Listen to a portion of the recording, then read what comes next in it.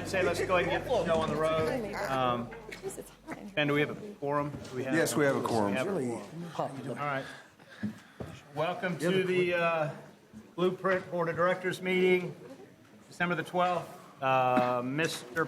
Pingree, do we have any agenda modifications? We do have one agenda modification, sir. Item number 2 has been pulled from consent. That is the sole modification. All right. Which one is that?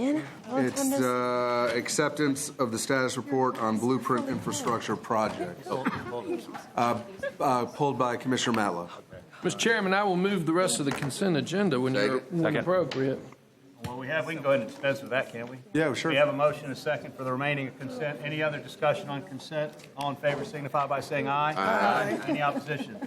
Motion carries. Okay, back to citizens to be heard. Yes, so just a couple of quick housekeeping items. If anybody wants to speak on any of the items, please do fill out this blue card and bring it to me. I will attempt to keep these in order. They're in the back of the room. Also, if anyone has located the missing clicker to the PowerPoint, there it is. Fantastic. And we are truly ready to go.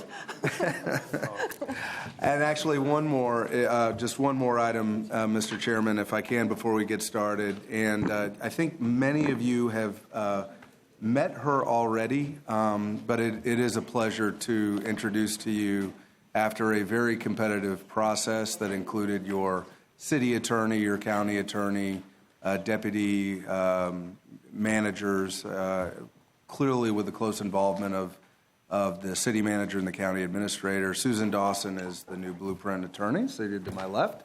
She comes to us with decades of experience of public and private sector and has already proven to be just a great asset. Minimal decades, I should say. Well, welcome to the board, Susan. Yeah. Thank you. Appreciate it. Look forward to working with all of you. We'll try not to be any 1 a.m. meetings for you anytime. Okay, so yes, we are in citizens to be heard. We'll get to that in a moment.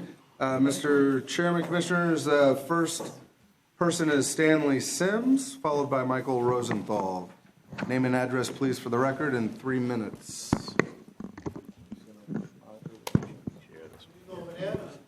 I think. No. I think you need the mic. Yeah, I think you need the mic so that the public can hear you, Mr. Sims. Don't start my time. We're not starting it. Yeah, I guess that's what they're. You're right. As we say in the country, hey, him. My name is Stanley Sims. I'm at 1320 Avondale Way. This is the first occasion that I am so privileged to introduce myself as the new Executive Director of HELP. That stands for Helping Entrepreneurs Leverage to Prosperity. One of the things that I've also been mentioning this to staff, is about, as we move forward with these here plans, we're talking about eminent domain. Eminent domain is something that I'm very concerned about, and I pray that we don't repeat some of those mistakes we did down in the Boynton Hill, where one individual got $100,000 for a strip of land, and another person got $30,000 for land, a building, and a tenant on it. And the response that I got back was, well, she had a lawyer. I think that response is not adequate if that person is dealing with the government. I'm not expecting the government to come to my house and cheat me out of my land. I felt as if we have a schedule or a formula for dealing with individual property, especially those that are in economic distress areas, and they rely more on their government than someone with means and resources. My second thing that I want to do, because I don't want to just bash, Mr. Mayor, Mr. Deloach, OEV, Blueprint, they know my names now because I go to their offices, and we've been able to really sit down and talk about how we want Blueprint also to be thinking about public safety, how these dollars can go to close economic gap, and that the people that live in these communities can benefit from them long after the project is over. I've been sharing some of my ideas with your staff members. We look forward to building upon that.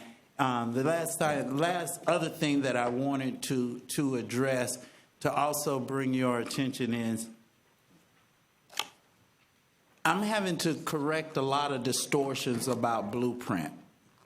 And so I also ask for you all to make your marketing urban sensitive, because, and she's not here yet, but Commissioner Williams-Cox since she's been on this dais, has oh, look at you calling her, and she appeal. Oh, thank you, Lord.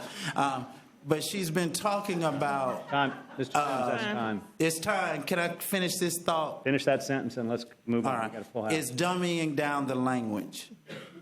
I think the Blueprint language could still use a little bit more dumbing down so we can understand its purpose and its process. Thank you, Mr. Sims. Next up. Yes, next up is Michael Rosenthal.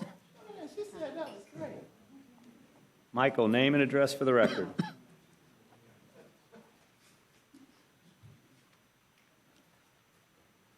Hello, my name is Michael Rosenthal at 4045 Kilmartin Drive.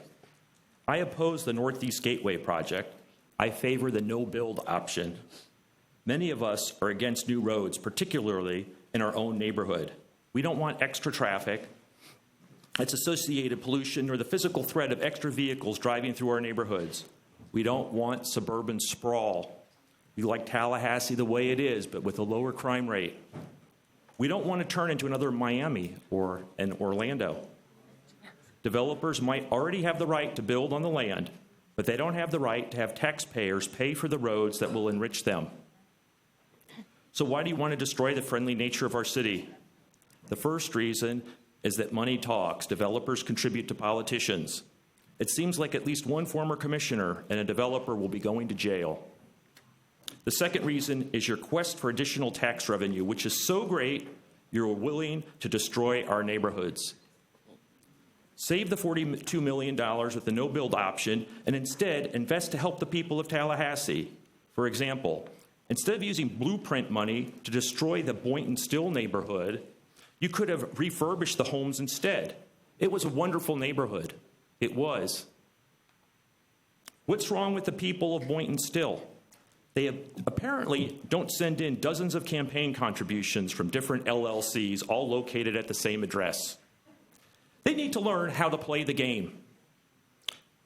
You're saying you love Tallahassee is like the Vietnam War commander saying, we had to destroy the village in order to save it. The good book says to love thy neighbor, but you practice love thy developer. Don't build new roads. Make the people living in the new housing take public transportation instead. More roads will only increase greenhouse gases. Any commissioner claiming to be an environmentalist and who does not vote for the no-build option is a fraud. I like to read from a plagiarized and embellished speech.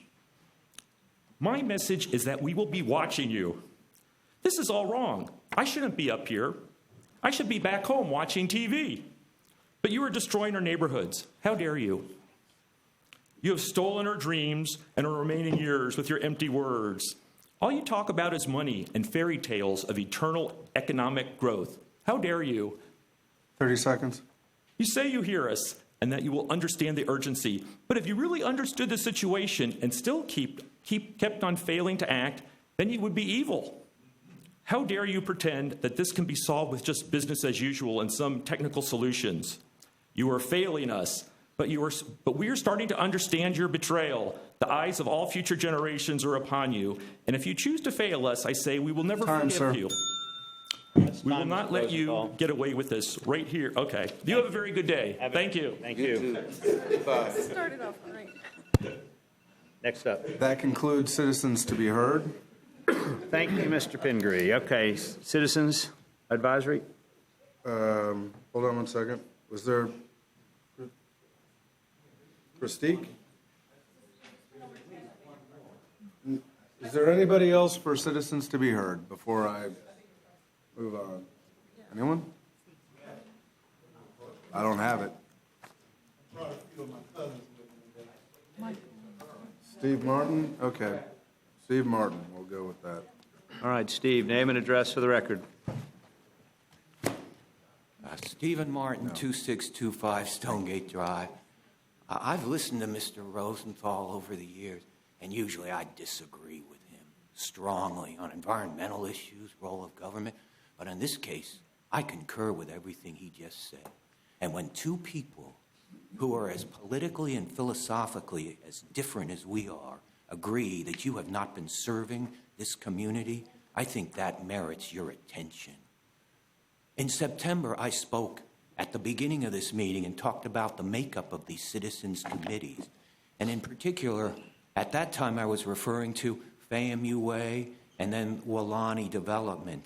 What I probably should have talked about was the Blueprint Citizens Advisory Group, which was brought up and indirectly later when one of the people in front of me, and I would have used far stronger wording, thought that this process was a sham. And then there was immediate offense to that by somebody who was on that committee. Well, earlier I had talked about the makeup of these committees where they get diverse appearance, but not diversity of thought.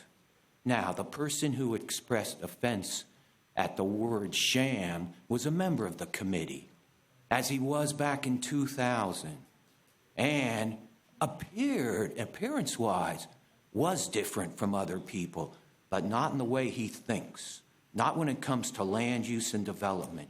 He mentioned another couple of names, Will Messer, Christique Henry, Steve Evans, and himself, trying to kind of, I guess, imply, and if you get these four people, you know you've got diversity. Again, in appearance, but not in thought.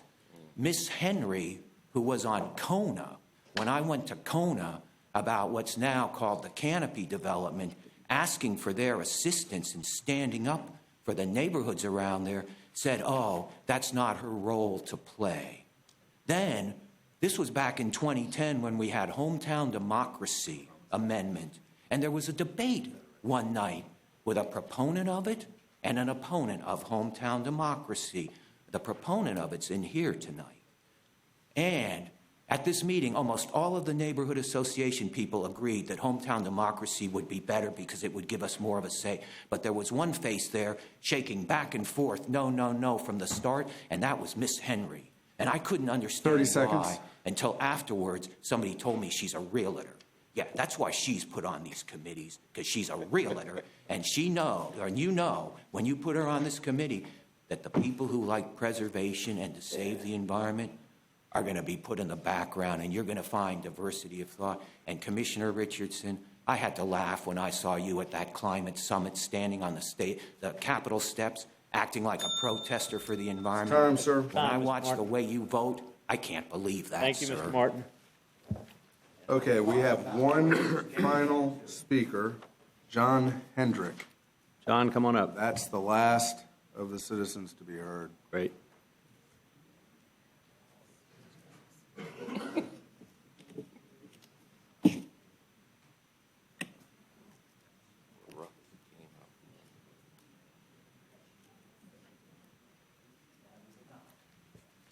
Good afternoon, everyone. I'm John Hedrick, with Chair of the Democratic Environmental Caucus of Leon County. We had presented a resolution to y'all about, I guess it was the last meeting 3 months ago, and I'm just here on some follow-up from that. I think where things are left on the main point of the resolution was that you started moving on the where you were going on Family Way, but we still have the one oak that's left and the holding pond situation for that. Where are we on that? The second is we raised the issue of not proceeding further after we get to Lake Bradford with that particular project because we have 3 different ways to get to the airport, so we don't run it through the Providence neighborhood. Has anything happened on that? And the third is we had basically asked for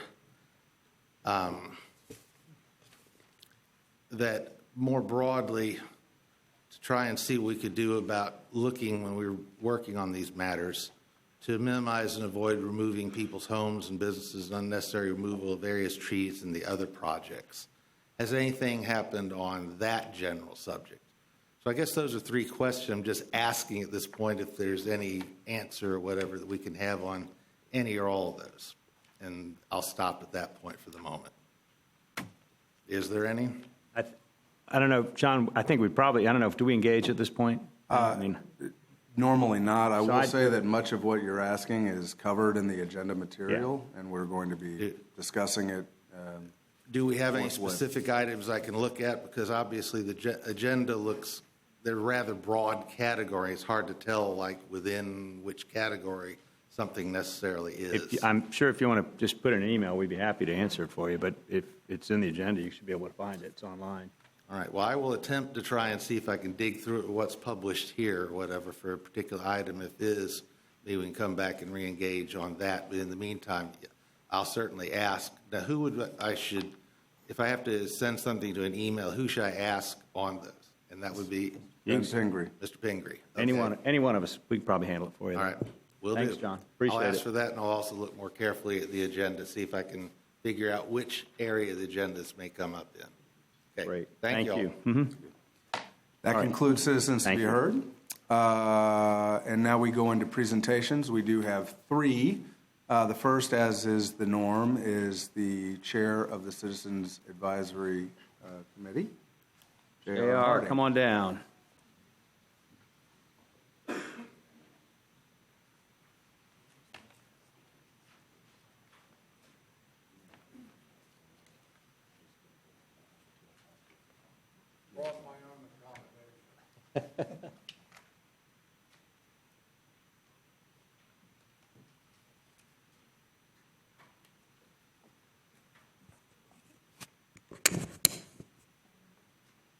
Good.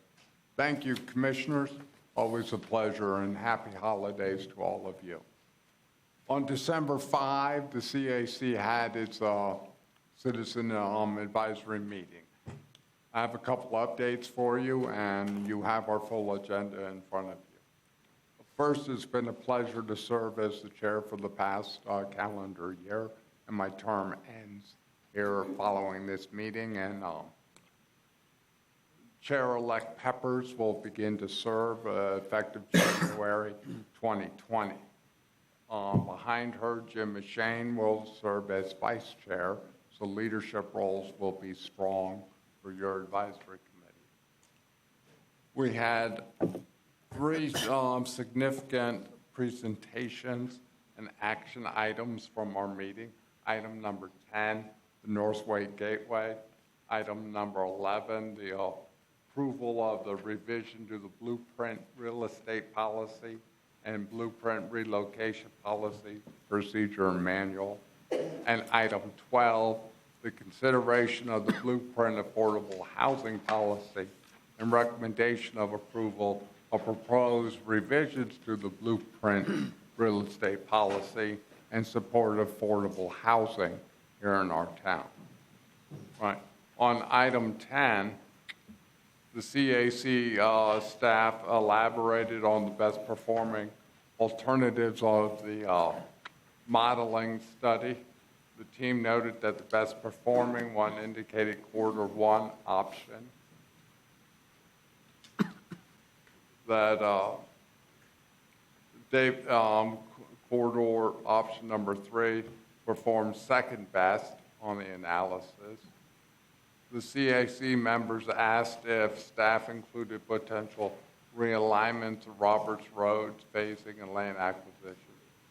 The CAC accepted the modeling report and supported the position of the Killearn Homeowners Association that indicated they preferred option 1 with conditions, and as well as option number 3. On item number 11,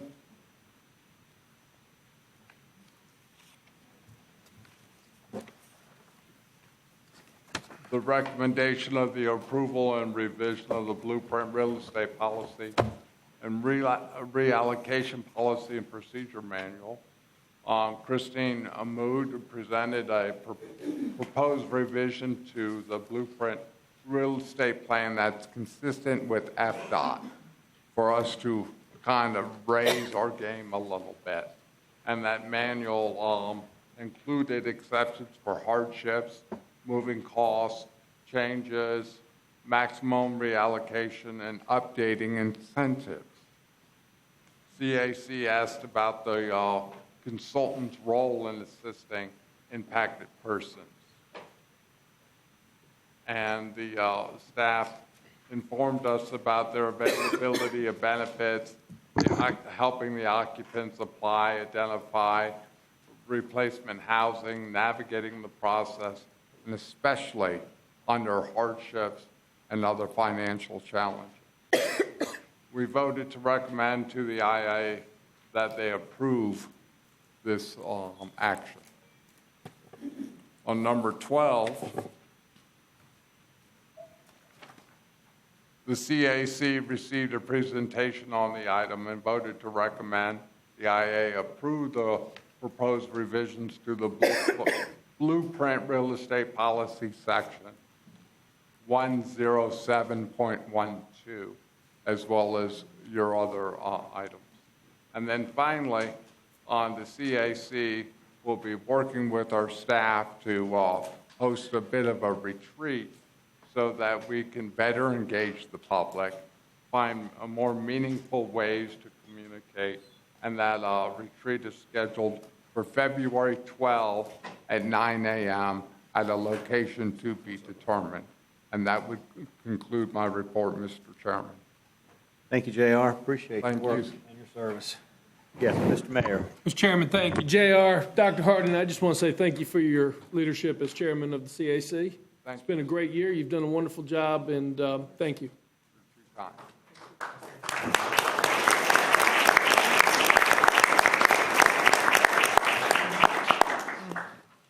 Okay, Commissioners, next item is the presentations, but before that, and I acknowledge that since you've already acted upon your consent, you've already approved the annual report, but we do have one at each chair, and there certainly was a lot of great work that was done in the past year. Much of it is highlighted, both in terms of infrastructure and the projects that we began, projects like Orange Meridian that we opened, awards we've received at the Office of Economic Vitality, the launching of the Magnetic Capital of the World, working substantial projects, et cetera.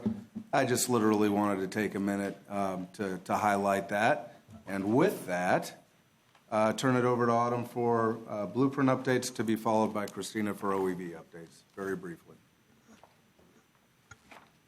Thanks, Ben. I know that our number 2 item was pulled from our consent agenda, and we'll move that with general business. But we did have a couple of slides on some select projects we wanted to share with the board. The Orange Meridian placemaking project, as you know, had the temporary improvements open in September, but we have started the bigger project, which is to build a new park on the south side around the stormwater facility that's on the south side of Orange Avenue. We selected a consultant, Genesis Half, and anticipate the design to be completed in 2020 and construction for 2021. And the public engagement component of that project will begin early next year.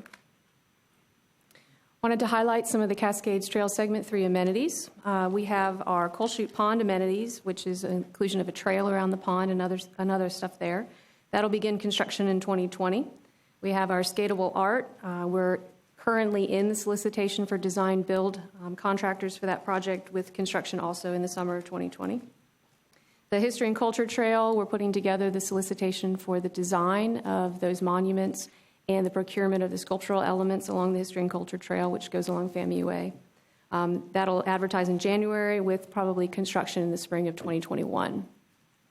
The restroom facility is exciting. It began as just the idea of putting a restroom next to the playground and grew into an educational opportunity about our hydrological cycle. The building has a green roof. It also uses a cistern to collect the water and then use that water through a pump to actually irrigate the plants on top of the roof. So we're pretty excited about that, working on the educational component and the signage to be able to convey that to our community. The St. Mark's Trailhead is being constructed with the Pond 3DB components, and that'll go to construction early next year. because of all the exciting things that are happening in this area, we're hosting a community breakfast this Saturday. At your seats, there's a copy of what we mailed out to, I think, all the people that live in the Greater Bond community as well as other neighborhoods in the area. That breakfast is from 9 to 11. It's an open house style. We hope we get a lot of feedback from the community about the amenities that are going in, but also, as you may recall from the September meeting, the board expanded some of the gathering spaces along that corridor. So we're specifically looking for feedback about how the community wants to engage in that gathering space.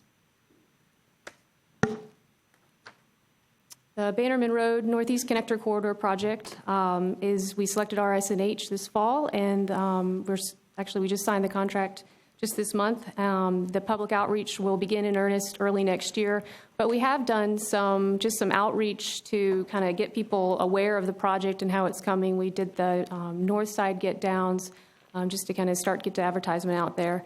As you may recall, the first phase of this project is to do a feasibility study of whether or not widening Bannerman Road is warranted from Tequesta all the way out to Meridian. And that feasibility study will be complete in fall of 2020. Airport Gateway project, major milestone passed with the CRTPA wrapping up the Southwest Area Transportation Plan. We were jointly funding that project, this board was.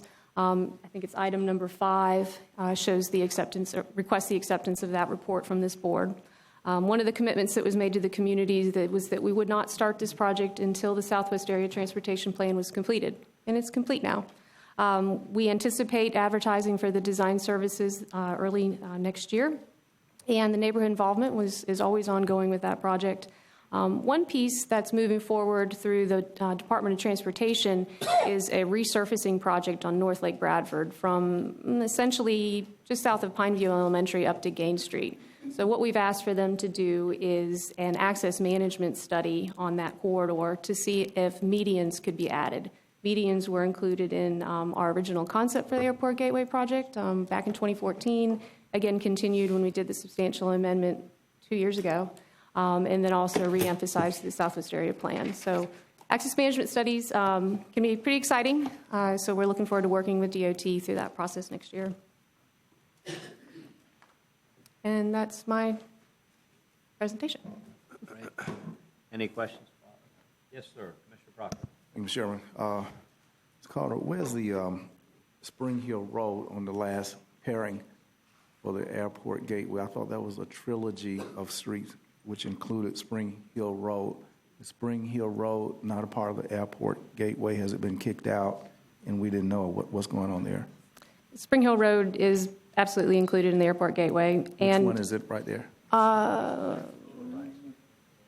don't know, it's hard to, okay. So I can't see it. so the Airport Gateway project is highlighted by that yellow stripe. That's what I was thinking. Yeah, so the Spring Hill Road is, I guess it's kind of connects with Capitol Circle, and it's the long. Which one is it? It's that one. Mm-hmm. Thank you. Yeah, so. I'm talking about the yellow. It's one of the highlighted yellow ones. The one on the left or the right? The one on the right. Okay. Yeah, Spring Hill Road, and to get to the timing question, it's anticipated to be in the first phase of construction for this project. Thank you, Mr. Chairman. Okay, great. Any other questions? Great, thank you very much. Christina, OEV. Thank you, Mr. Chair.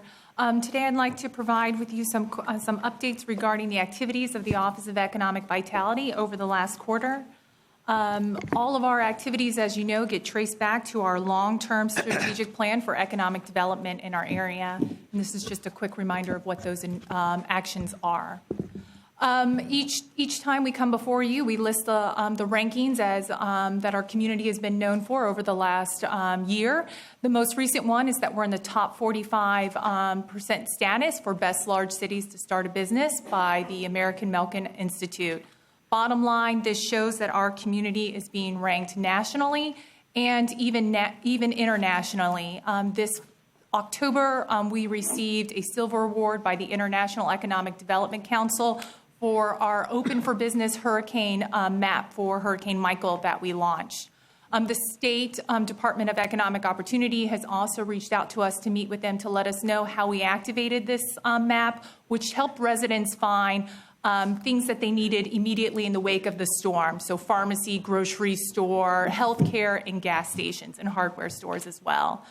This was even recognized by the Transforming Local Government Conference, and we've been invited to showcase that app in May of 2020 on that initiative too. And I'd like to ask our Deputy Director for Minority Women and Small Businesses, Mr. Daryl Jones, to come before you and give you an update on his activities this quarter.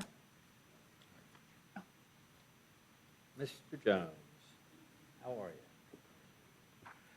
you? Members of the IA, the foundational documents for the Office of Economic Vitality have been the strategic plan, targeted industry study, and of course our most recently accepted disparity study. At your upcoming January meeting, you will have an agenda item which will include our consolidated MWSBE policies, the final product of the disparity study. Now, most supplier diversity programs in other communities are in the business or procurement offices of those communities, but the fact that this board housed our community's MWSBE programs as a part of OEV sends an important message that minority-owned, women-owned, and small businesses are an important economic engine in our community. The consolidated policies that will be submitted for your consideration will show that this program not only facilitates opportunity for businesses, but can potentially be an even more impactful part of our community's workforce development efforts. The policies you will consider will have been based upon what have been 10 meetings with industry and internal stakeholders that also includes our MWSBE Citizens Advisory Committee. And after talking with all of the different constituent groups that compose those internal and stakeholder group meetings, we've talked about scoring of bids and RFPs, which will be updated, adding additional consideration for joint ventures, partnerships, also potentially job creation for targeted populations through our mentor protege program, our apprenticeship and externship participation by both primes and MWSBEs. And at your direction, we will also be bringing to you an agenda item that will also include reciprocity with the State Office of Supplier Diversity, which will then ultimately increase the number of certified MWSBEs that our office will be able to consider. It will more than double that number of certified MWSBEs that will be available for work in our marketplace. Also, an important part of our work is our continuing efforts to provide supplier diversity training for the persons who hold our certification. That has been done in consultation with both primes and MWSBEs. And to that end, we've had business-to-business networking activities for all of our varied industries that fall under our responsibility. We've had a great number of attendees. And because of that, because we want our businesses who hold our certification to know that holding our certification brings great benefit to them and their business, we've also been able to ramp up the number of persons who've sought our certification. So next month when we come to you, we look forward to bringing that consolidated MWSBE policy for your consideration. Next up, we'll now have my colleague, Deputy Director Drew Dietrich. Good afternoon, Commissioners. I'm going to provide a brief update of our activities and programs. This was our busiest quarter this year with over 100 instances of touch with local businesses and organizations. We, in concert with the Appalachia Regional Planning Council, we helped to host 2 hemp summits, one in October and November, to support an emerging industry.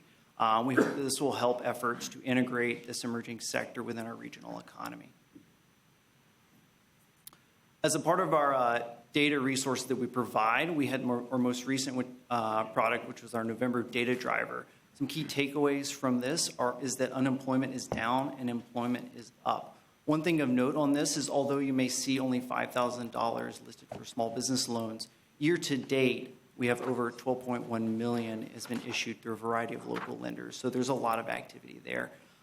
Each month, we also feature a local ecosystem partner. In this case, it's the new dean, Susan Fiorito, with the Jim Moran College, and she is talking about the Global Entrepreneurship Index. Another major focus is startups and entrepreneurship. Of note, there are over 20,000 local entrepreneurs here in Leon County, and they constitute over $800 million in revenue. What's significant about this is these are sole proprietors, and the proxy for that is non-employer statistics, which is the chart to the right, which shows the diversity of these occupations. We've also worked with the local startup scene to help host Tallahassee Startup Week, and our staff ran a design thinking workshop to identify financing opportunities for local startups. In addition, some current activities we're working on is focusing on our Magnetic Capital of the World campaign, which is an internationally significant campaign to grow awareness for our applied science sector. In addition, we've brought on 2 new team members. TJ Lewis is here with us today to fill our business manager and applied science manager roles. And we'll be taking a look next year with our strategic direction to enhance our offerings. One recent area of focus has been government technologies. We've noticed this is an emerging cluster of tech firms here locally that have above average wages and a strong growth pattern. We convened a stakeholder forum of these companies, and the primary feedback from these companies was enhanced collaboration between the firms, workforce development and talent recruitment, as well as growing awareness for a lot of these firms that people may not be aware of locally. As far as project development, we have currently 40 projects in the funnel. These are current projects that we've spoken to or have had leads on. Of these, 11 are active with conversations ongoing with the company. Of note, we've had 2 site visits. One was actually a follow-up visit from a company that visited in May who does magnetic recycling. They are now, upon their second visit, in active collaboration with research at the Mag Lab, which is a fantastic connection that was made. And lastly, one of the largest private companies in the world visited us this fall, representing over $9 billion in revenue in the electronics industry. They visited, and we engaged them with our stakeholders at the Mag Lab and Innovation Park. And the key takeaway there is they were very, very pleasantly surprised at Tallahassee and think that we're very much on the cusp of a new direction with entrepreneurship and business development. Thank you, Drew, very much. Commissioners, I just wanted to take the opportunity to highlight some of the data that Drew mentioned earlier, with employment being up and unemployment being down. I also want to note that our taxable sales for Leon County is up year over year by 11% in November, and we anticipate that number will also increase for the year over year in December as well. We continue to put out that quarterly economic dashboard. The next quarter comes out in January, and that truly is a consolidated quarter that highlights all the activity for the most recent quarters. We publish this information not only electronically in a newsletter format, but also in the Democrat, the Tallahassee Reports, and the Capitol Outlook as well, to make sure that that information is throughout our community. Drew mentioned to you as well about the our business development activity. I also wanted to note for you that we are working with 2 local manufacturers as they consider expansions in our area. One of them has the potential to add 50 new jobs to our community in the next year and a half, and the second has the potential to add up to 400 over a 10-year timeline. More information will be brought to you as those conversations mature over the next couple of months. We also anticipate that in early 2020, there'll be an announcement about a new Tallahassee headquarters within the professional services industry as well, and we will communicate more information to you as we are made aware of that as well. We've worked with this company for workforce development purposes, connecting them with the right partners as they seek to build a team. Our program area focus for this meeting is our Shop Local initiatives. Hopefully you have had the opportunity to see our very exciting video promoting the benefits of shopping local here. We'll show that to you in just a moment. We worked with Shop Tally to host a stakeholder meeting to promote it. For every $1 that you spend at a local retailer, 65 cents stays right here in the community. And when you eat at a local eating establishment, 45% stays here in our community as well. We put a My View in the paper. We worked with WCTV, and WFSU2 is also running some announcements encouraging people to shop local throughout the holiday season. And this was primarily launched around Small Business Saturday, which occurs after Black Friday, after Thanksgiving. And now we have Angela's going to play the video for you.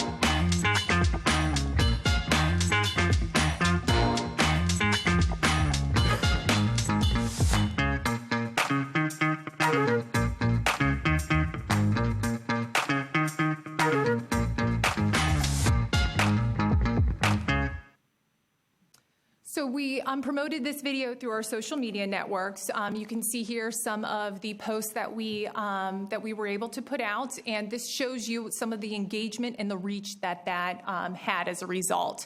We have one more video that we'll be launching within the next couple of days, highlighting eating locally at our local establishments, all within these same areas that we highlighted. And this has been a lot of fun and received some really nice feedback online.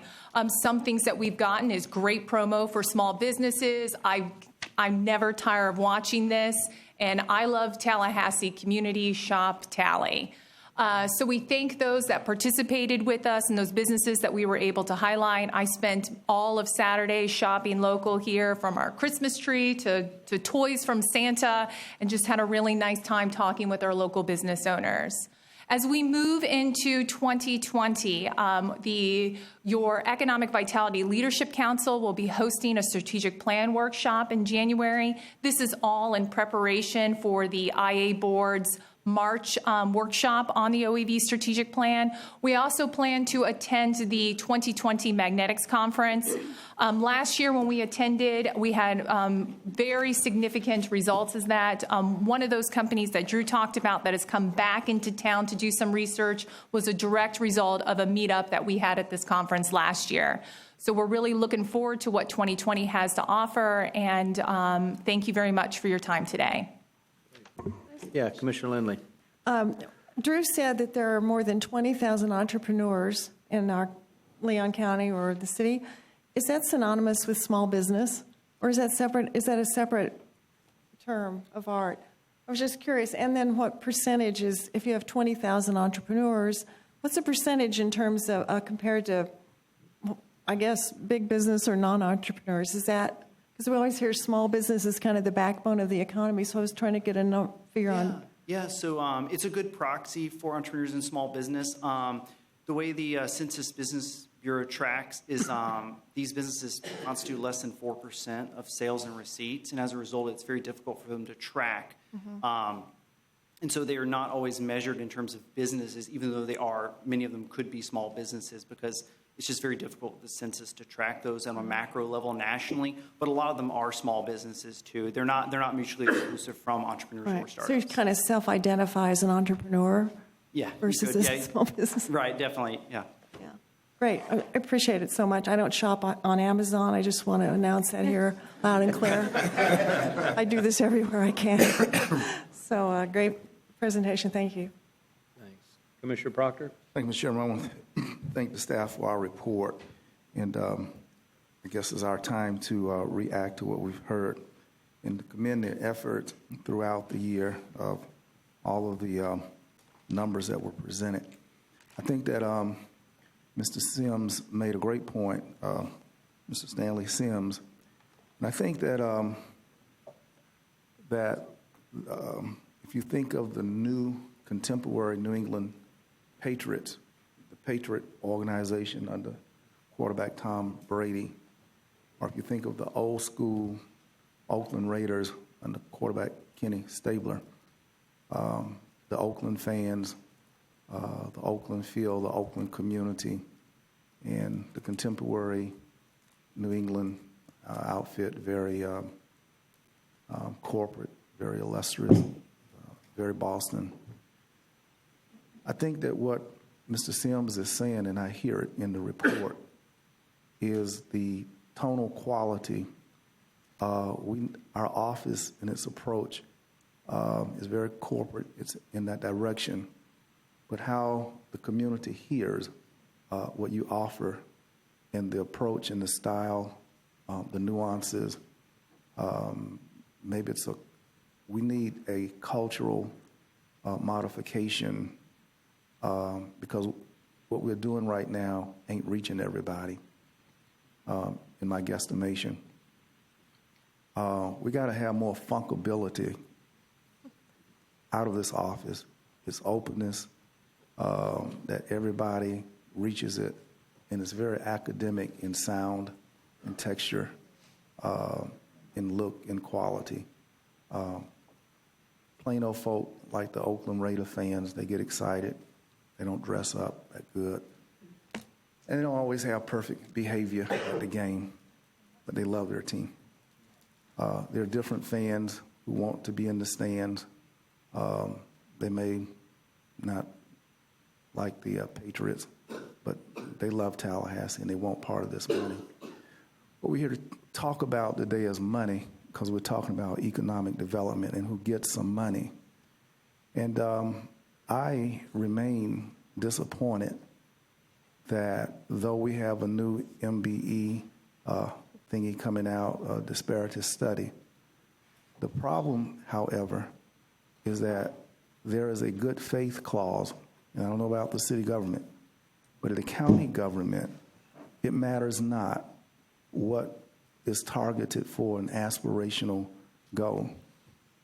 A white contractor who is the prime and major contractor can simply fill out a sheet of paper and say good faith. And the good faith clause carries more weight, and it simply subverts. It runs over the aspirational goal. And the little aspirational goal is just it's frustrating, because all you have to do is just fill out, I had good faith. I don't know how you index good faith. How is it measured? By I made 3 calls, 1 call, 2. Is good faith? I thought about it. Is good faith? I just checked the box, good faith. And that thing has more weight than what we have paid thousands of dollars to study and to get people involved in their money, in all of our money. And we've got to get a redistribution of the dollars flowing to all of the business community. And right now, this good faith thing is much too strong. I've even thought, commissioners, that we need to, was it the wrong thing that we've done to combine the county's MBE office and the city's WMB office under OEV? And it feels as if there's no accountability at OEV on MBE. There's no accountability at the county, because we don't have office no more functioning. And I don't know about the city, how that goes, I'm not sure. But we have consolidated something behind an OEV and weakened it, that it now answers and is under the flag called OEV, when it was a standalone with responsibility, as well as an effort to look at every bid that went out, working in tandem with the purchasing department. And it feels as if there's less shoulder-to-shoulder engagement with the actual purchasing departments and working with the contractors and all of that.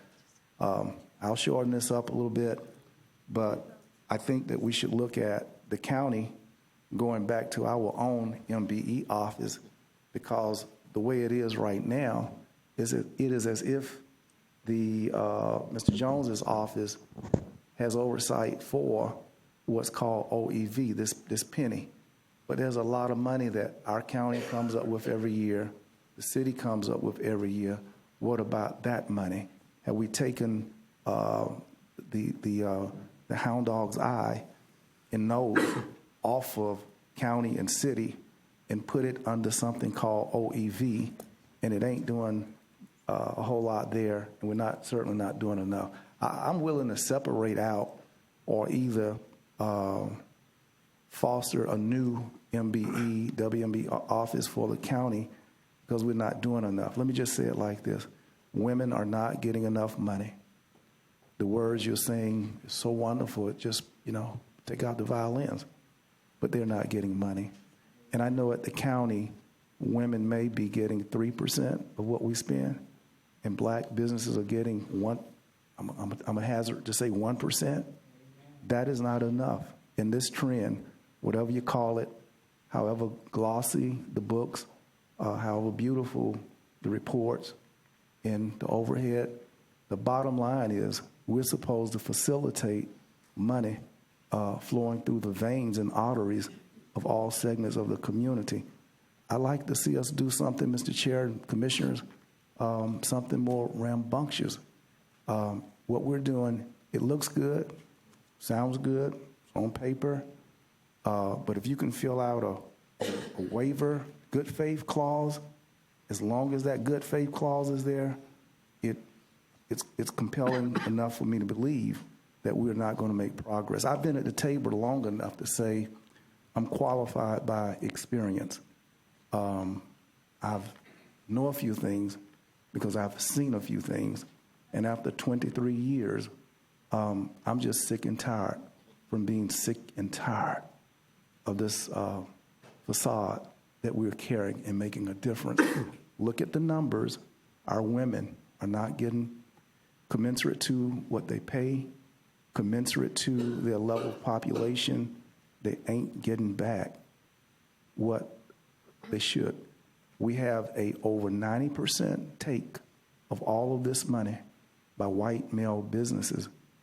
I think we can do better, but we continue to capitulate to the idea that we can't get too hard in this category because it's not only offensive, but it's also illegal. And pull up right there. I think if you don't understand what I've said, I'll write it down and distribute you a memo. Thank you, Mr. Chairman. Thank you, Mr. Commissioner. Commissioner Maddox, you wanted to weigh in? Yeah, thank you, Mr. Chair. I didn't want to let this opportunity pass by without addressing some of the things that were said, but I think staff should address it. I think when we made the decision to combine our offices, I think it was made with the thought that we would make the program stronger, not weaker. And if, in fact, that is not what's happening, then I do think we need to re-examine. But I don't think it's true that that's not what's happening. But rather than me think and make a guess at it, I want the staff to address it because this is a big thing. It should be something that's big to us all. That minorities and women-owned businesses get their fair share of the pot, and that there's a system in place for them to do that. And that system is working. And that system is working in a much better way than it did when we were separate entities. And so, Mr. Chair, if I could have either Mr. Jones or Ms. Paredes or even Ben himself address that, because I don't want this moment to go by without it being addressed. You want to open that now, or you want to ask them to come back and? Depending on how long it takes, I don't think it should take that long for them to briefly address what the thought is. Is it? Am I wrong in my thought that when we combine with the thought that we would be more effective together than separately? Acknowledging that the real subject matter expert, the most subject matter expert is Mr. Jones and Ms. Paredes. Thereafter, I'll frame it very quickly. I would say that, yes, absolutely. Having not only the consolidation of the two offices in one is more effective. I think that the data is revealing that. And I wish I would have brought a copy of it. And I commit to this body that you will have two things that are MWSB related on your next meeting agenda. One you probably are already anticipating, which is the new policies coming forward. The second thing is going to be a recent performance report that's going to lay out in clear data what the actual expenditure is, city and county. I want to say it was a couple of weeks ago, we did one for the county. In fact, I think the county had an agenda item at one of your recent meetings that spoke to the expenditures within Leon County government and what that, and I'm going off the top of my head, this will be reflected to the full IA next time, and we're performing that for the city now too, so the city will have its own. But what that report reflected was that you've actually beaten your targets, Leon County government, in terms of what the targeted goals were for minority and women spending and what the actual expenditures were.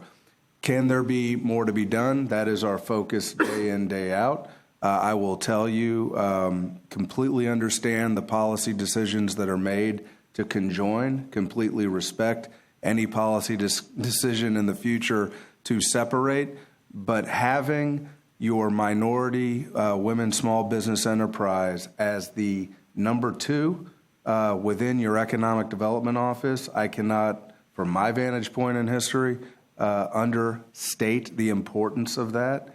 I will tell you on the city side, the county side, in terms of our work, county and city, our collaboration with the procurement offices has always been very good.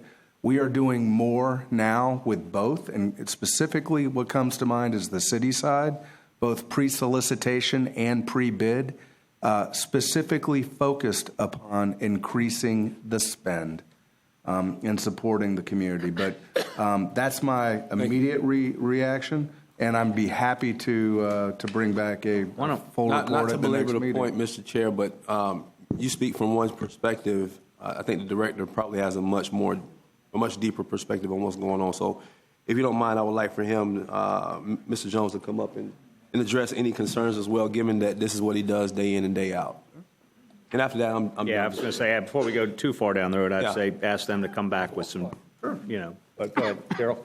Commissioners, as I stated when we started, one of the things that makes our program unique among MWSB programs across the country is that we did realize that minority and women-owned businesses and small businesses are an important part of our economy and the economic engine. So here now, when we think about procurement opportunities that are made available through both the city, county, and Blueprint, now with a unified set of policies, before it was the city's program and the county's program, now with a consolidated process, that means with consolidated goals.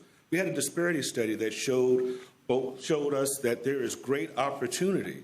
So subsequently, there were goals set forward that were accepted in that report. So now, working from a single sheet of music, and then we'll also bring to you the opportunity in our next month's recommendations. Among those recommendations will be that we'll expand the number of businesses that we make available for our procurement purposes. So now not only do businesses hold our certification, we'll now accept businesses that hold the Office of Supplier Diversity certification. Many times we have come to you where we've had to either lower goals or goals have not been met. Well, we're responding to that. This office is responsive by now hoping with your support to expand the number of businesses that are now made available in our supplier diversity process. So that means there'll be greater opportunity. One of the things that we're most excited about, and this goes back to the fact that our MWSBE office is a part of the Economic Development Office, when we come back to you in January and with the recommendation that we'll now award points to those businesses as a part of our ordinary procurement scoring process, those businesses, who enter into joint venture with larger businesses and smaller MWSBEs in an effort to build capacity for them. So imagine this. If Darrell Jones's contracting company goes into a joint venture with Ajax to build a multi-million-dollar facility, I would not ordinarily have that type of experience. But through a joint venture or a partnership, being able to shadow that business and learn more, that then means that I can then start responding to RFPs as a prime. Imagine this. Through mentor-protege relationships, I build capacity. Then we've all talked about the importance of apprenticeships and externships to create more jobs in our community. Now, through our procurement process, we will award points to those businesses with your approval in January as a part of our recommendation.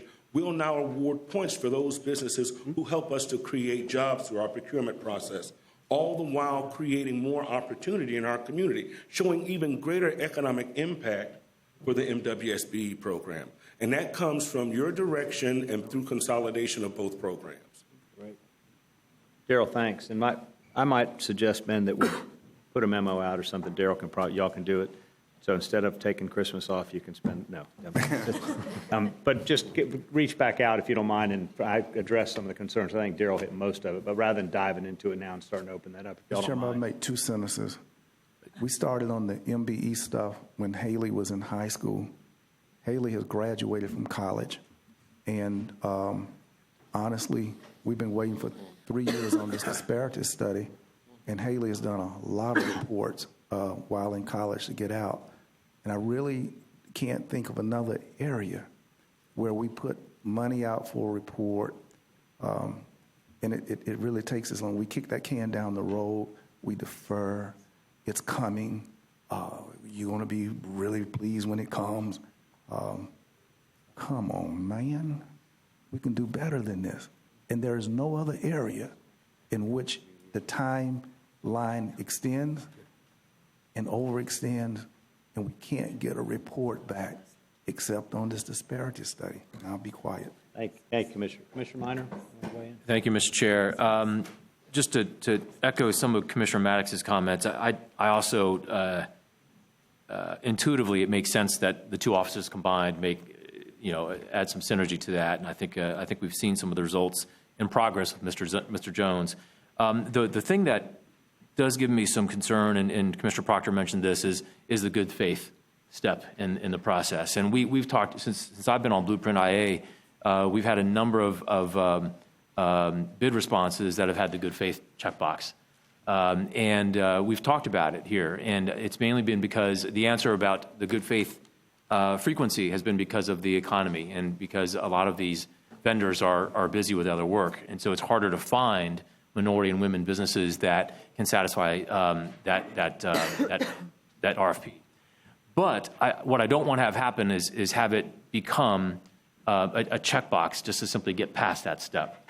So I'm not asking for an agenda item, but I'm hoping that Mr. Jones or ORV can go ahead and maybe send an email at some later point talking about the steps that are required when a bidder goes through the good faith step, and comparing that to the extent that you can without too much effort, comparing that with what other communities are doing. In this economy that we have, do we see a lot of other communities with MWSBE programs that are also having an increase in good faith checkboxes when bids come back and responding? So something like that can address that.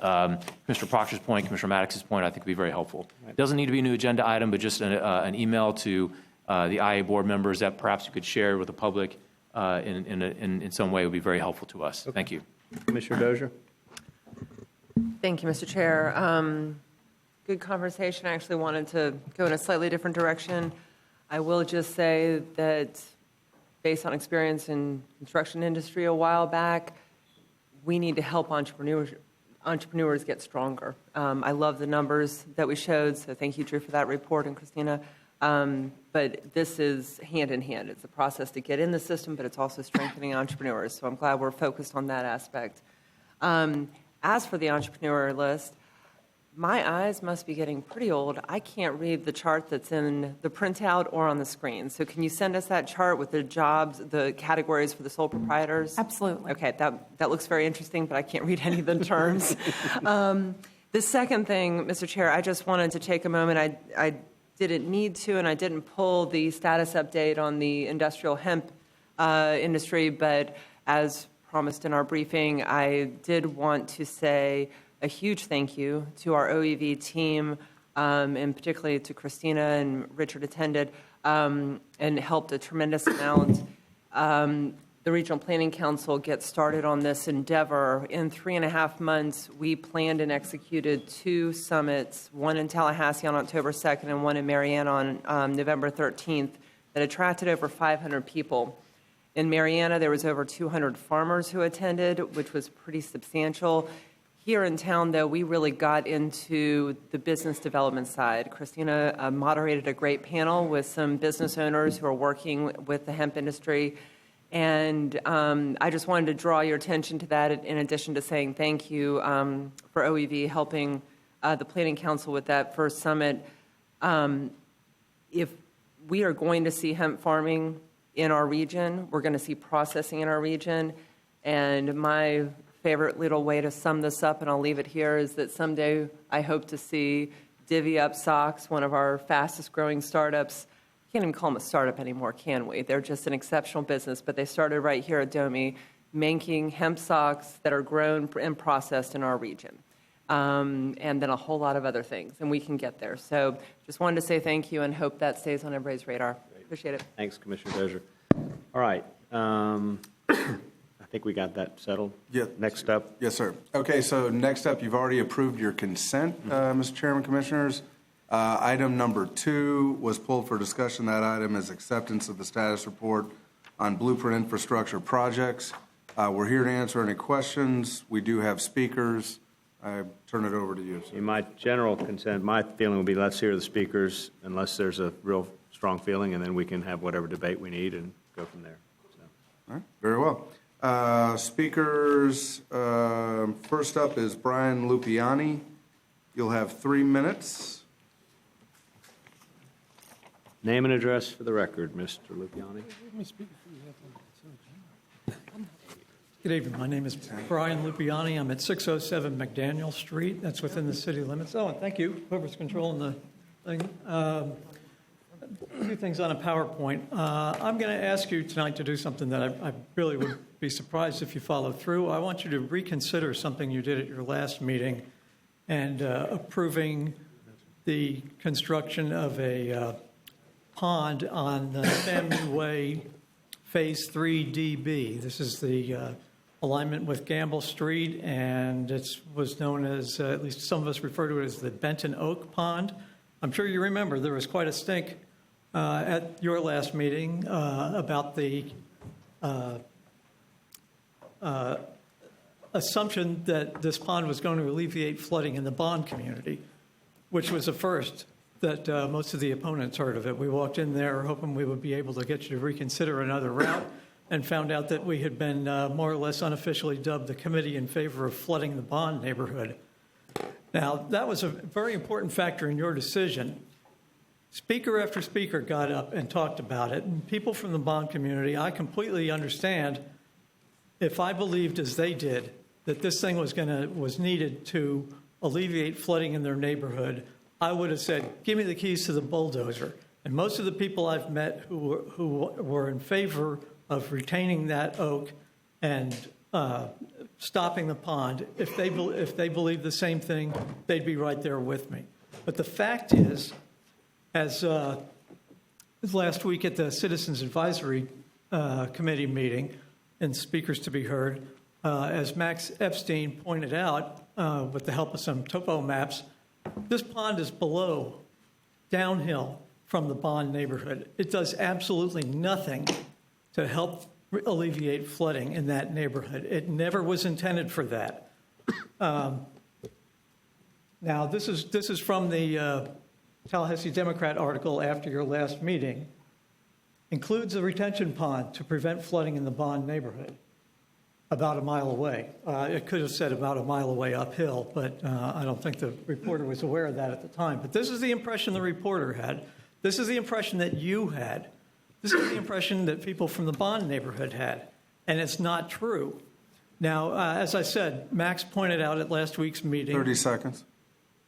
And in answer to what Max said, Mr. Harding asked staff if that was true. And could you click ahead 3 or 4, one more, or a couple more to keep going, keep going. One more, I think. Nope, one more. No, one more.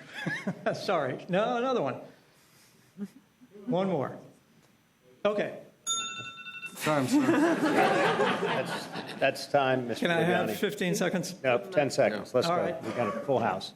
Ms. Calder stated that the pond is absolutely at the bottom of the hill, and it has always been about water quality treatment and the removal of nutrients. Great. Now, Thank if that's true, And I hate to say this because I believe that staff is the backbone. Well, this whole community was built on staff making their buses. We have a look good. full house tonight, Mr. Lubiani. I'd like to ask your permission to just go ahead and move on. Thank you. All right. Mr. Epstein is next.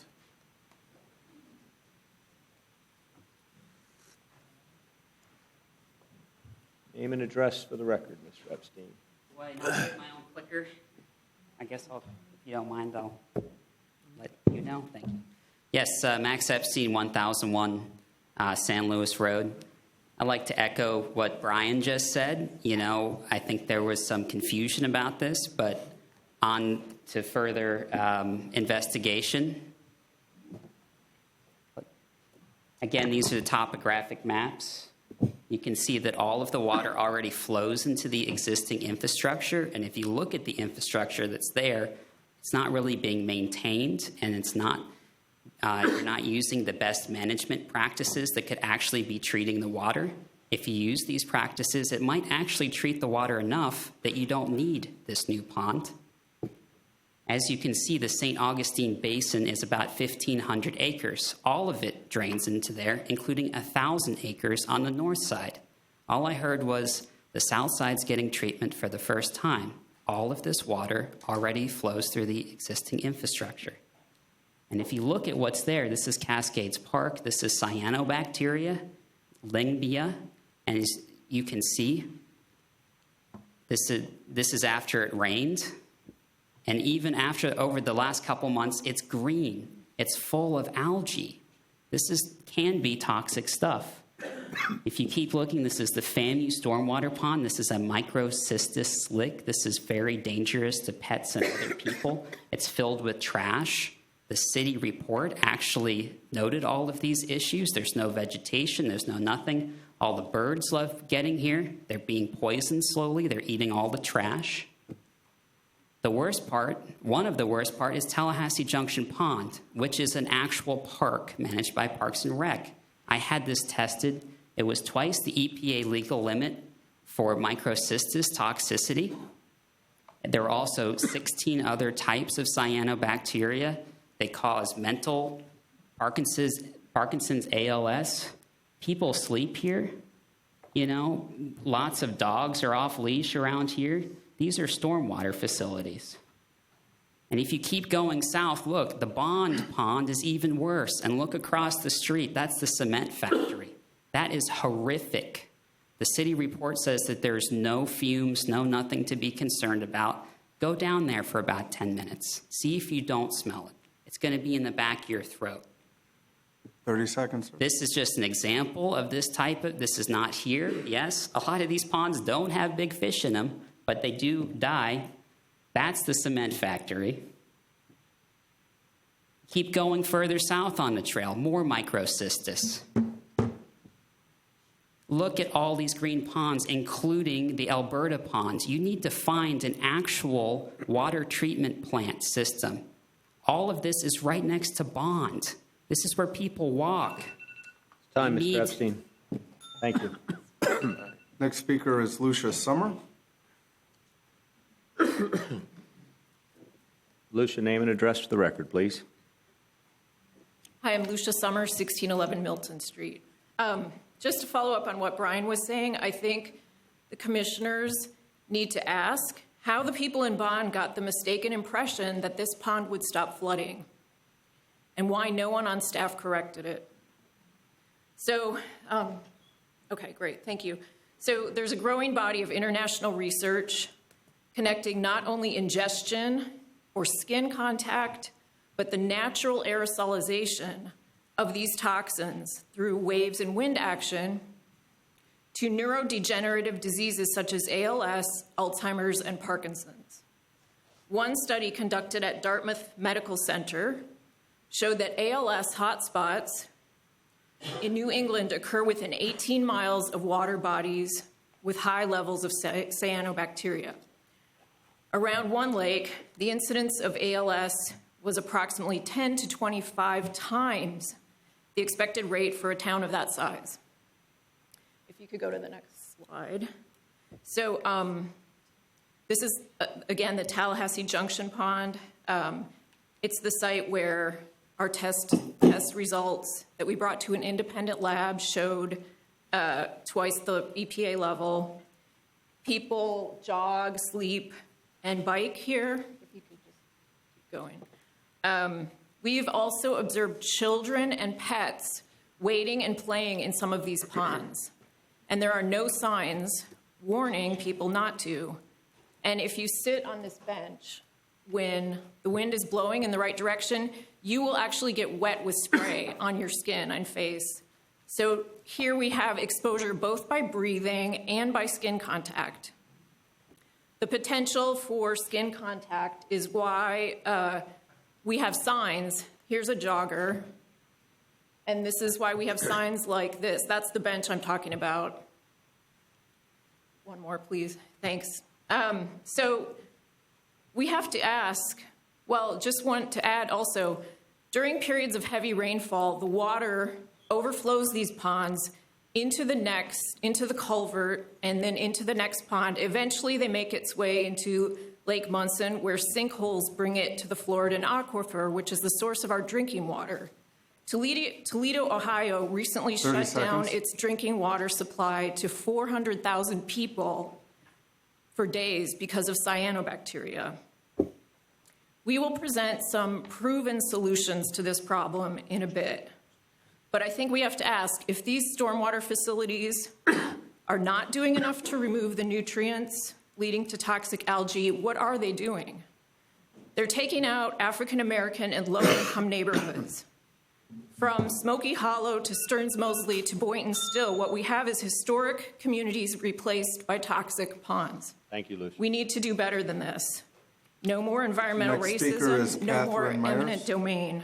Please consider alternatives. Next speaker. Catherine Mears. Catherine, name and address for the record, if you don't mind.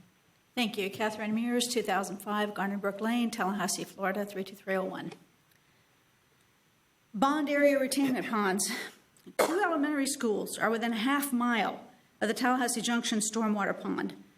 The cyanobacteria may be aerosolized by wind and wave action and by pond fountains.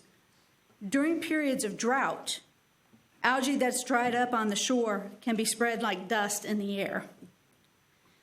Welcome, children. Come and play, but don't touch the water. Don't even breathe in any way.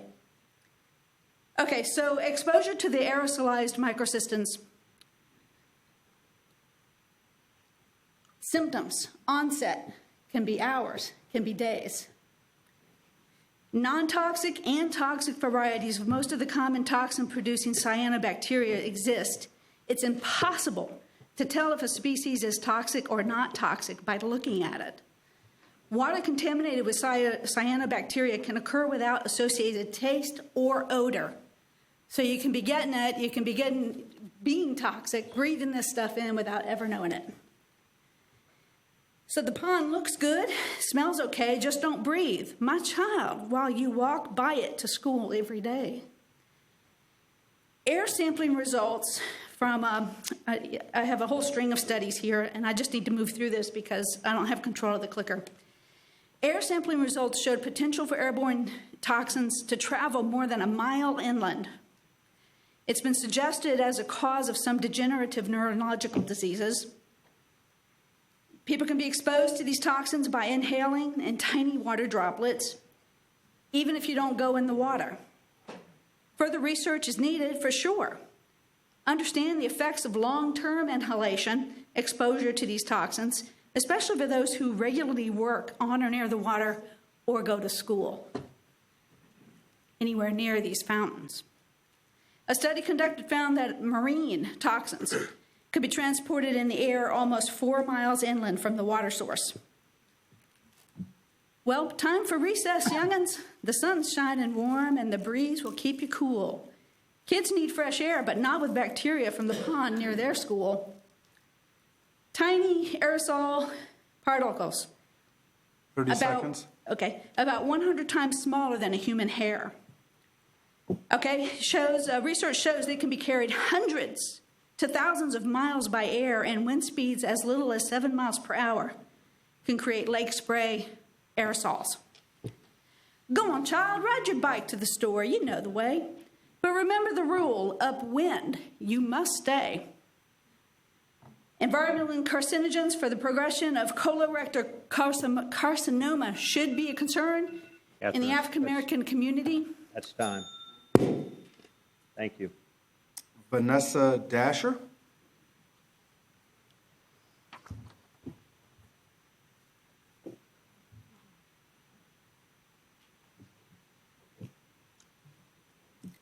Name and address for the record, Vanessa. Hi, my name is Vanessa Dasher. I live at 2309 Old Bainbridge Road. So as a student of FAMU, I can say that the details of the blueprint proceedings have been distressing. The current strategy to improve the water quality throughout the St. Augustine Basin reveals the perpetuation of economic and environmental injustice for historically Black communities of Tallahassee. The unethical displacement of Smoky Hollow, historically Black community that housed hundreds of residents, Black enterprise, churches, and schools, was completely eradicated in the 1960s, and now Boynton Stills, another historically Black neighborhood, uprooted for yet another ineffective stormwater facility on the south side that will have the potential to pose the students who attend FAMU to chronic illnesses. This pattern exposes the gross negligence on part of the city to fulfill its duty to the people who reside in these communities. I look forward to fulfilling my duty to my peers at FAMU and members of the community to make them aware of the injustice that continues to oppress the poor and uneducated. Thank you. Thank you. Next up. Denzel Pierre. Denzel's gone, okay. Denzel is gone. Thank you. Wis Benoit. Who's up after West? We can go ahead. Who's up after him? Go ahead. After him is Lori Finkel. Okay. West, name and address for the record, if you don't mind. Yes, as you heard, Wis Benoit. I live at 1916 South Meridian Street. And hi, everyone. So my name is Wis Benoit. I live at 1916 South Meridian Street. I am soon to be graduate of the Urban Regional Planning Program of Florida State University. I would like to start my public comment with an ironic observation which sets the tone of what I have to say. Back in June of 2012, there was a blueprint agenda item for the Cascades Trail project, the Smoky Hollow Commemoration Project was being developed, celebrating the history of a historically Black community which was erased in the name of progress and development. However, the next item, and on the other end of the Cascades Trail, is the historically Black neighborhood of, or was the historically Black neighborhood of Still, disrupted decades later under similar pretenses. I find this very saddening, and it is a small indication that some things haven't changed that much. The Capitol Cascades Trail, Segment 3, has been over a decade in the making, but that does not excuse it from reproducing structural inequity as it proceeds to be carried out. Had the neighborhood been left in place, residents there may have benefited from the improvements to come to their community. I look back at newspaper articles noting the tentative hope and excitement of former occupants of the space. So much for that. A sudden change to plans in 2016 destroyed the neighborhood when the decision was made to replace it with a stormwater pond rather than locate that pond adjacent to it. In only 4 months, it was a done deal. Residents who had been able to inherit land on which to live on simply were forced to move in with friends and relatives, experience homelessness, or leave the county altogether, breaking important social ties. As a member of a family who has lost their family home and lost the opportunity to build intergenerational wealth and explore personal freedom, this frustrates me to no end. Now we're hearing that apparently the 7th Street Pond will not provide the kind of flood mitigation previously suggested, and on top of that, its toxicity will probably be a problem factor as well. And the question is, will these details too be overlooked in the name of progress and development? It's too late for these families in this regard, but 30 seconds, sir. But alternatives that address or at least consider other issues, will alternatives that address or at least consider other issues be considered a priority. I think we've heard a lot about the ponds, trees in the past, and it's about all these things. It's about this neighborhood, but it's about all the neighborhoods. And the question is, will we slow down to earnestly, holistically, approach development that doesn't tear up communities as an afterthought? Maybe we should just slow things down a little bit and do things right and intentionally. That's time. Thank you very much. Lori Finkel is next, followed by Tammy Brennan.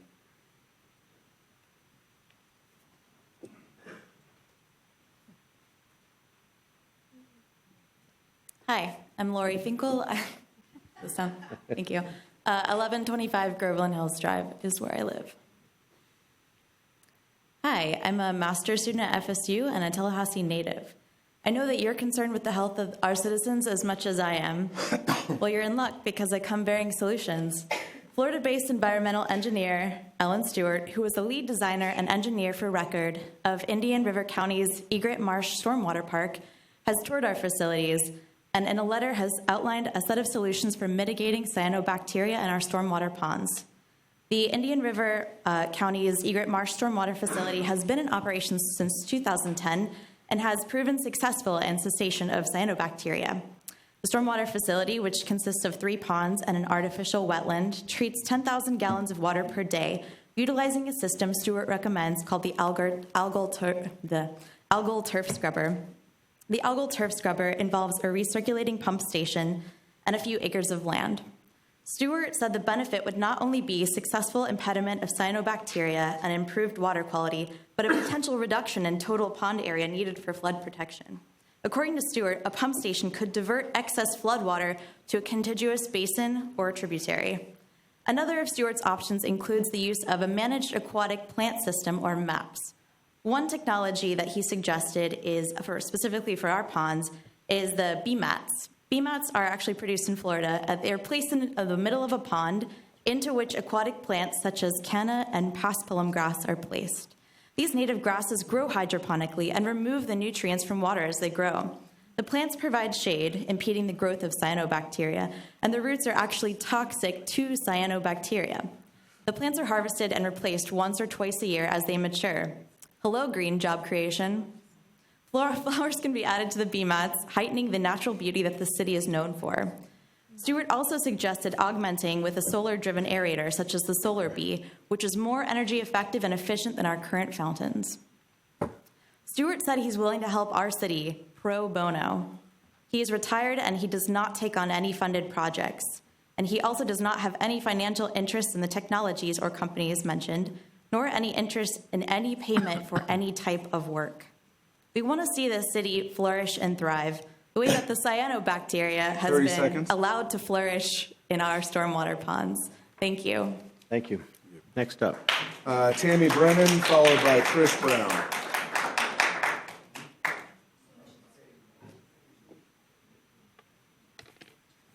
Tammy Brennan, 1109 Rosewood Drive. And I urge you to listen to what she's saying about the cyanobacteria and the potential for new ideas about how to handle that. I'm going to go back to eminent domain.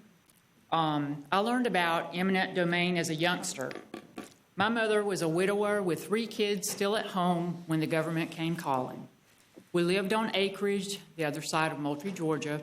It was determined a part of our property was needed for a project that would benefit all. My mother did not want to sell, but was afraid after being told it'll be taken one way or the other. The project could have been moved over a bit to bypass our land, but that would involve another family in town who had money and who were not afraid. So they threw some coins at us, and we were left wondering what would happen. Years later, we found out it was called the Moultrie Bypass. But I think everyone here knows it as 319. So it was for the good of the people, but it ruined our home place. Try sleeping with a major roadway outside your bedroom window. Semis especially, they like to travel at night. So we learned a lesson about Uncle Sam. He gets what he wants regardless. I think everyone here knows about the people of Boynton Steel. Like my mother, they were afraid and they had no leverage. They had no money. Could we have bypassed them? Possibly. We made ourselves feel better by saying those houses were unlivable. The sad thing is, we didn't care until we wanted their property. So we removed their trees and their houses, we threw them some coins, and their lives were changed forever. Was it worth it? Depends on who you ask. Could we do better? Most definitely, I'm hoping that we can. It's taken me too long to realize that the common people can organize and demand change. I am not against development and am here today to ask that we all work together as we move forward. You are elected by the people, all the people, not just the ones who can afford to make you look elsewhere 30 seconds. When they come calling. I would like to see more open communication between the citizens and the officials. Get out, meet these people. Don't depend on your staff for your information. Scheduling meetings outside of work time might help as well. Let's try to do better. I'll get off my soapbox now, and I understand now why you guys only do this once a quarter. But remember, the rascal multitude has our eye on you. Thank you. Trish Brown, followed by Leslie Harris. Trish Brown. Trish Brown. Leslie Harris. Leslie Harris. Followed by Christique Henry. Leslie Harris. Oh, I'm sorry. Okay.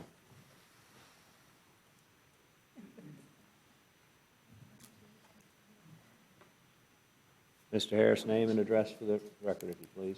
My name is Leslie Harris. I live at 2022 Hillsborough Street in the Providence neighborhood. And I just have two quick comments. The first one is about your affordable housing policy. As I read section, I believe 111.08, it basically, if you invoke that section, it basically says that you don't have to do anything to replace any housing that you tear down that's associated with one of your projects. And if I'm reading that correctly, I'm not sure why you would have to have that sort of clause in a policy, particularly since both the city and county say that they are concerned about the lack of affordable housing in Tallahassee. And that's been one of our biggest concerns about the alternate airport gateway project. So I would urge that you look closely at that. Then my second comments are about the actual alternate airport gateway. There are several statements in there that I believe are not true. I'm only going to mention two of them. One, you say that Providence negotiated a deal where we would relocate our community garden to FSU property. And then also you say that residents want to make Levy Avenue a neighborhood road. I'm not aware of any neighborhood association meeting or any blueprint meeting where our neighborhood association met to discuss those issues and made any kind of agreement as such. Now, I'm not here speaking for our neighborhood association, but I am speaking as a long-term member of our neighborhood association and a 23-year resident. Thank you. Thank you, Mr. Harris. Final speaker is Christique Henry. Christique Henry.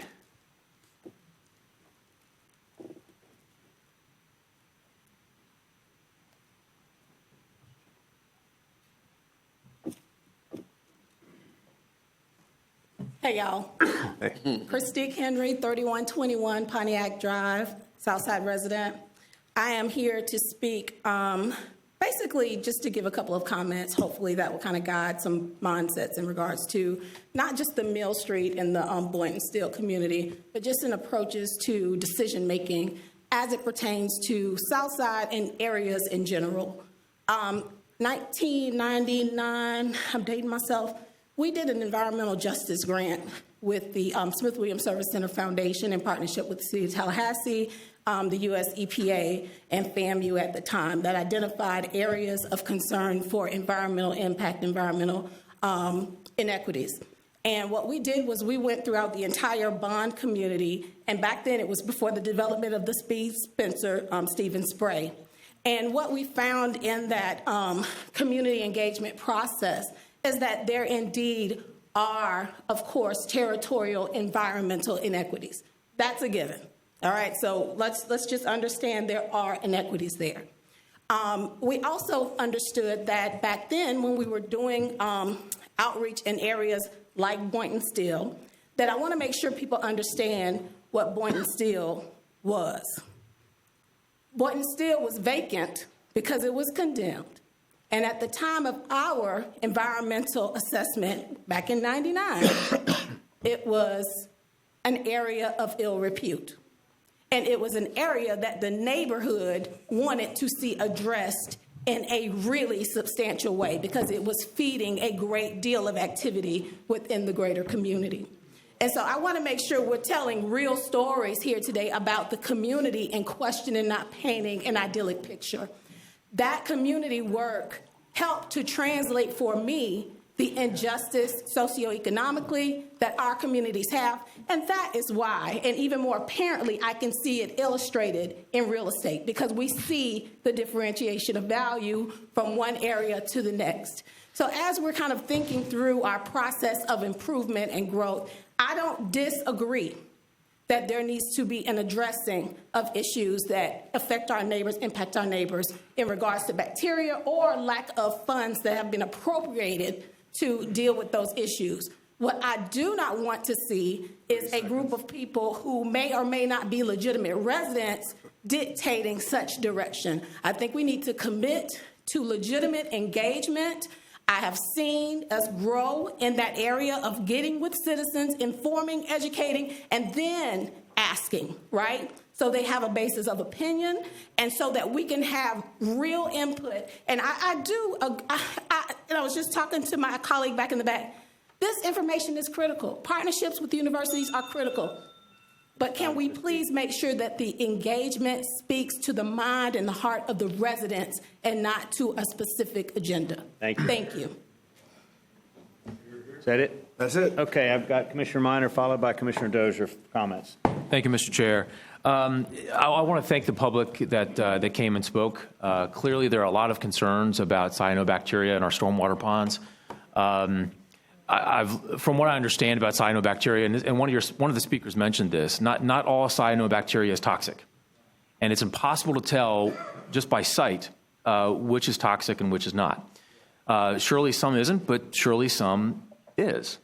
I don't want to be an alarmist. I don't want to cause undue fear about our stormwater ponds, but I do want to make sure that this body, that the public, is made aware of the true situation that we have with our stormwater ponds.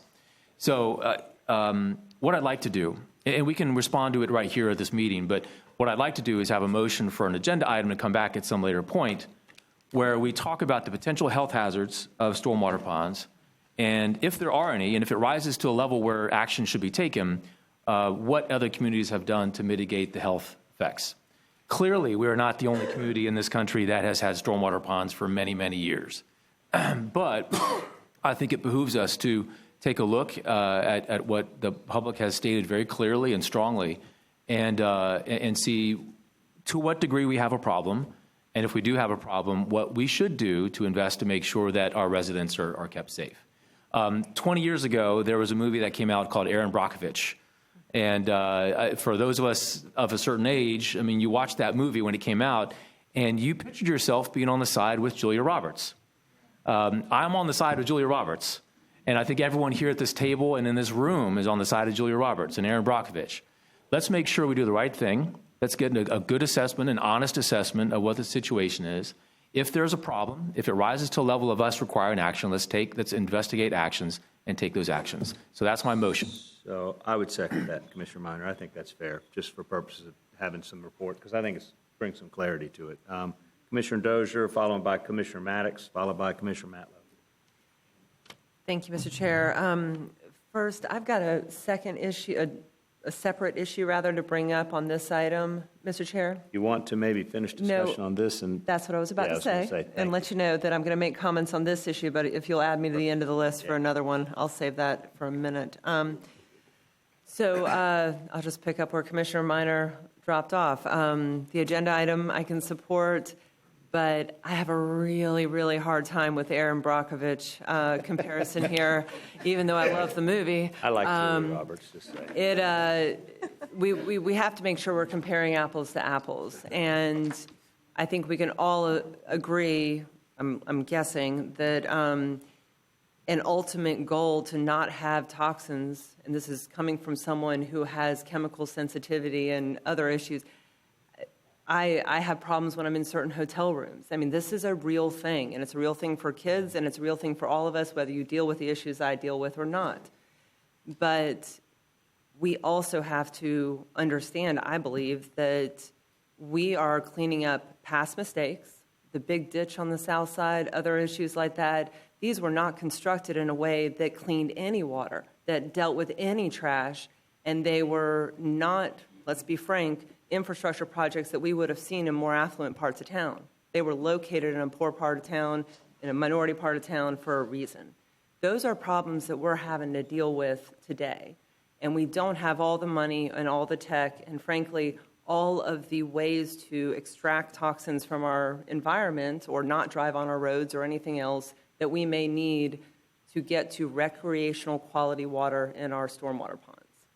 So this is a huge gap to me. We are in a long-term process of cleaning up our stormwater and doing better than we've ever done while we learn more and while we get more technology to do this better. So with that framing, and Max, you and I talked earlier, and you told me the EPA standards that you referenced here in your comments, you didn't say it here today, but they were recreational standards.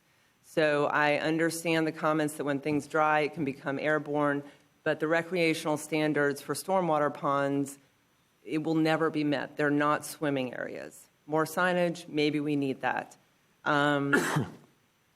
Looking at new technology, and Autumn, I think we talked about this at the September 5th meeting and probably 12th as well. We're going to actively be looking for new technology. And I saw you making some notes about the different options that were mentioned. So if we can get information back about those in the future, I think that would be really helpful, and to keep us focused on new tech. I also, and this is more of a city-county issue, Blueprint may build ponds and may build them correctly. But whether private sector or city or county maintain ponds, we need to make sure we're maintaining them correctly. And that's an issue that we should be bringing up at both city and county commissions, and I'll commit to doing that on the county side, but I think we should work together on how we maintain and operate ponds going forward. So I'm trying to get a lot out here very quickly, Mr. Chair, but this is a dramatically important issue. I appreciate the concerns, but we have to make sure that we're addressing things that can be addressed right now. And we just dealt with an issue at the county on Tuesday about Lake Lafayette water quality. This is not an issue for one part of our community. It's an issue for many parts of our community. So I'm going to support the motion on the table, but I don't know if this needs to be in that agenda item, but if that were the appropriate place to bring back any additional information on water quality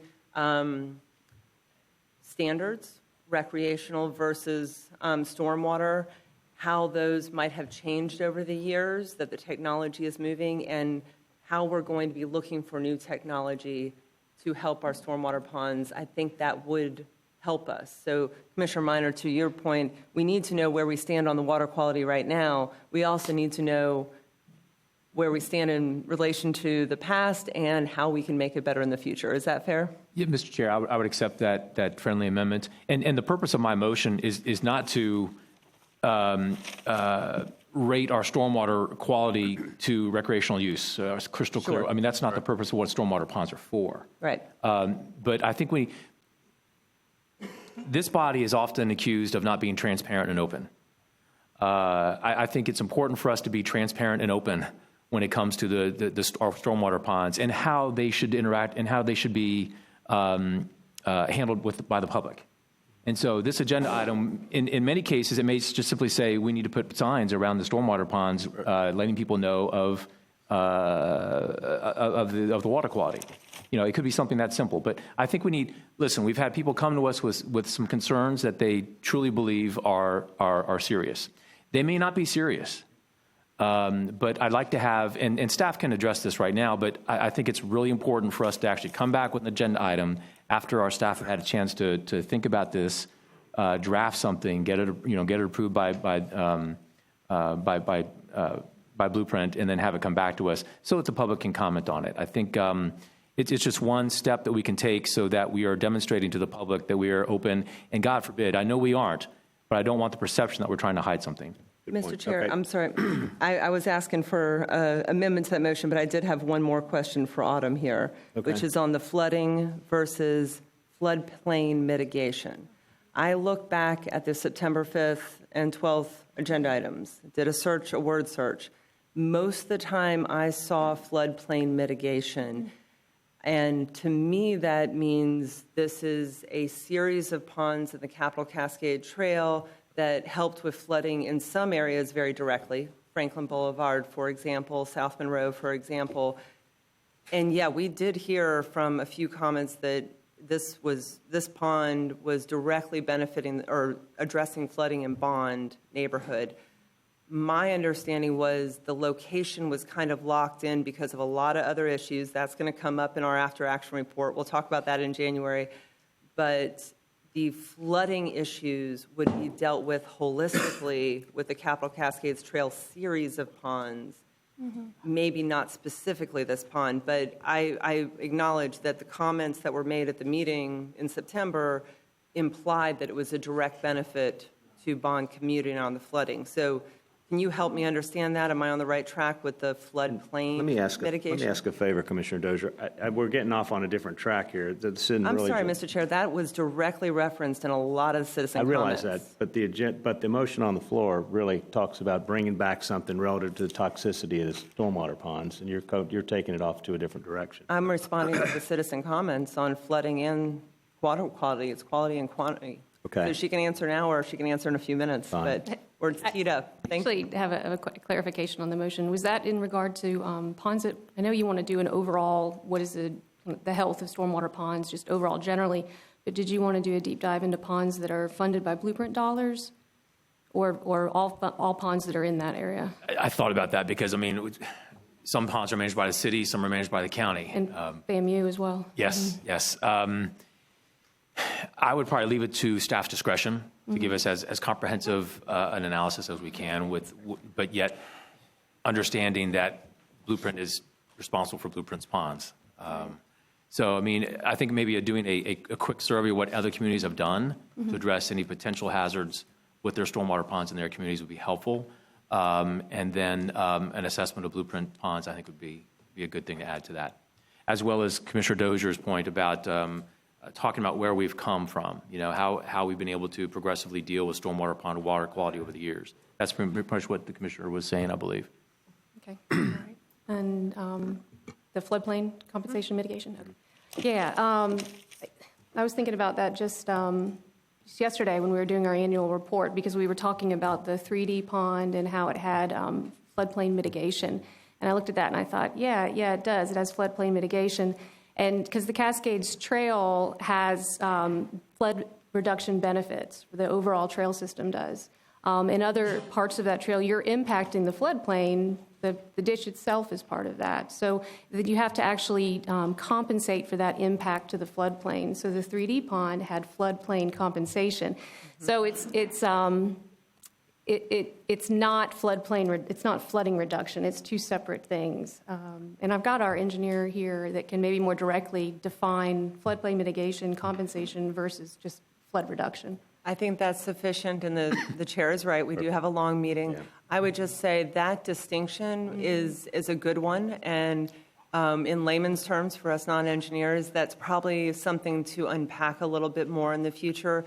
But is it right to say the Capitol Cascades Trail series of ponds is intended and has already reduce flooding in the previously built system. Absolutely, absolutely. Most significantly there at South Monroe. Yeah, thank you. Okay, thanks, Commissioner. So I've got Commissioner Maddox, Commissioner Matlow.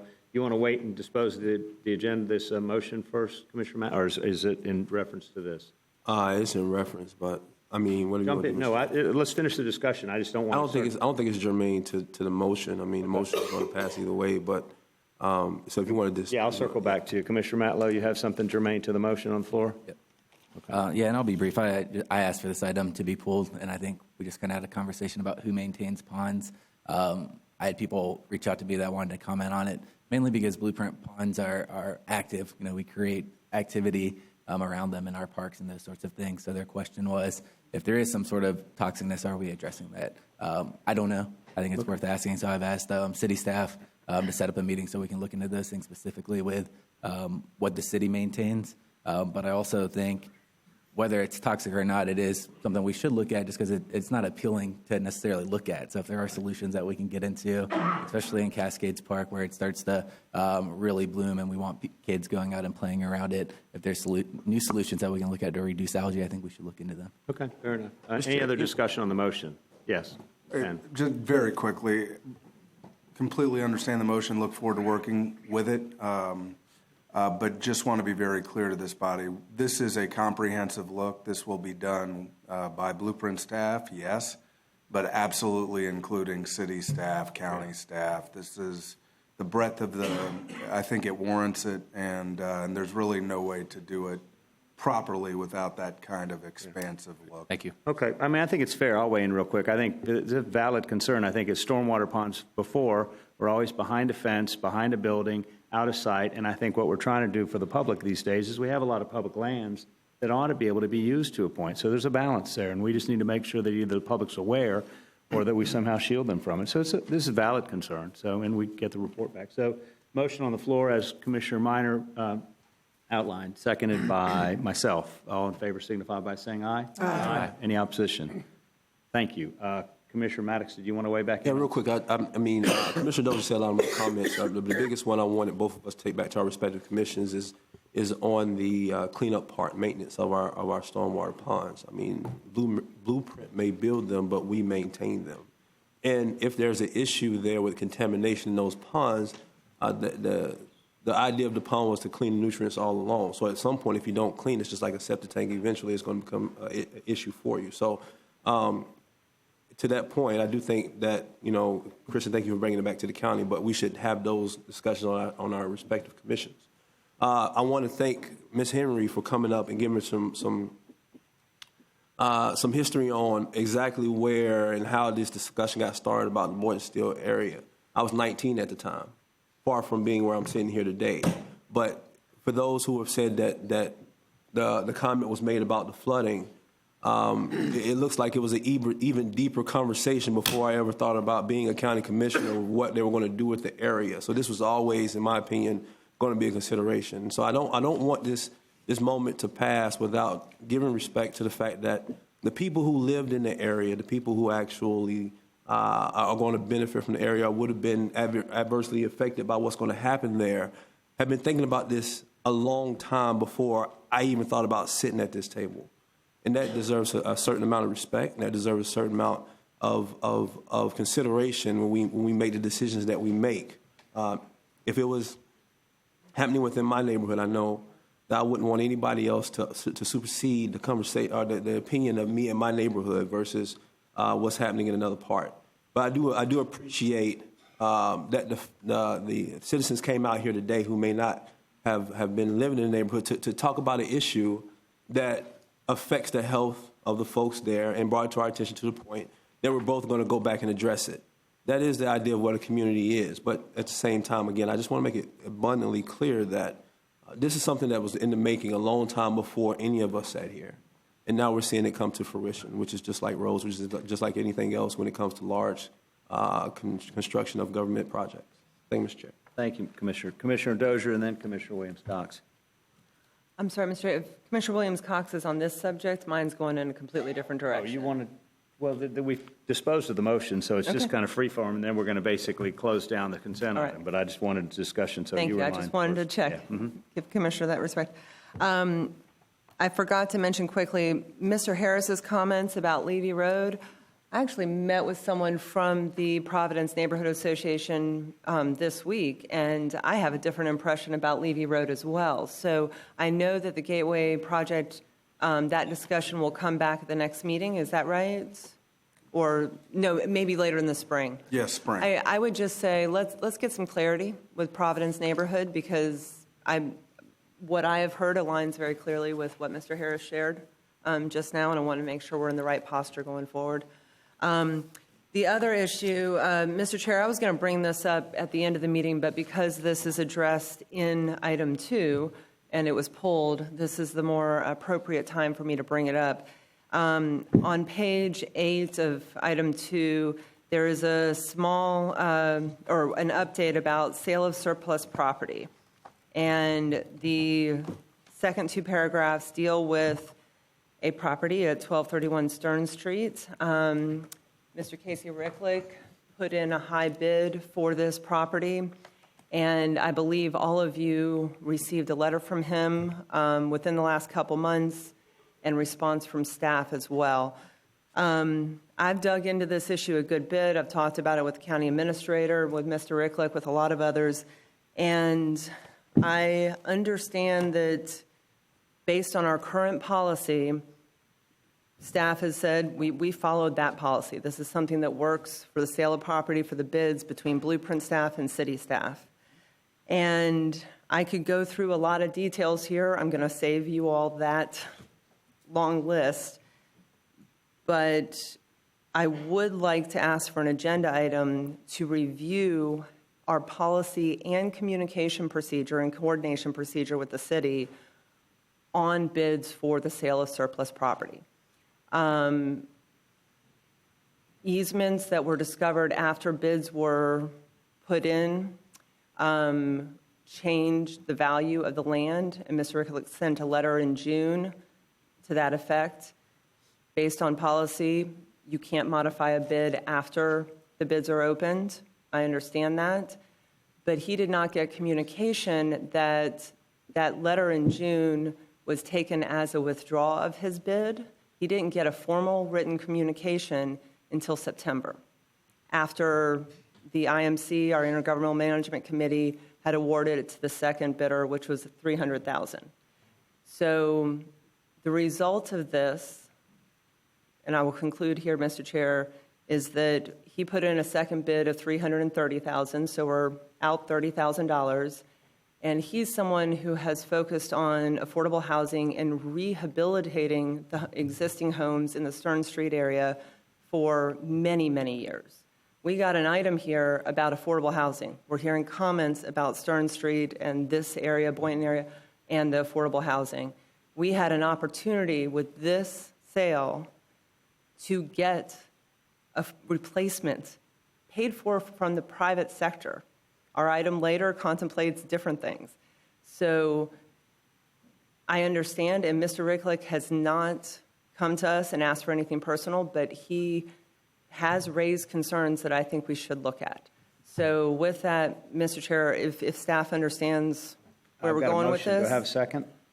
I would like to get a motion to review the process. Is there a second? I'll second that, Mr. Chairman. All right, Thank you. Commissioner Proctor. Do you need any additional, Ben?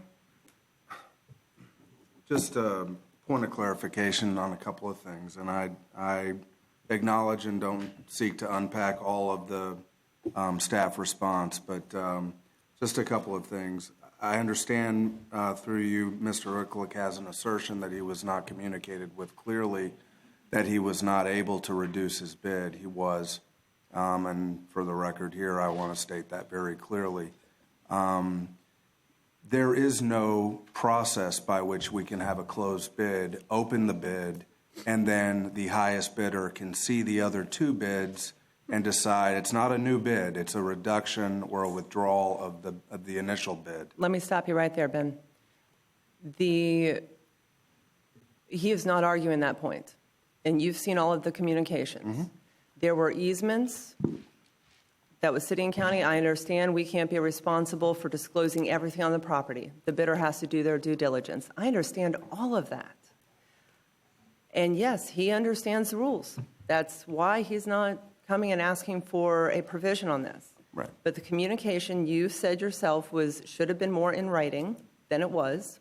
We didn't have all the communication in writing, and I'm simply saying that this was a missed opportunity. And we need to look at the process and the procedure to make sure we're communicating clearly, we're coordinating effectively with our city partners, and that we're achieving our goals, because this was an opportunity to get affordable housing back in that area with a private sector developer who wants to do that. Or I shouldn't say a developer, private sector builder who wants to do that. So that's it. I understand your point, but this was just complicated, and we need to have some clarity. We have a motion and a second. Anybody, Commissioner Williams-Cox, you got a separate issue, that's right? Separate issue. Okay, Commissioner Bryant, you want to weigh in on this? Yes, if I might. I just want to be sure from Ben that did we follow the process? Yes, ma'am. Okay, thank you. So we have a motion. Mr. Chair? Yes, I'm sorry, Jeremy. Yeah, I would just weigh in. Anytime we have things that are this contested, I think it should just come back to the board. I remember this property was listed as an item before that item got pulled in the past. And when you have contested reports, especially when it does something unique where it falls below the threshold with the second bid, it's just, I think it would be the right thing to do, just have the public conversation so everybody knows everything's above board. That's why I support the motion on the table. Mr. Chairman, if I might on this comment and ask legal counsel to walk with me, but just generally speaking, the issue is the vagueness of a piece of property. And as a matter of public policy, the sale conveyances or detailed descriptiveness of a piece of property should be reduced to writing. The offer, all of that acceptance. And if Ben has suggested that and has agreed that there's been vagueness there, then in keeping in stride with American general rule that the sale of property should be reduced to writing, I think that is in the spirit, and that's why I supported the motion. All right, we have a Mr. Chair, motion. Yeah. Just a very quick question. Were there other bids? I mean, how many bids did we get? Three. And Three did bids. anyone else have the same issue that No. they were clear on We what? went to the second bidder. The bidder closed today. It is now the second bidder's property. There were no questions. There were no bid protests. They stood by their bid price. They purchased the land.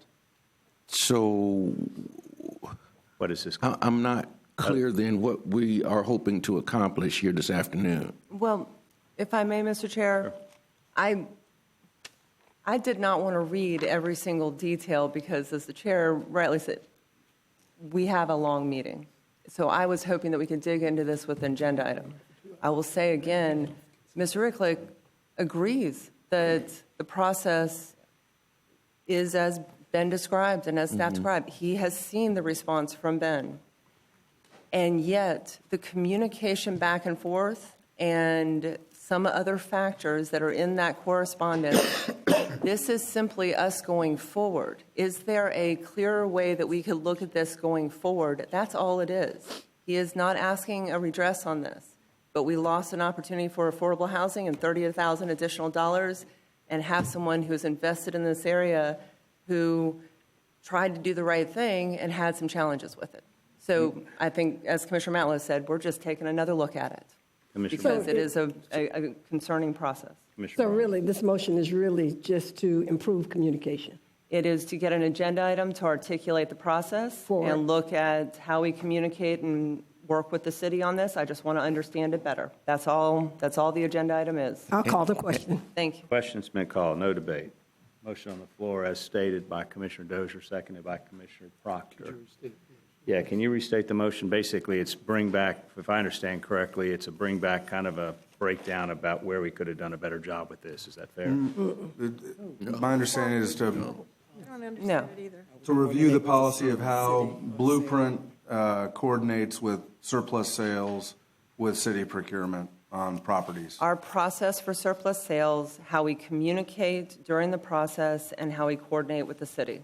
Just want to know that, and we can discuss it and understand it more. That's all. All right. All in favor of the motion signify by saying aye. Aye. All opposed? Nay. Nay. Let's, yeah. No? We got no's over here? No. We got no's over here? I'm looking like it motion doesn't carry, but I'm having a hard time counting heads here. You want to count? Well, Mr. Chair, if you can do a hand. Yeah, all right. count, All in folks, favor of the motion as stated signify by a hand. All opposed signify by a hand. Okay. I think the motion fails. Thank you. Okay. We've spent almost 2 hours and we're really not done with consent yet. So Commissioner Williams-Cox is still in the queue to speak, I think. My comment is very brief. I even thought about not even doing it, but I feel compelled to say this. I want to thank the individuals who came and spoke to us about the health of the children in the area regarding the stormwater pond.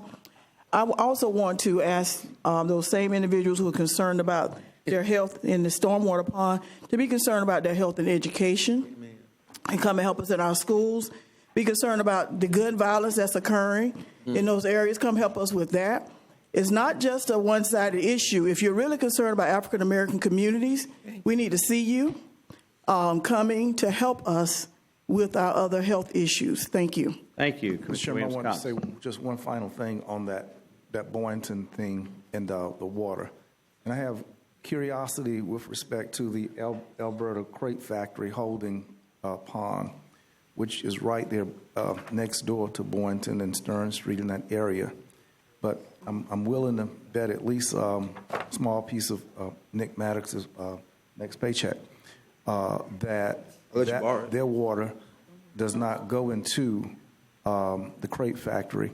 And the Crate Factory's holding pond, though it's sitting there right on the edge of an African-American community, historic, but it's designed to capture water from Florida State stadium area and water which forcefully comes there. And though it's there, and whether there's toxins or whatever, don't know, but the water in the community still stagnates. It was not. And another example of stormwater segregation is when FAMU's pharmacy building was built. Though they're one block from what was an open ditch on Canal Street or FAMU Way, they had to build a holding pond for the pharmacy building. And then the football field at FAMU High School, behind its gym, they were required to put a holding pond on site where us kids used to play football and PE.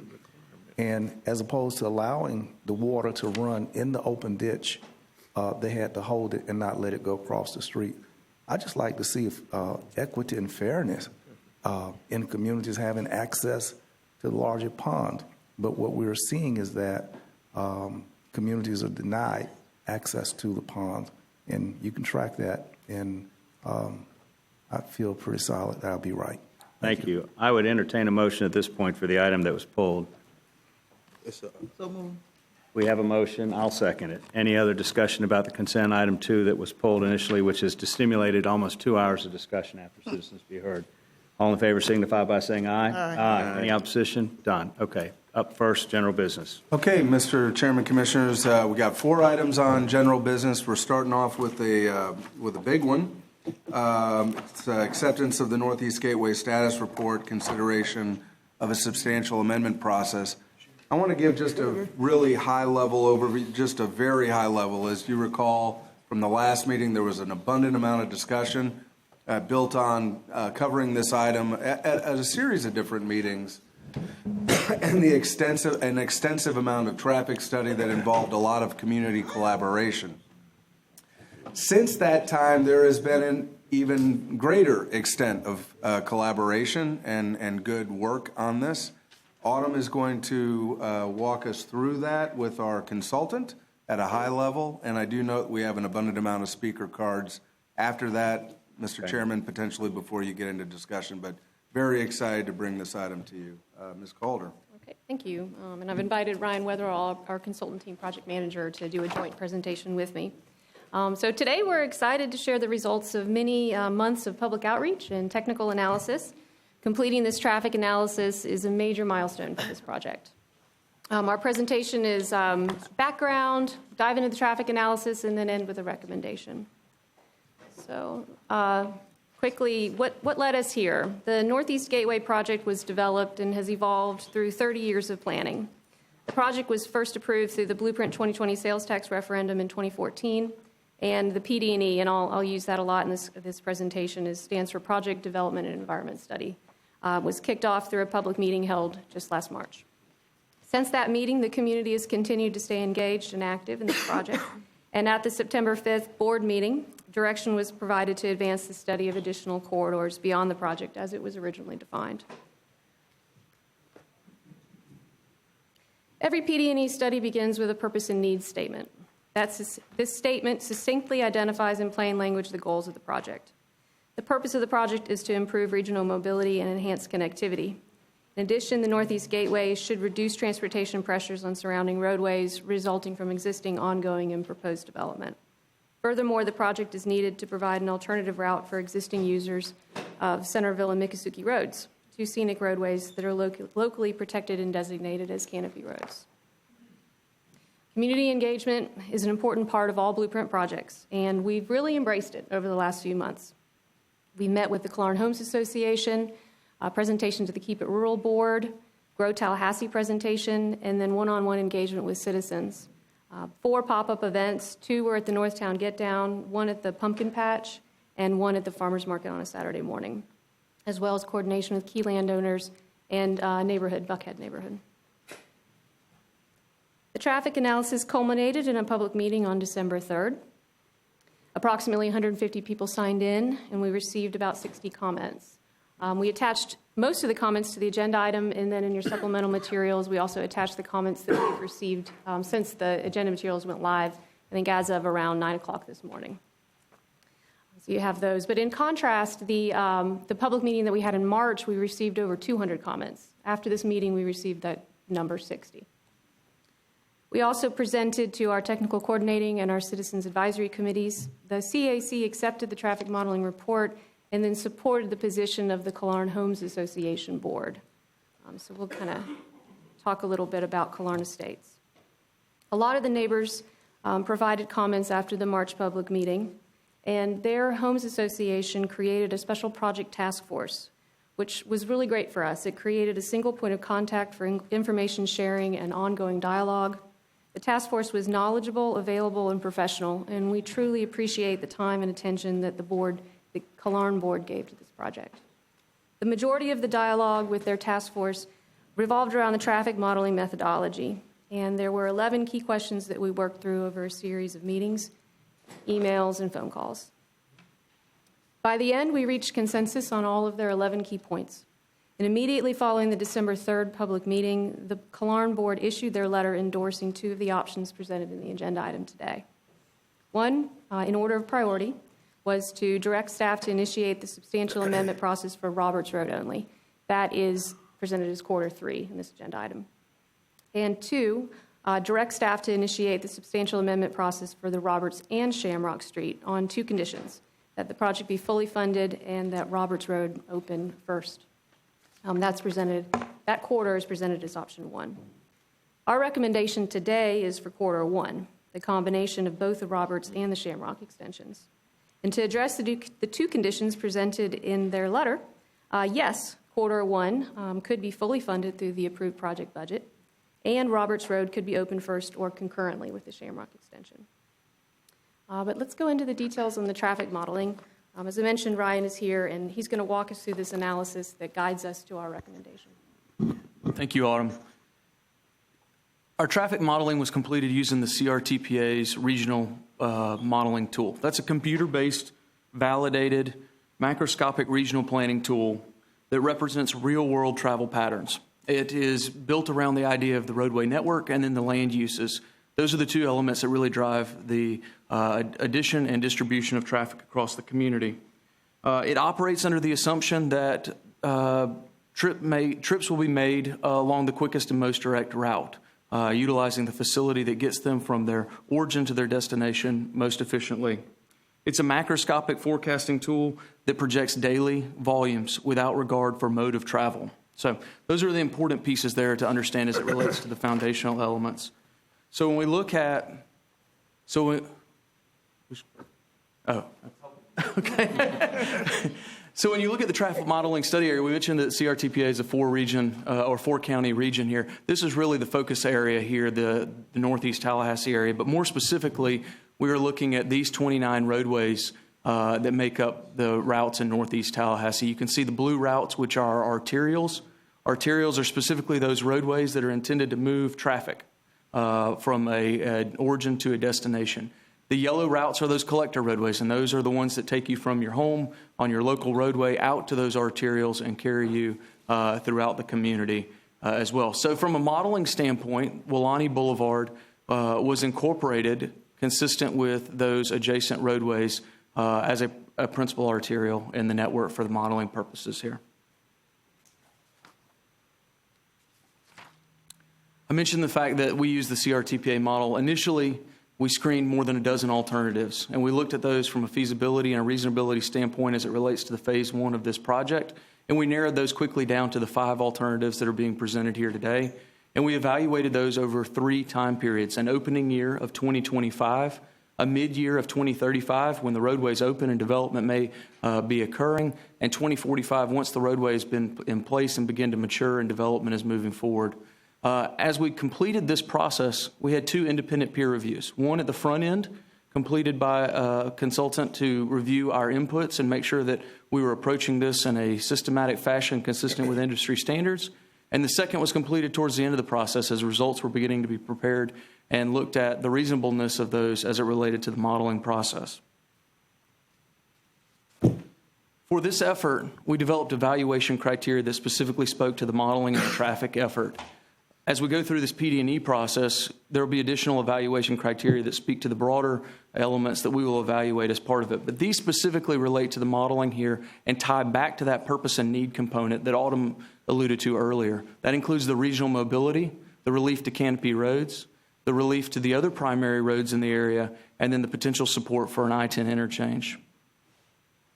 So the alternatives that we bring to you, everything is compared to the no-build scenario. That no-build scenario is the roadway network that we find ourselves with today. And as we look at that no-build scenario and we look at the evaluation of these going forward, what you'll notice, not only does that not meet the purpose and need of the project, but it results in improvements having to be made to our existing roadway network to support any sort of growth that continues in this part of the community, including 2 of our canopy roads, Centerville Road and Miccosukee Road. So we need to take that into consideration.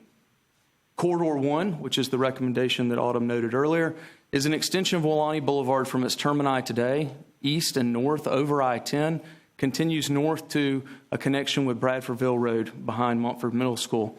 In addition, this includes the connection with Shamrock Street south, the extension from Centerville Road to the south and east. You'll note the 2 colors on the graphic. The blue there notes an urban characteristic for the roadway, south of I-10. North of I-10, the green notes a rural characteristic for the roadway. And the intent there is that it remains more consistent with the roadways in the area that it finds itself in north of I-10.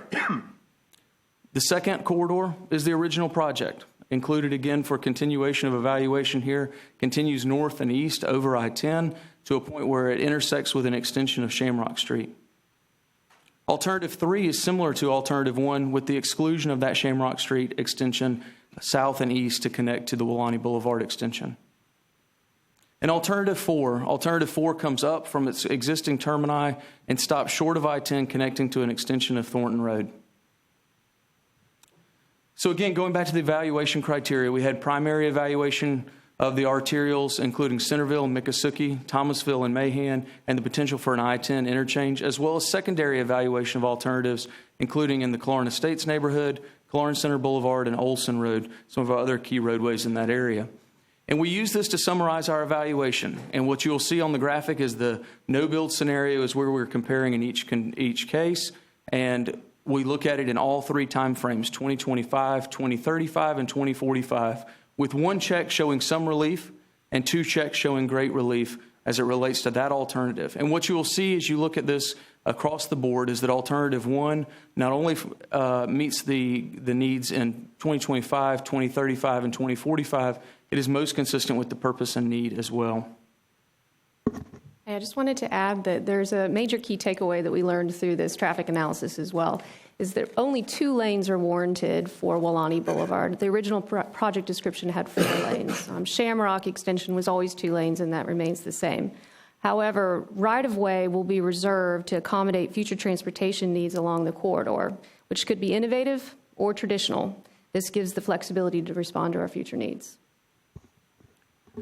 So beyond those primary evaluation, we also looked at the roadways within Killearn Estates and looked at an evaluation. And these are the next 3 graphics are an overview of Killearn Estates. There's also a deeper dive that we present in our report and presented to the public as it looks at each of the collector roads within Killearn. But what you'll see in 2025, again, the roadway is in place, but development has not really occurred along there, is you'll see that Alternative 1 is best performing with Alternative 3 close behind, and the original project, Alternative 2, also being better than the no-build condition.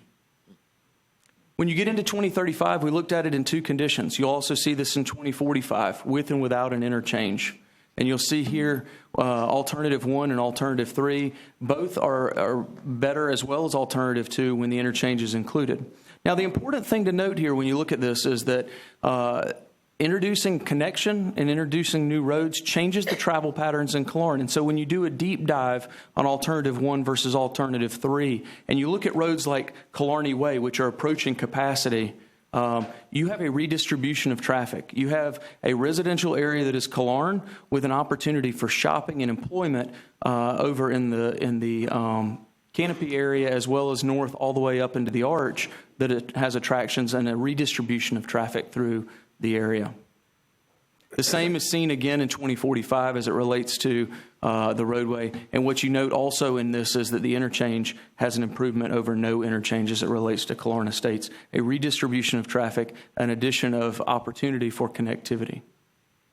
So as we look again at the modeling summary findings here, we can see that number 1 and number 3 most closely meet our purpose and need as it relates to this project, and with number 1 best performing from a traffic modeling perspective. All right, let's talk about cost. So based in the original project description from 2014, the construction budget for this project is $42 million. We've been able to refine the project through this analysis and have developed construction cost estimates based on this new data. Corridor 1 gives you both the extensions to Shamrock and Roberts while staying within the original project construction budget, meaning no need to allocate money from other blueprint projects.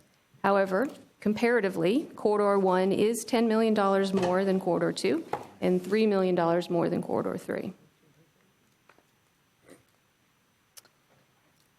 Investing in infrastructure, looking at a historic report from FDOT, investing in infrastructure has provided over 4 times the amount of economic benefit to the cost of that investment.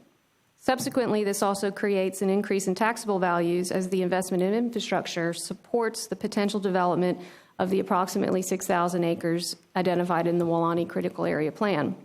This could include 6,500 homes and 4,500 new jobs over the next 20 to 30 years.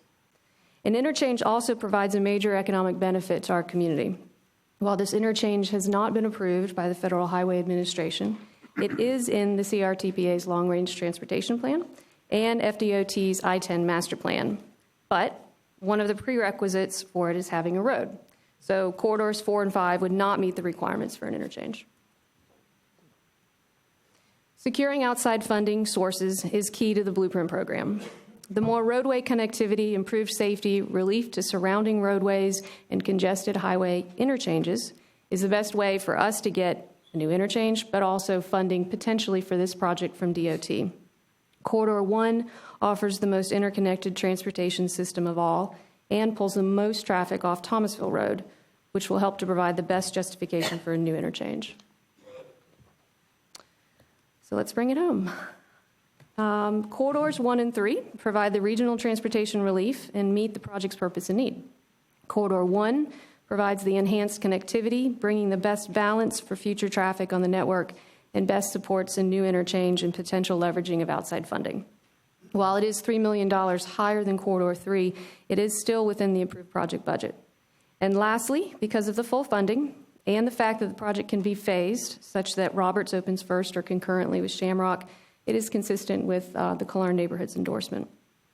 However, Corridors 1 and 3 do require a significant amendment to the project description. If the IA board chooses to move forward with either of those options, then staff will initiate the process to substantially amend. So let's talk next steps, all of which could be done concurrently with the substantial amendment process. Continuing our public engagement, winter of 2020 is early 2020, focus stakeholder groups, really starting to balance some of the other technical analysis that we're going to be doing on environment, historic and cultural resources, and then bringing the PD&E for a landing in the fall of 2020. Today we have 6 options. We're recommending option 1 and option 5, which is to accept the Northeast Gateway status report. And Ryan and I are both here to answer any questions that you may have. Thank you. Ben, we've got some speakers. My take would be let's listen to speakers and then we'll have debate. See where it goes. Thank you. Okay. First speaker is Max Hurley, to be followed by Gloria Arias. Mr. Chairman, I ask how many speakers are we anticipating? We have about, looks just under 20 speakers. Feel free to wave if you're. Yeah. Hey, everyone. Max Hurley, 117 South Gadsden Street. I'm here tonight on behalf of the Killearn Homes Association. It is great to be back with all of our elected officials at what I like to call Leon County's most powerful dinner table. But unlike the past, tonight we're not going to have a food fight. I want to start off by thanking Reese, Wayne, Vince, Ben, Autumn, Dan, and the entire Kimley Horn team, as well as the elected officials who've really leaned in on this issue, Commissioner Deloge, the mayor, and Commissioner Matlow, and all of our elected officials for their hard work and commitment to this project, and more importantly, their commitment to the future success of Killearn Estates. As the largest neighborhood in Tallahassee, Killearn's been paying very close attention to this issue. And after months of hard work with staff, residents, our board, and electeds, we've arrived at what we feel like is a very positive outcome for Northeast residents. Tonight is not the end of feedback on this project. Obviously, we have to go through a Blueprint CAC meeting as well as the public hearing in January. And as all of you received a letter from Killearn last week, we're here to ask that you support staff recommendation option 1 with one small but important addition. We're asking tonight that you support the following motion.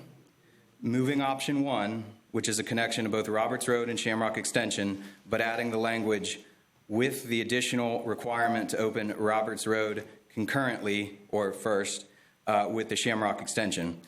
We support this staff recommendation with the language amendment, which we believe is critical to ensuring the long-term success of the project. Thank you. You ready for a motion now? Second. We can. No, I'm kidding. You have Okay. I'd rather listen to the public first. Next is Gloria Arias, followed by Debbie Dan. Public comment. And I'm going to keep rolling, so if you've had the need to bio break or coffee or something, all right, rather than take a break. Gloria, welcome. Thank you. Gloria Arias, 2211 Killarney Way. I'm Vice President of Killearn Homes Association, and the majority of the board is here, including our President, David Ferguson. If you'd please stand to show our solidarity. Thank you very much. No board. I'm here today to thank staff, the elected officials, and show the support of our neighborhood for the substantial amendment offered by the Blueprint on this project. We appreciate the thoughtful approach to exploring the traffic model with direction from our elected officials, including Commissioner Deloge, Mayor Daley, and Commissioner Matlow. We've had numerous and substantial discussions with Blueprint staff since the September Blueprint meeting and have reached a resolution on this project. Our letter provides the priorities, and it's in your packet.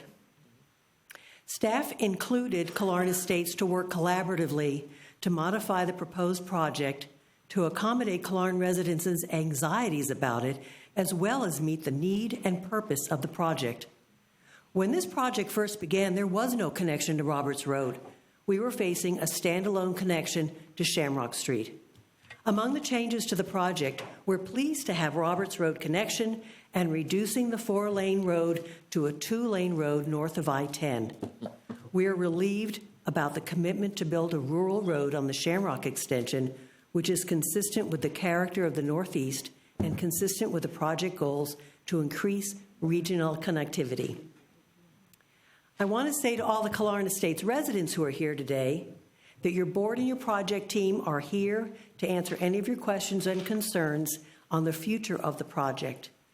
Today is the beginning of a process that will continue in January to substantially modify the proposed project. The public hearings will continue into January, and the Kimley-Horn PD&E on this project will continue through 2021. If you're speaking today, please speak respectfully about this project and understand that both staff and elected officials have worked tirelessly to accommodate our neighborhood and really done backflips to ensure this is the best project possible. Yes. We're all among friends here. Our project team has met with every elected official present, and everyone at this table only wants what's best for Killarn Estates. To our elected officials, I thank you for your support of Killarn Estates and look forward to the project direction moving forward. Thank you very much. Thank you, Gloria. Debbie Danton, followed by Mike Ricklick. Debbie, come on down. Name and address.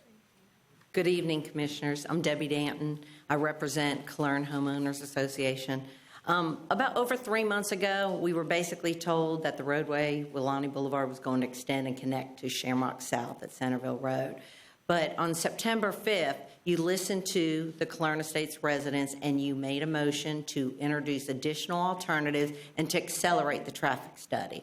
So we thank you for that motion, because other than that, I don't think we'd be here today with a solution. Also, we started collaborating with staff and looking at the parameters of the model. We also had requested that they look at a 2035 model, which introduced the interchange at I-10 and Willani Boulevard, because that was important to assess the needs in the impacts to the community. We were very pleased with the results. The model was not just one alternative. It was not 17 alternatives, thank goodness. It was 4 feasible alternatives that we looked at. And so we all agree, and Killarn board members support, that Roberts Road is the solution to the problem. There's 2 alternatives that they recommend. One, Roberts Road, Willani Boulevard connect to Roberts Road as their first option. The second option is connection to Roberts Road and to Shamrock.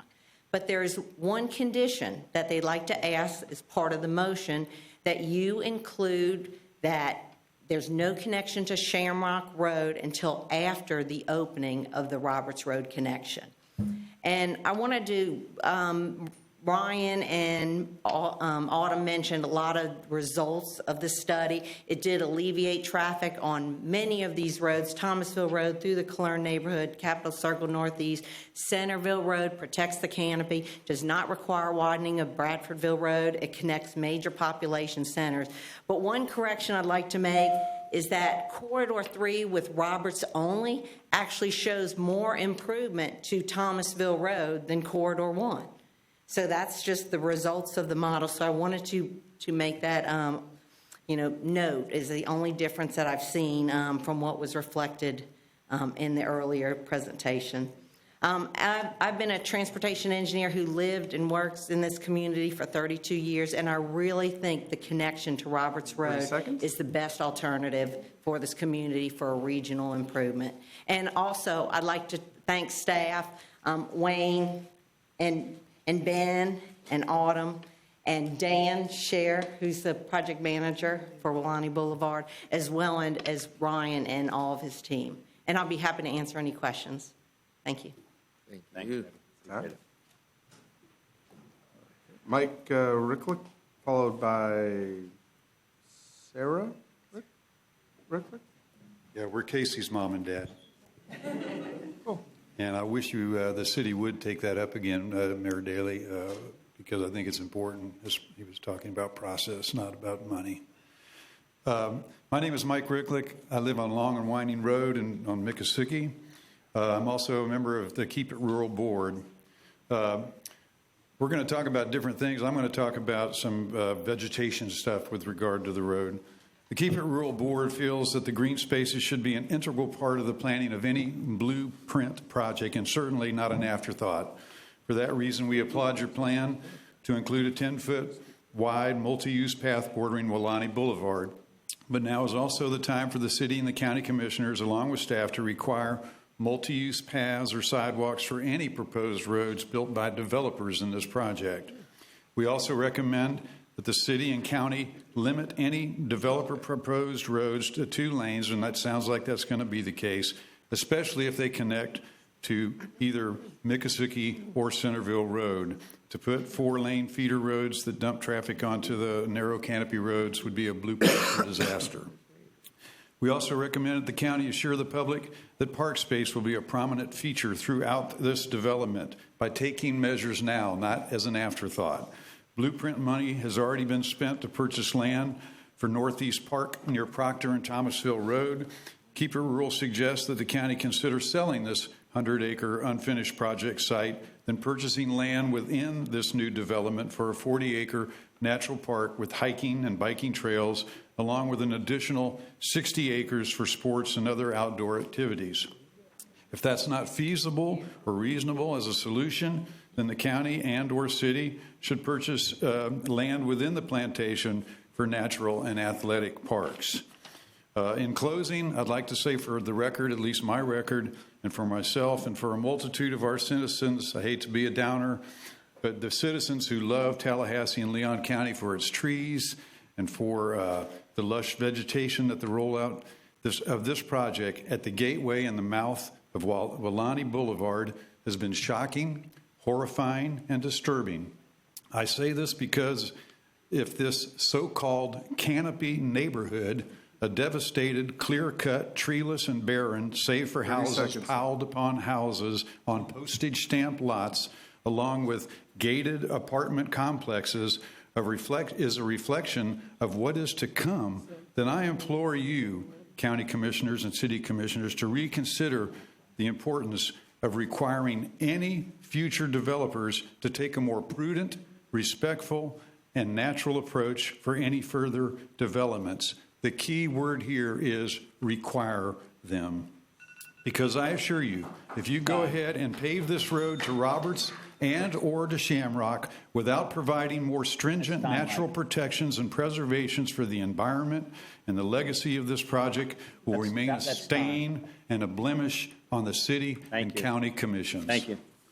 Sarah Ricklick, followed by Pam Hall.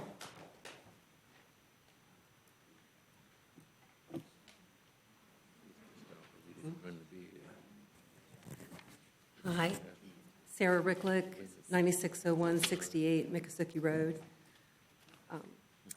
With the proposed substantial amendment in the traffic plan for the Weelaunee Boulevard component of the Northeast Gateway project being considered, is there also an opportunity to expedite the Weelaunee Greenway, which is the linear park system approximately 8 miles long that will meet up with the Miccosukee Greenway? We ask this because prioritizing the establishment of a healthy, diverse greenway prior to the disruptive phase of land preparation for roads, houses, and businesses would be a wise mitigating step for the wildlife and ecosystems that will be affected by this huge multi-phase land development project. Open and green spaces, multi-use paths along roadways, and scattered parks are also included in the Northeast Gateway project description, but they will be designed and installed over the next 25 years as the project unfolds. The Greenway is a known and promised feature of the project, and prioritizing its installation would be so beneficial to the flora, the fauna, and the humans that will be affected, not to mention the reduction of soil erosion and runoff. Along Centerville Road, this linear park can offer support to the Centerville Road canopy, which has been stressed not only by recent construction, but by the heavy traffic that has developed over the years. The additional protection of a wide greenway and appropriate planting of saplings and native greenery would provide a restorative boost for this Tallahassee treasure. Planting a forest of 500 to 1,000 feet width along Roberts Road, the eastern edge of the Weelaunee Greenway, would serve as a significant transition buffer into some of the most lovely rural lands of eastern Leon County, and it would assure forest being left on this Weelaunee land for future generations. Numerous scientific studies continue to add support to the list of human health benefits bestowed by trees and forests. Stress relief, disease prevention, and even disease treatment, cognitive stimulation, strengthening of the immune system, reduction of air pollution, shade, and more. And the support for these studies is just being multiplied very rapidly, geometrically. All these things considered, Keep It Rural can see no benefit in delaying the establishment, preservation, and growth of the already planned and funded Weelaunee Greenway. 30 seconds. And so we gratefully request that Blueprint consider these comments and implement this prioritization. Thank you. Thank you. Next up. Next up is Pam Hall, followed by Scott Hanna. Hello, Pam. Name and address for the record. No poems tonight, though, in front of you. Pamela Hall, 505 Quail Valley Road. I'm going to take you in a slightly different direction on this because I want to talk to you about what I think is the real problem here. It's the cost of commuting, not the cost of building a road. The cost of commuting affects household finances. It affects the economic vitality of downtown and Leon County and environmental impact. And here, I'm going to go with a bunch of numbers. 90% of commuting in Leon County is done by car. 80% by people in single occupancy vehicles. Lots of these commuters, and also there's 1 car per licensed adult in this county. We are a car county. Lots of commuters come from the suburbs outside of Capitol Circle, and that's what we're addressing now. They come in on these spoke roads, and they hit Capitol Circle, and the congestion happens there. So we're not really solving this by building another spoke road. I recognize that it's inevitable, but it's not really solving the problem. It's Capitol Circle and the large number of cars coming in. So when you start to think about what does it cost to drive a car in this town, it costs $9,000 a year on average to drive a car. I know we all think it's cheaper, but that's what it really costs to own, purchase, repair, and maintain. If households are supposed to spend less than 30% of their gross income on housing and 15% on transportation, so 45% in total, that's if you have no other debt. No education, no medical, no personal debt. That means the median household in Leon County, not the student households, the family households, makes $73,000 a year. That sounds pretty good. The city at $65,000. The median house is $230,000. Not in the zip codes we're talking about here. It's over $300,000 there. The new houses are more. If the median family buys the median house and keeps it under, and a car, and keeps it under 45%, they can afford to own 1.7 cars, not 2. In the city of Tallahassee, they can afford to own 1.4. And that's if they're maxed out, which most of us can't afford. We have other debts. So we are building an infrastructure system for cars that are middle class. This isn't affordable housing. This is the middle class, up to 75 percentile of incomes of families in this town can't afford to put 2 cars on the road. 30 seconds. And maintain 45% or less of their gross income. So what I'm asking you to do is to get serious about transit. And I ask you to do right now is before you just build roads every place, to build functional transit, not the type we have now, which is a dirt road compared to Thomasville. And that a lot of the money that we spend on roads, we could build serious transit. The CRTPA has a number of transit projects in place. I have no idea what their status. I've never seen them built. And there's also, okay, that's it, guys. It's expensive to drive a car in this town, and you're only building roads. Thank you. Thank you, Pam. Next up. Next up is Scott Hannes, followed by Danielle Irwin. Welcome back, Scott. Name and address for the record. Scott Hannes, 5051 Quail Valley Road. I'm a member of the Keep It Rural Board. The whole concept, and I'd like to thank Autumn for working with Keep It Rural, and Ryan, I've worked with previous projects, and he certainly has a lot of numbers to give us, and we appreciate it. The concept of where you're going is in your agenda item. You have the list of what this is supposed to accomplish. The first one is to really move traffic off of Thomasville. And you do that by pushing it out into the rural area. So we're blowing a road through the rural area to reduce that traffic.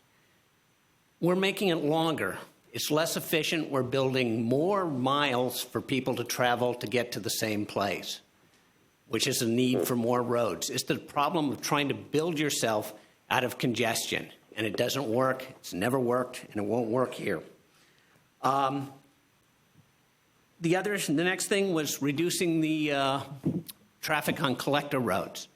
It does reduce in Killarn, some of the collectors there, but you didn't show the nice bar charts for Bradfordville. Bradfordville will almost double in traffic. There's no need to put it to 4 lanes, but it will be at maximum capacity. That's where all the traffic is going. It's not that there isn't new traffic and it magically goes away. It goes on Bradfordville Road. It goes in our community. It's nice to push it out of one community, but it really shouldn't end up being in the back doorstep of another. Lastly, somebody should read these items for irony proofreading. The object of this road is to justify another road. And this is in your agenda item here of, well, we need to have a road so we can justify an intersection later at I-10. It sort of strikes one. Even if that is the option, probably shouldn't put it in the agenda item. So the basic problem is getting lots of people from point A to point B because the people at point B want to rush back to point A, with apologies to Douglas Adams. But the problem needs to be addressed holistically. 30 seconds. Okay. The problem is the intersections, as Dr. Hall pointed out, the Thomasville and I-10, the object at Centerville and Capitol Circle. These are the congestion points. They need to be dealt with holistically as part of a big plan. I'd like to say that you've asked the traffic people the wrong problem of focusing on these areas and there. They need to address those intersections. They were bollocksed up before, and we can't have the same people do it again because they'll just make a mess out of them. Thanks, Scott. It's time. So please look at that. Danielle Irwin, followed by Stephen Martin. How many more do we have after that? 6.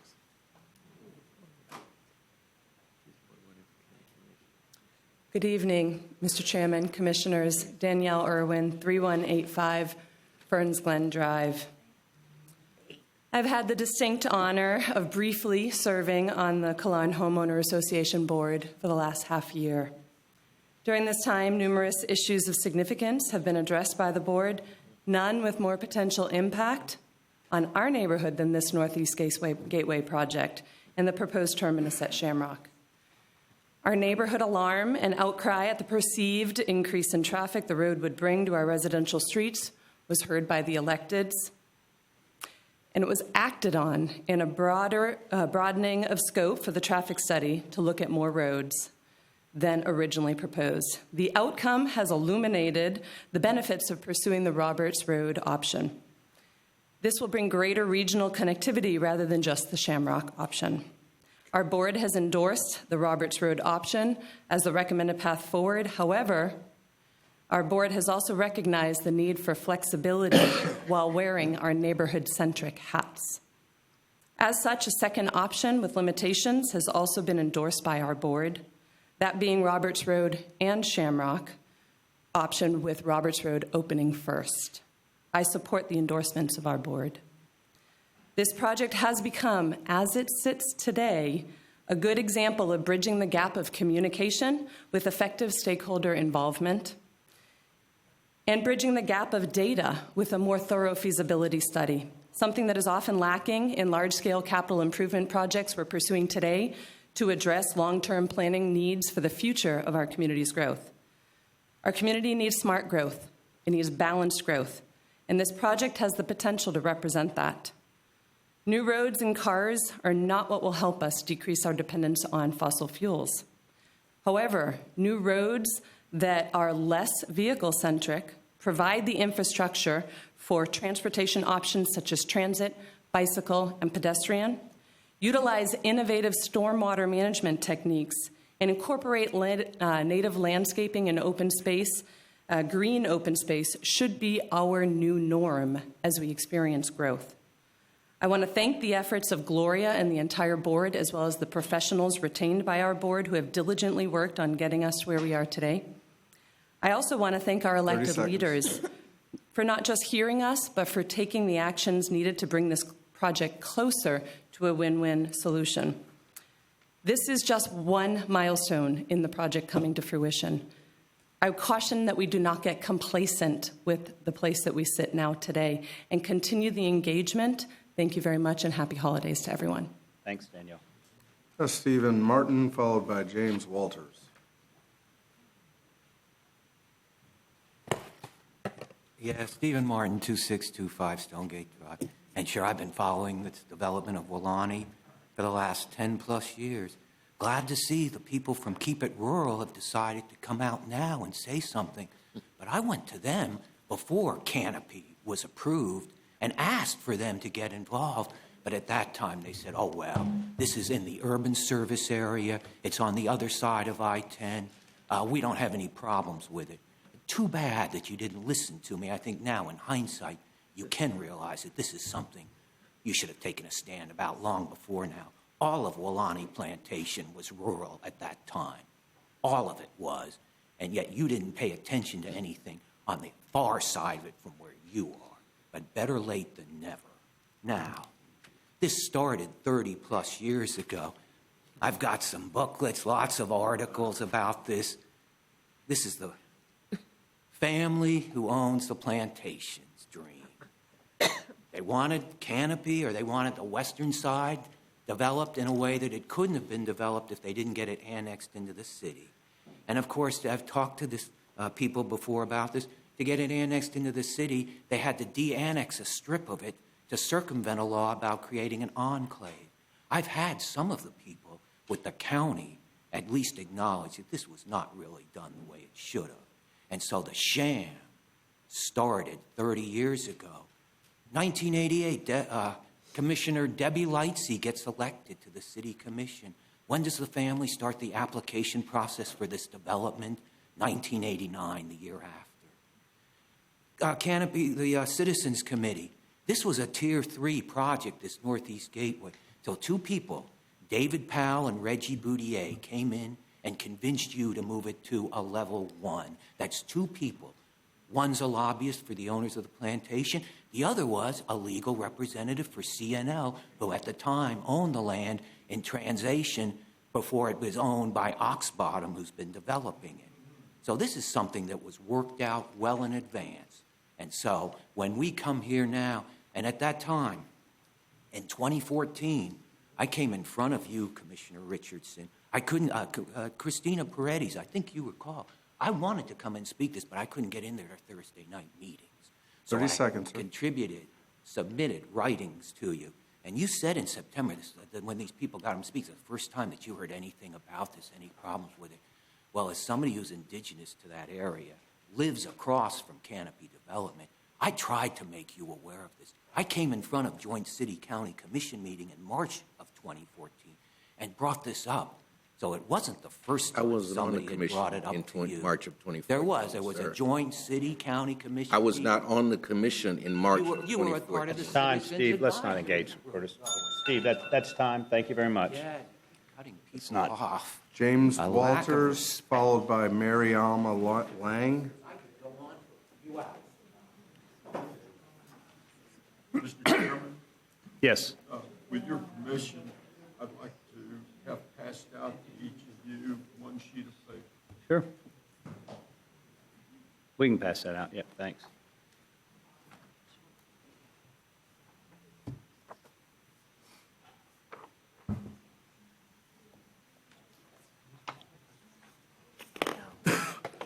Name and address for the record, please.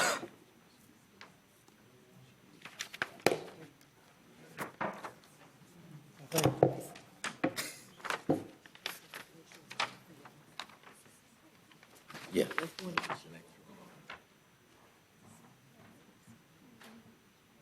Go ahead. Yes, sir. Mhm. Mayor Daley is an interesting article. Northeast Gateway, not a done deal. You might try and talk into the microphone. Oh, I'm sorry. I don't know that everybody can hear you. Yeah.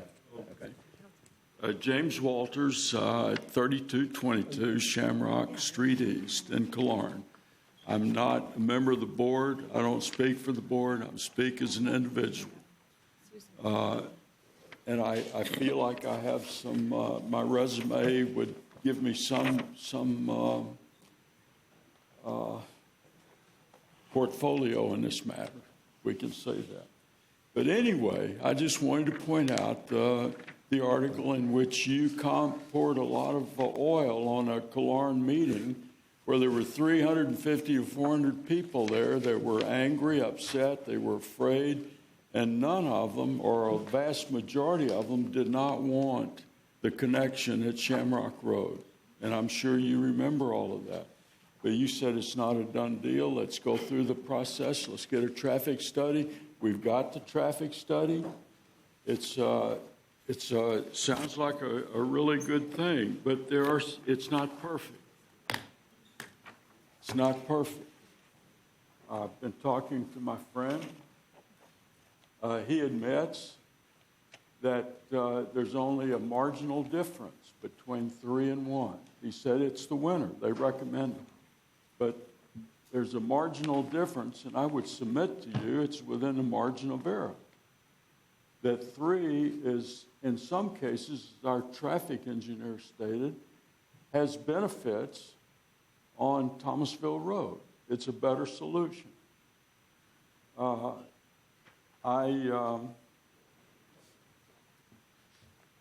In the handout I had passed out to you, if you'll look at the boxes I have circled, you'll see that in the years 2025 and 2045, there's no difference between the two options. They're exactly the same. So what makes it different for 2035? And it was revealed, it's the interchange on I-10. Well, that's part of it. But if that doesn't happen, then this does not happen either, this matrix. And so consequently, you're making a $40 million decision today based on some risk items, and one of them that you don't have a great deal of control over. So I would suggest to you that you ought to eat this elephant a bite at a time. I'd suggest to you that go ahead with the Roberts Road only. That's time, sir. Roberts Road, do I get 30 seconds? No, I'm not getting anybody else's time. But thank you. Roberts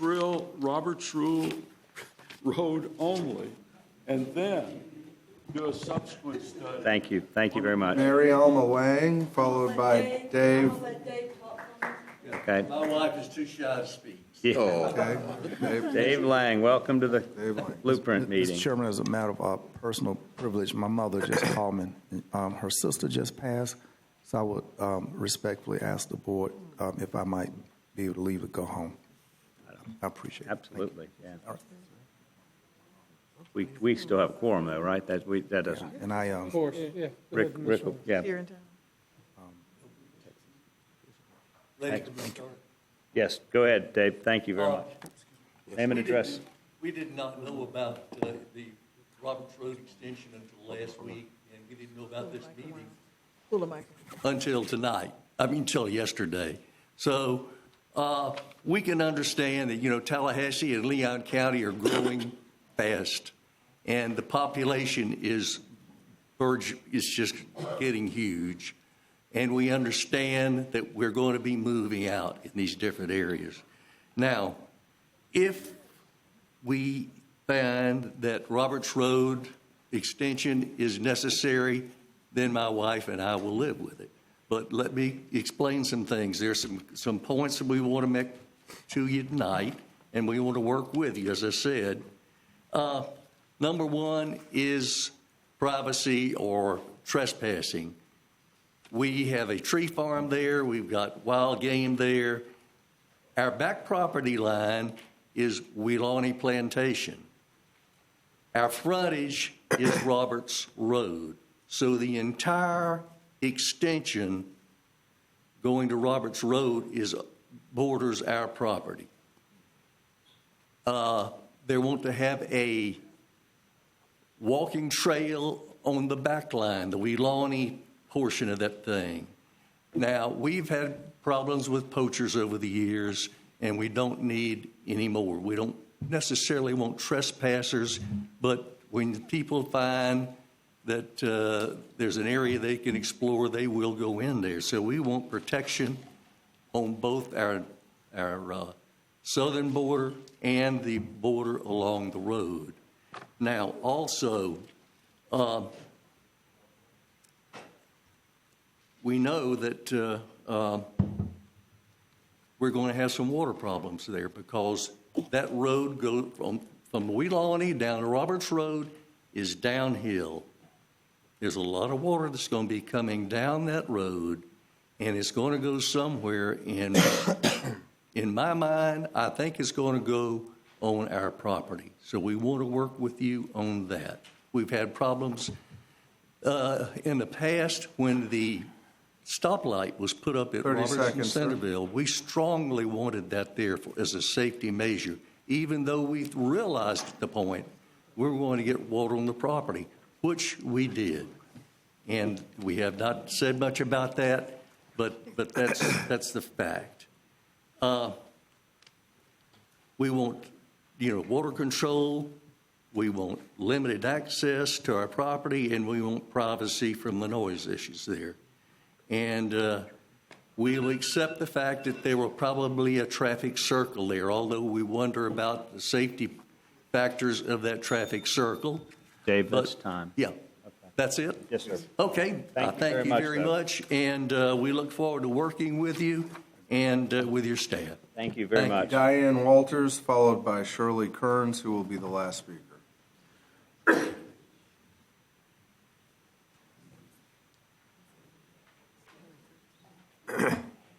I'm Diane Walters at 3222 Shamrock Street East. I went to the Blueprint Traffic Study information session. It was a good turnout from the community. The Blueprint staff was very helpful, eager to answer the many questions I had. There are 3 factors that you all are considering in which corridor to choose: traffic relief, neighborhood impact, and cost. The study concluded that Roberts Road, Shamrock Street South performed best in relieving traffic, but that Roberts Road was a very close second. With regard to impact on Killearn, the study also concluded that Roberts Road only had the least impact on Killearn, and especially on Shamrock Street South. So not only is it of concern the amount of traffic that's going to be on Shamrock in Killearn Estates, and especially on Shamrock Street South, we're concerned that not just in the increase, but in that the more of the traffic will be non-resident traffic, taking the fastest route from one road to the next. A lot of fast-moving traffic in Killearn. The final factor, cost, well, Roberts Road only is estimated to cost $3 million less than Roberts Road, Shamrock Street East. In summary, Roberts Road impacts Killearn less and costs less than Alternative 1, and performance in relieving traffic is close to 1. Therefore, we urge you to implement the Roberts Road only corridor, Corridor 3, for the Northeast Gateway. Thank you. Thank you very much. Final speaker on this item, Shirley Kearns.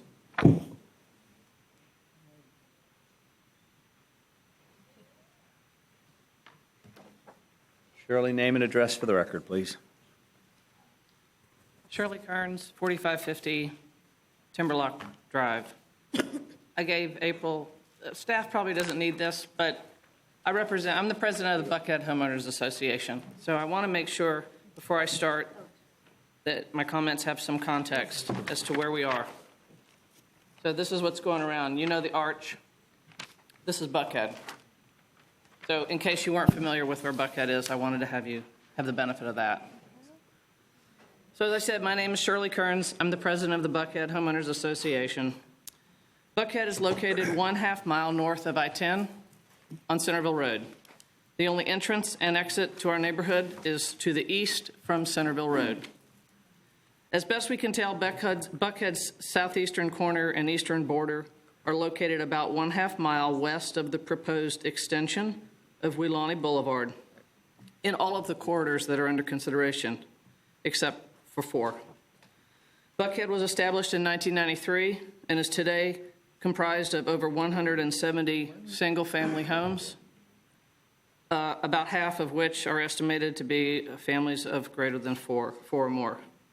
In connection with Phase 1 of the Northeast Gateway, our lobbyist, Carrie Roth, addressed this body on our behalf in the past and specifically secured approval from you for an auxiliary noise study that was recently completed, the draft report of which is not yet final. But in that draft study, it states that, quote, a simple overpass for Weelaunee Boulevard over I-10 is being considered as part of the PD&E. However, the CRTPA and its connections 2040 regional mobility is contemplating a future interchange. We've maintained contact with the Blueprint staff over the last 2 years. We've communicated our concerns and questions to the staff relative to the precise location of the Greenway expansion that is proposed to run parallel just to the east of our eastern boundary and the connectivity relating to same, as well as the potential for various land uses and zoning in the property adjacent to our eastern boundary, property you know as being part of the arch. For at least 2 years, we've been aware of the original corridor extension number 2 proposed in the Gateway project, which would connect Weelaunee to Shamrock. We generally understand and accept the stated objectives to relieve traffic congestion in the northeast part of our city. I'm not here today to voice any opposition or endorsement for one corridor versus the other. We do, however, have concerns about the precise location. We do have concerns about the precise location of any I-10 interchange that may become a part of any of the corridors that are described in the traffic study. That's time. Oh, I thought I'd get a 30-minute warning. Sorry. You had a 30-minute warning? I mean, 30-second warning. let me just say then that, if I may, that I chose to speak here today simply to heighten your awareness of Buckhead's location and the impact that any decisions you may have, that you will have, that would impact where our neighborhood, regardless of what corridor you select. Will do. Thank you very much. All right. To you, sir. Ben, okay. I'm going to exercise a little bit of chair's prerogative just to start with. This is my district. First of all, just a lot of thanks to staff. I mean, this has been a long and laborious process, and frankly, you guys have gone the distance. Autumn, Ben, Ryan, I mean, you guys really, I mean, this was, a tough drive. And, the first meeting 6 months ago or so, Ben, we had a rough run. I'd like to thank the board members from Killearn for their diligence and their patience, and they're working with us, Debbie, for walking with us on this. And I think we've got to a solution that's going to meet most everybody's needs. There's nothing we do in this body that is going to be unanimous and everybody's going to love. And unfortunately, our job is to look at the solutions that benefit the majority of the people and the greater good in our community. And I think what we've got to tonight, or at least what's being proposed, looks to me like a good solution that will get us to the place we want to be and frankly answer the majority of questions. So I just want to praise a few people, and I'll hand it off to Mayor Daley here if you'd like to jump in. Thank you. I'll just talk loud. My microphone's not working. I also want to thank the Killearn Homeowners Association for all the hard work that y'all have done. Hey, if it was easy, it would have been decided a long, long time ago, but y'all rolled up your sleeves, you worked with us, and I think that this is an opportunity to come together and really celebrate the decision as we move forward. I want to thank our staff as well for doing an incredible job. This was a difficult project, and obviously we're not done. We still have a long way to go. But you also did an incredible job working with the community as well. Appreciate Keep It Rural coming out this evening, too. Very interesting comments that I will also look forward to commenting on the next agenda, item number 11, specifically in regards to the proposed Northeast Park as well. I want to thank the Lang family for coming out. I know they left, but I think it's important to recognize Dave Lang and his many years of public service as clerk of the court here in Leon County, and the fact that Miss Lang was my fourth grade teacher, and it was great to see her as well. I would encourage staff to seriously take into consideration many of the items that they addressed, seeing how truly, out of everybody that's been in this, the Lang family, if we go with the staff recommendation, will be the one family that will be directly impacted the most out of everybody because of the sheer fact that their land literally, physically borders, and it's a long border as well. One thing that we haven't taken into consideration yesterday at the mayor-chair meeting, Brian Deloge and I had a wonderful conversation with the superintendent and the chairwoman of the school board. Want to make sure that if we go with the staff recommendation, that we also take into serious consideration and we work with the school district that at the Roberts Road connection, we do it appropriately, we plan it right, to also provide relief to both Roberts Elementary School and Montford Middle School, specifically with their drop-off and their pickup and access, egress and ingress to the physical property of the schools there as well. I think we have an amazing opportunity, and talking to Clarendon Homeowners Association, they realize that as well, and to the traffic engineers, that we can actually work and be good community partners with the school district to provide some relief in that regard as well. With that, I would like to make a motion for option number 1 and to use the Clarendon Homeowners Association language with the additional requirement to open Roberts Road concurrently with the Shamrock extension. Second. Second. I have a number of seconds. All right. Discussion. Anything? Commissioner Dozier and then Commissioner Bryant was up first. Yeah. Yes, I really just want to make one comment, and that is that this is a perfect example of our ability to collaborate to come to a conclusion that benefits the good of the entire community. So, again, commendations to staff and to the Killorn community for willingness to actually sit down, kind of roll up our sleeves, and not have ownership of it has to be right because I said it. But with collaboration, we could get to a better end result. Thank you, Mr. Chairman. Commissioner Dozier. Thank you, Mr. Chair. I concur with Commissioner Bryant and the other comments that were made by both of you that this is another one of those examples where we had a really tough issue, very contentious, and we worked through it. And just the number of speakers tonight, counting 13, and it's kind of remarkable given where we were a few months ago. So great work on that part. I support the motion. I think it is the right option, and we've talked about this a good bit with the Blueprint 2020 projects, that there's a lot of assumptions that can be made based on the preliminary drawings that were done just for the Sales Tax Committee in 2014. And we've seen a few of these come through, and I think we're getting a sense of how to get ahead of it and how to work with folks, but also we're being pushed to do studies maybe a little sooner than we had and getting some information that could be really helpful. So, and the Roberts Road and this study, I mean, that's what you all had shared in the item and in briefing. It did help illuminate a better option. So I'm glad we were able to do that, and thank you for everyone who'd worked on this, from the residents in Clarendon and everyone else, because I think we got to the right spot. I do want to mention two things based on the Keep It Rural comments, and particularly Pam, you and others in your letter there from the board. Capitol Circle, absolutely, traffic's flowing somewhere. If we're bringing everybody into town, even if we're taking pressure off the canopy roads, Capitol Circle was one of the first Blueprint 2000 projects, even before that, right? And we're still working on it decades later. But for those of you on CRTPA, we know that the Mahan-Capitol Circle intersection is a profound challenge. And I think as we start to build and move forward with Welaunee and these other roads, we need to work with CRTPA and really think about the impacts of Capitol Circle and Mahan, because that's already bad and it's going to get worse. So I think we need to be aware of that. The last thing, Mr. Chair, is that the transit, mixed income housing, this is a critical issue. This has come up in years past where we've seen maybe pushback to multifamily in certain areas of town, where we need more mixed income housing.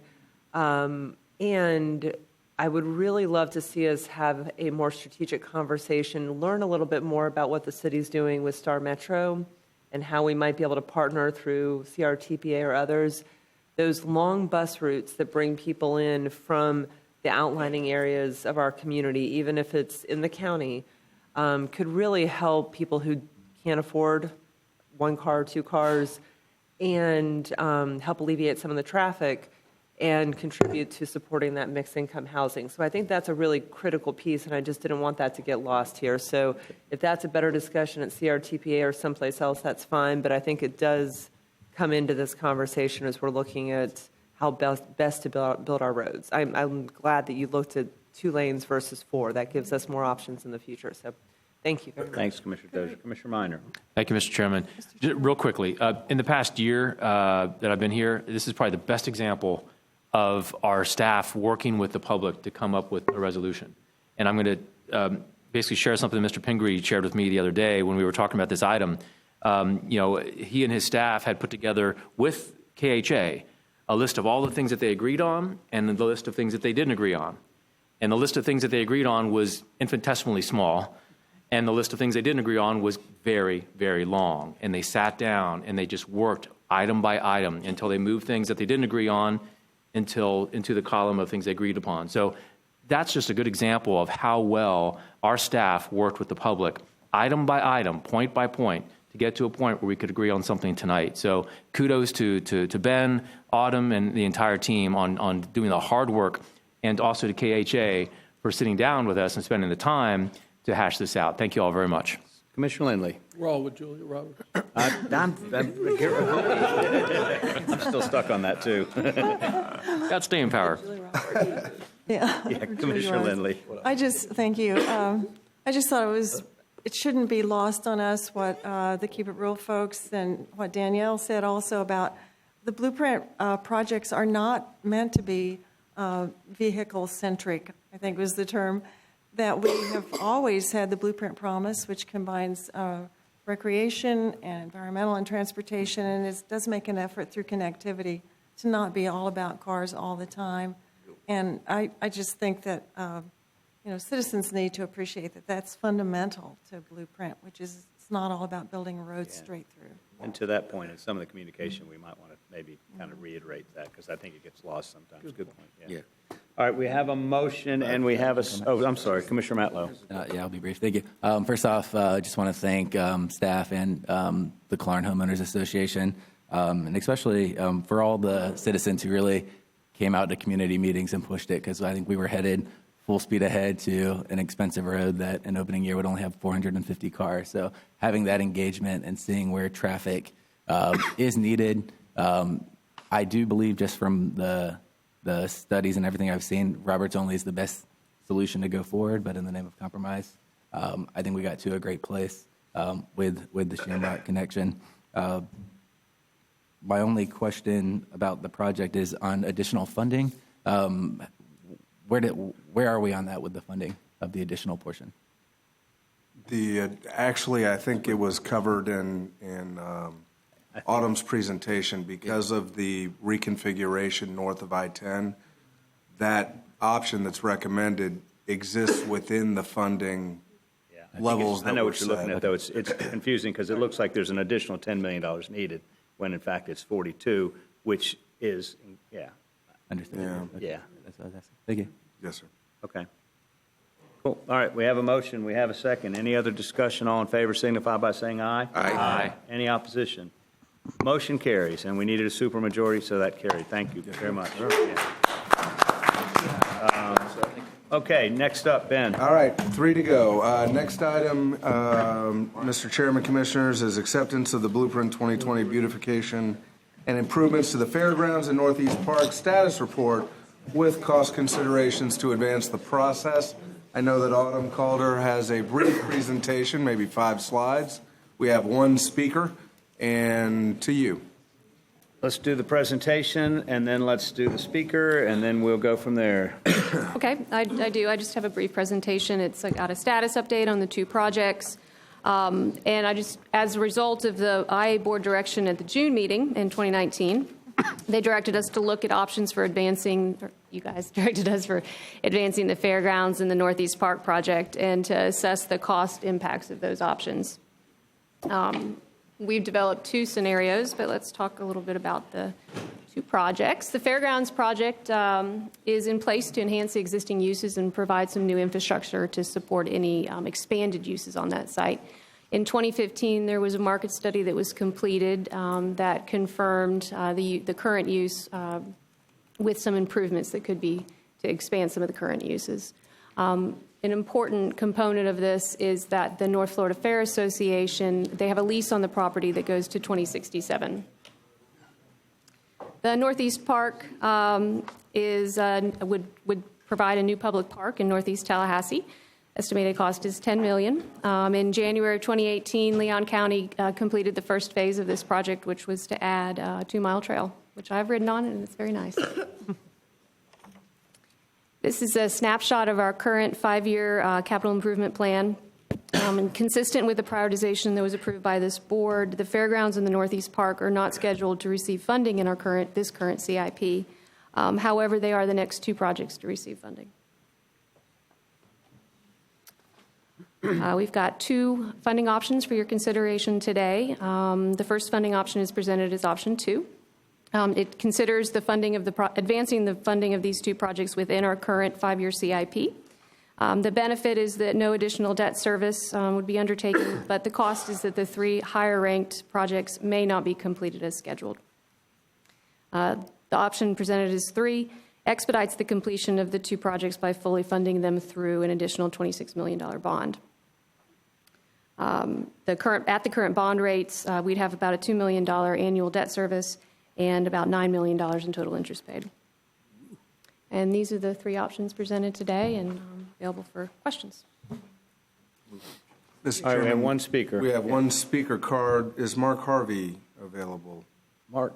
For your 3 minutes.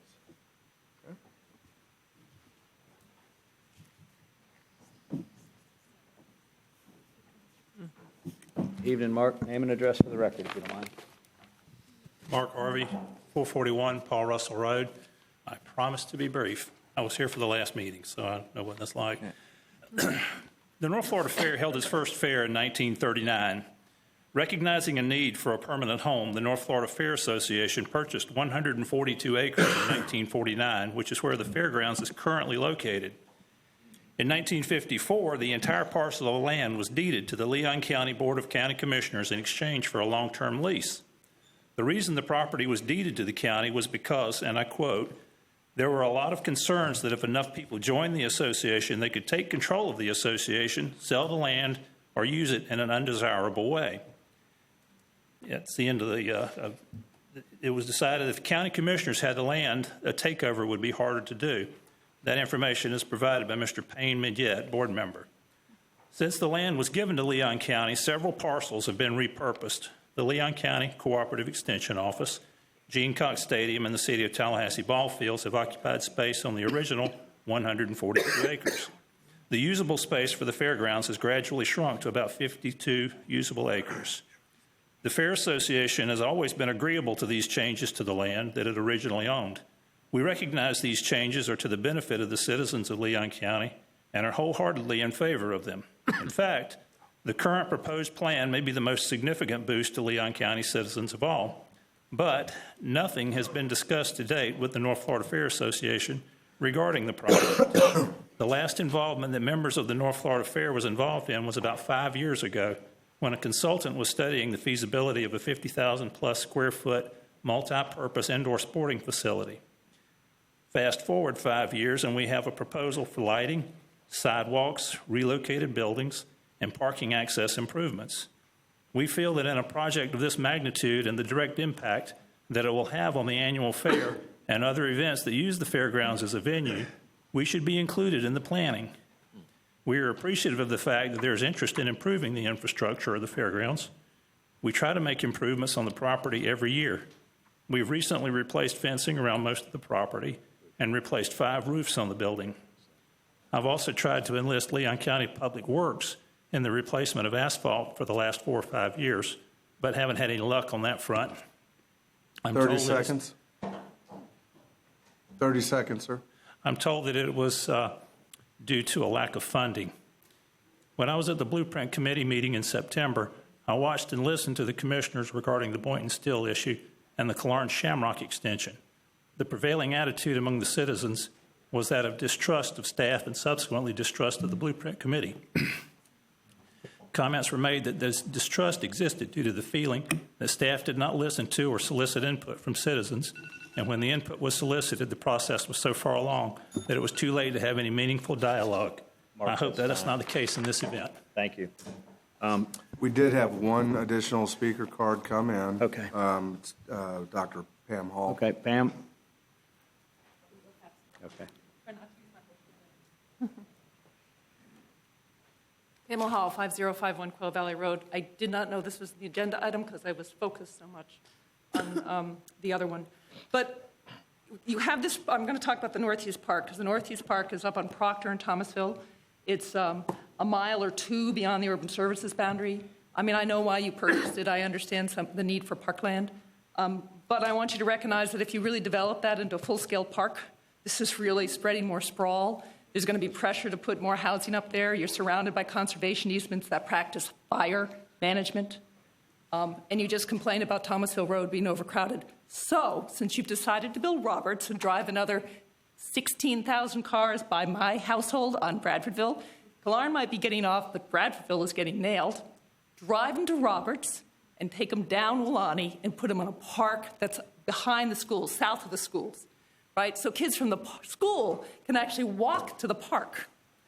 I know it's not perfect for Killearn Lakes, but you're going to build them a nice road to get there anyways. So I really think it makes sense to try to consider to figure out how to get land out of the Wilani plantation. And I would think that might be forthcoming because you're putting $42 million worth of infrastructure into that property so that they can sell it for a pretty penny.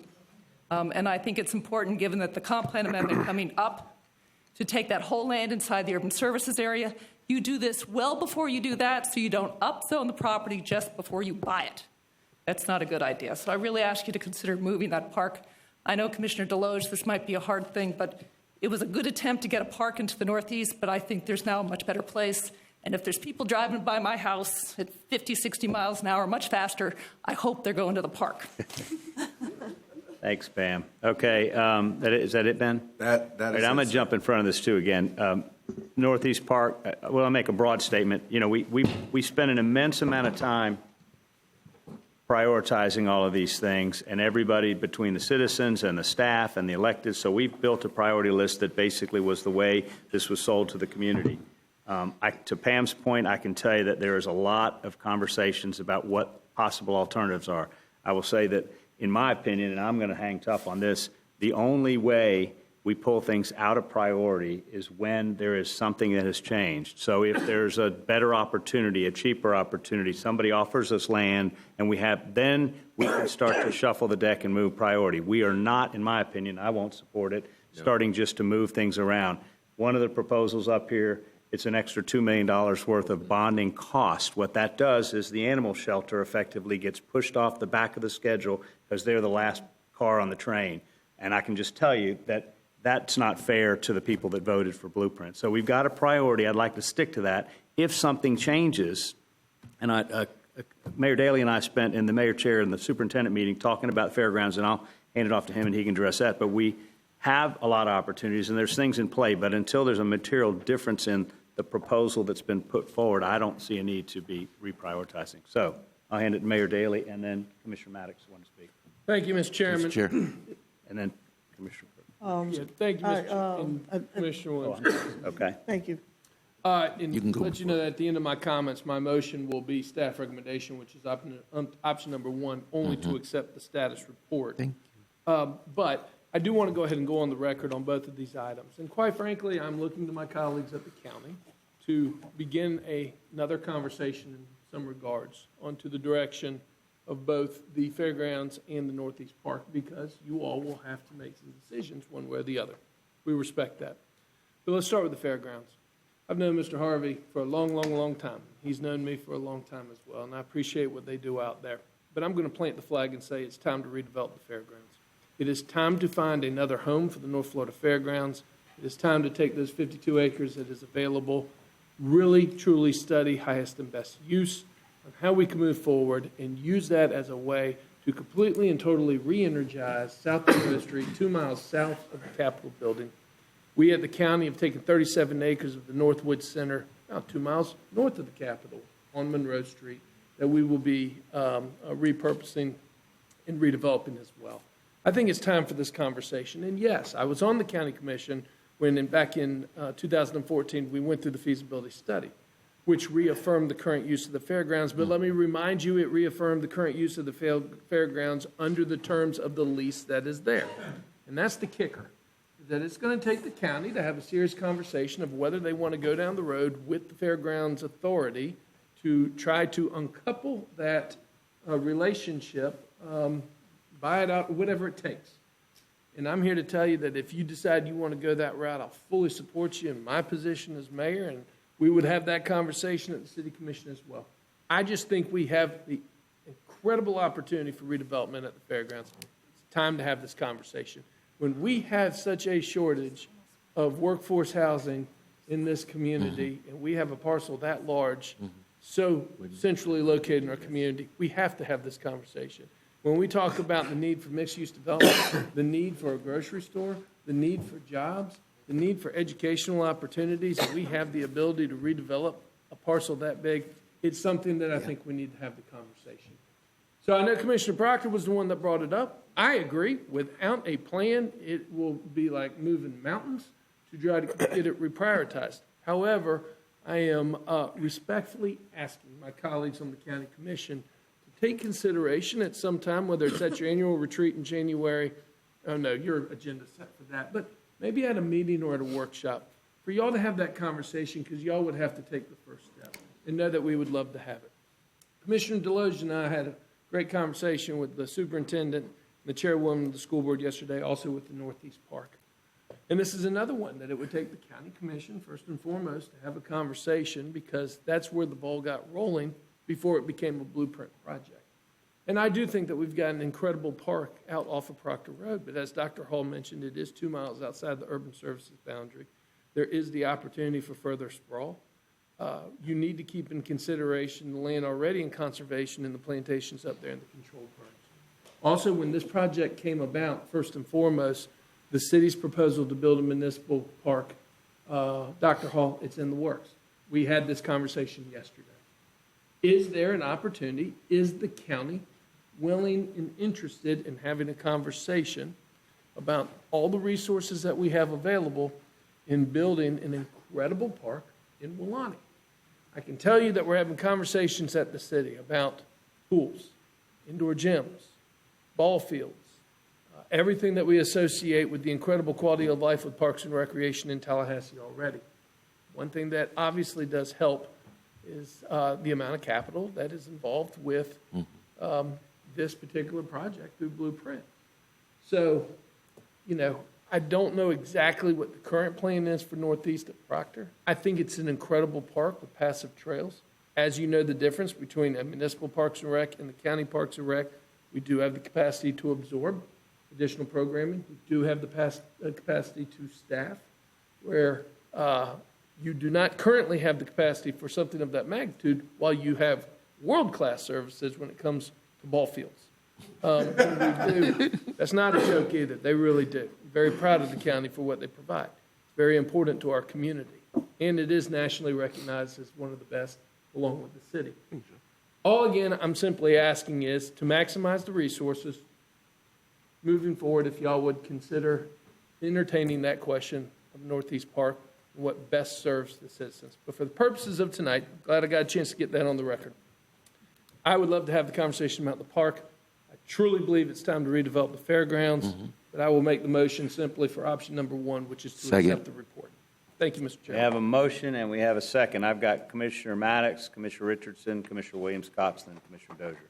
Commissioner Maddox. Just first point of clarification. Does accepting the report completely kill any idea of bringing this back at a later date, or does it in effect postpone if there's a different idea that goes along with it? Ben? Ma'am? You could always come back. Okay, good.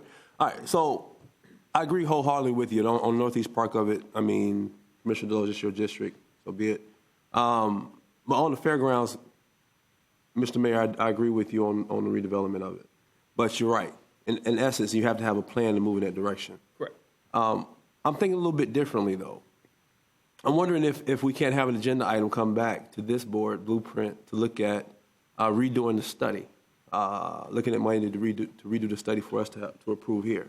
And also have county staff along with Blueprint start having a conversation with the Fairgrounds Board to talk about what they need and if we're going to move and start this thing moving down the road. Because in essence, if you're right, if it's going to happen, the county has to make some major decisions, but also the pot of money that will come out of it will be the Blueprint pot of money. And so let's all get involved on it. I mean, let's all hands on deck, have the conversation, redo the study. So Redo what study? The 2015? Yeah, redo the 2015 study. I would actually say that study is probably a little outdated if you look at it. And so, would you accept the amendment of option one, but bringing back an agenda item looking at finding funds to redo the 2015 fairgrounds study, and asking staff, along with county staff, to start having a conversation and bringing in the Fairgrounds Board on the next steps and what they would like to see? On point. Commissioner Maddox, I tell you what, I actually thought about making that motion tonight, but out of respect to each one of you on the commission, it's a big issue that I think y'all should have a conversation. We're doing this for 3.5 hours tonight. I think y'all need to check in with the county attorney's office. That lease is nasty. That's a detailed conversation. I know that the county administrator, I wasn't going to put you on the spot with that. What I wanted to do is float the idea, and maybe later during a fresher meeting, y'all can have that conversation as a body. I wasn't going to force that tonight. What I was simply going to say was, let's just accept the report. Would y'all please consider having that conversation and coming back to us and letting us know then? We can bring it. Yeah, well, I appreciate the consideration, but if you don't put us on the spot, I'm going to put myself on the spot. So it's going to be either or. But I do appreciate the consideration trying to give us. So since I'm on the county, I'll make the substitute motion that we go with option one with the amendment that we bring back an agenda item to the IA board looking at redoing the 2015 study and asking Blueprint as well as county staff to start having conversations with the Fairground Association as to what and where we go from here. That'd be my motion. Is there a second? Second. Okay, I have a second. Okay. I got Commissioner Richardson, Commissioner Williams-Cox, and Commissioner Dozier lined up.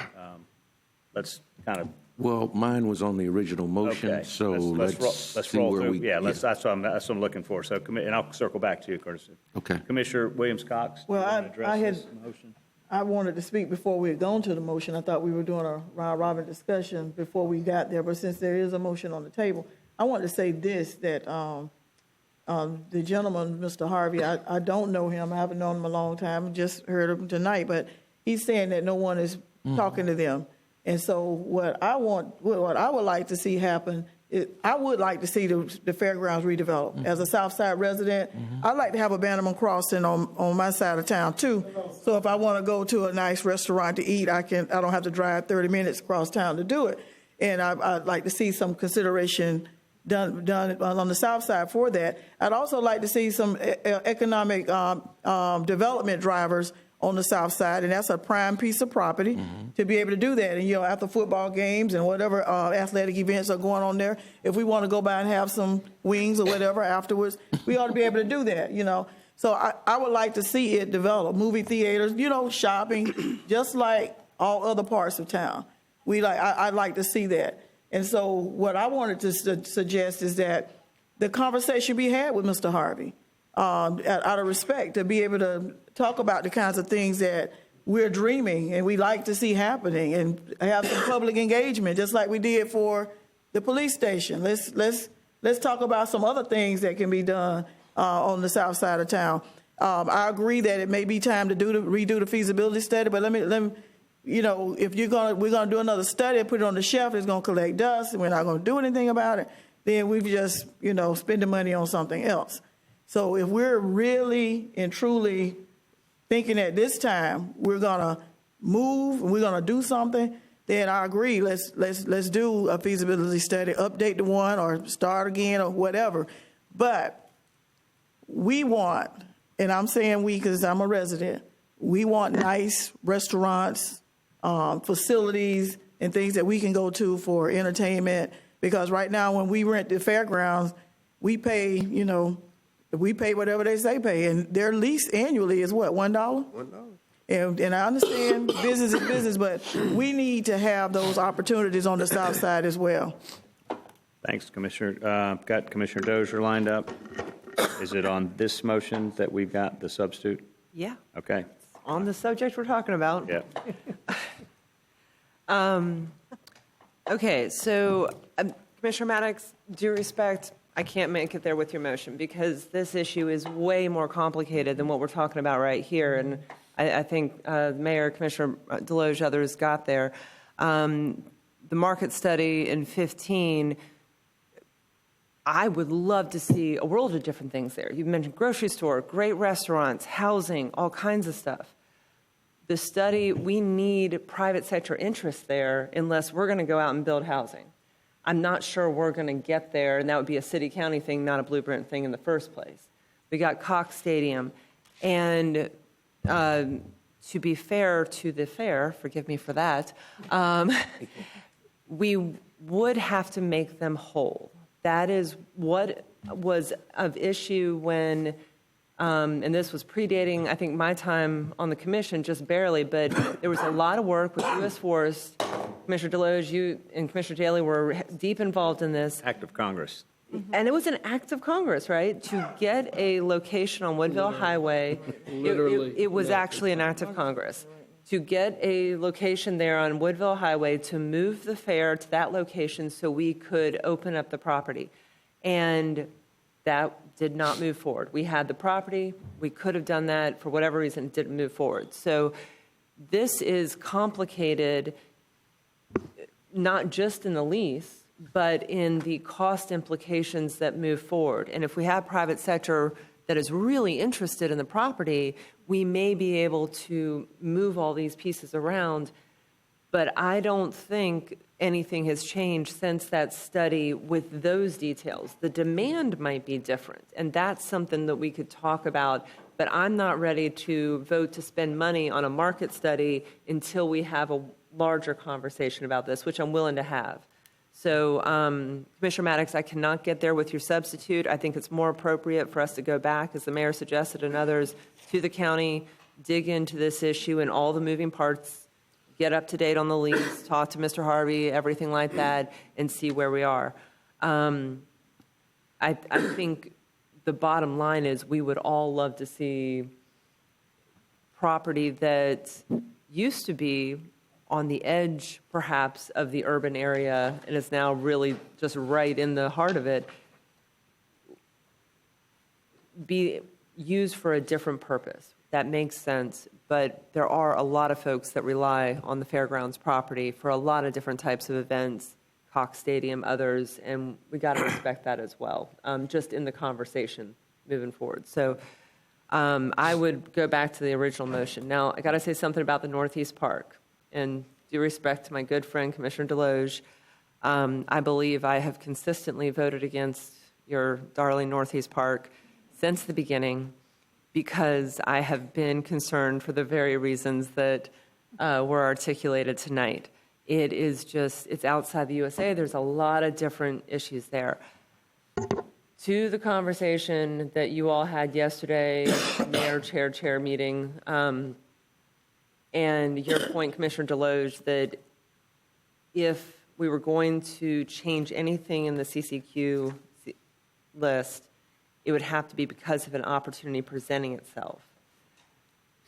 Is there a way to ask our staff to at least be aware of this as the Woolani project moves forward and discuss those options? If there is an opportunity, we're not changing anything on the list, but having a park that's inside Roberts, near the schools, makes a whole lot more sense. And I would champion your Northeast Park 100%. So on point, if we were able to move it. There are numerous conversations, not only among staff, but among property owners in a couple of different places. And it's way too preliminary to start getting where we are. But okay.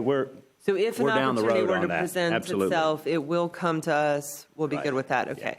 I would strongly encourage any of those conversations, and I'm glad they're already started. So thank you for bringing this up. Mr. Chair. I'm going to wait. You finished with your comments? The last thing I'm going to say, no, really, it's quite important. If anybody had suggested changing this list or does in the future, I'm just going to plant a flag right now.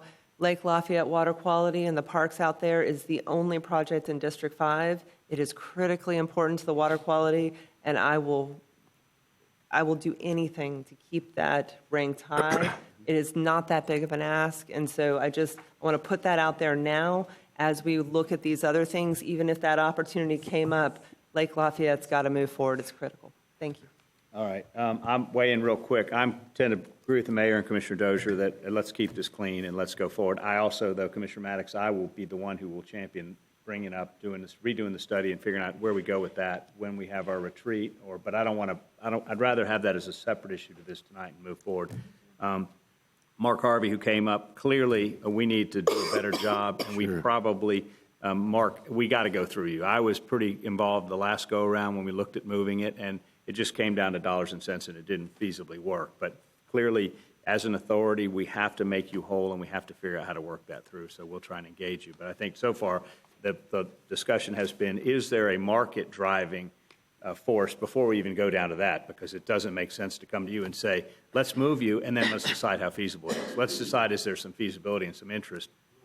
Yeah, absolutely. And I appreciate your And Mr. Chair, I think that if the word gets out that there's some consideration, then the market might bear itself, that there are people who are interested but know how messy things are and don't know where to start. That may get some activity going. And that kind of thing would be cooked into the study. So we have a motion. Do you still want to keep your motion on the floor? Yeah, can I speak? You can. I'm sorry. I didn't know. Thank you, Mr. Chair. Yes, sir. So I'm a little confused here. A market feasibility study, or the feasibility study I'm looking at, not only talked about what it looked like to move the fairground, but also talked about what it looked like to refurbish the fairgrounds, put new buildings where they should be placed and other things like that.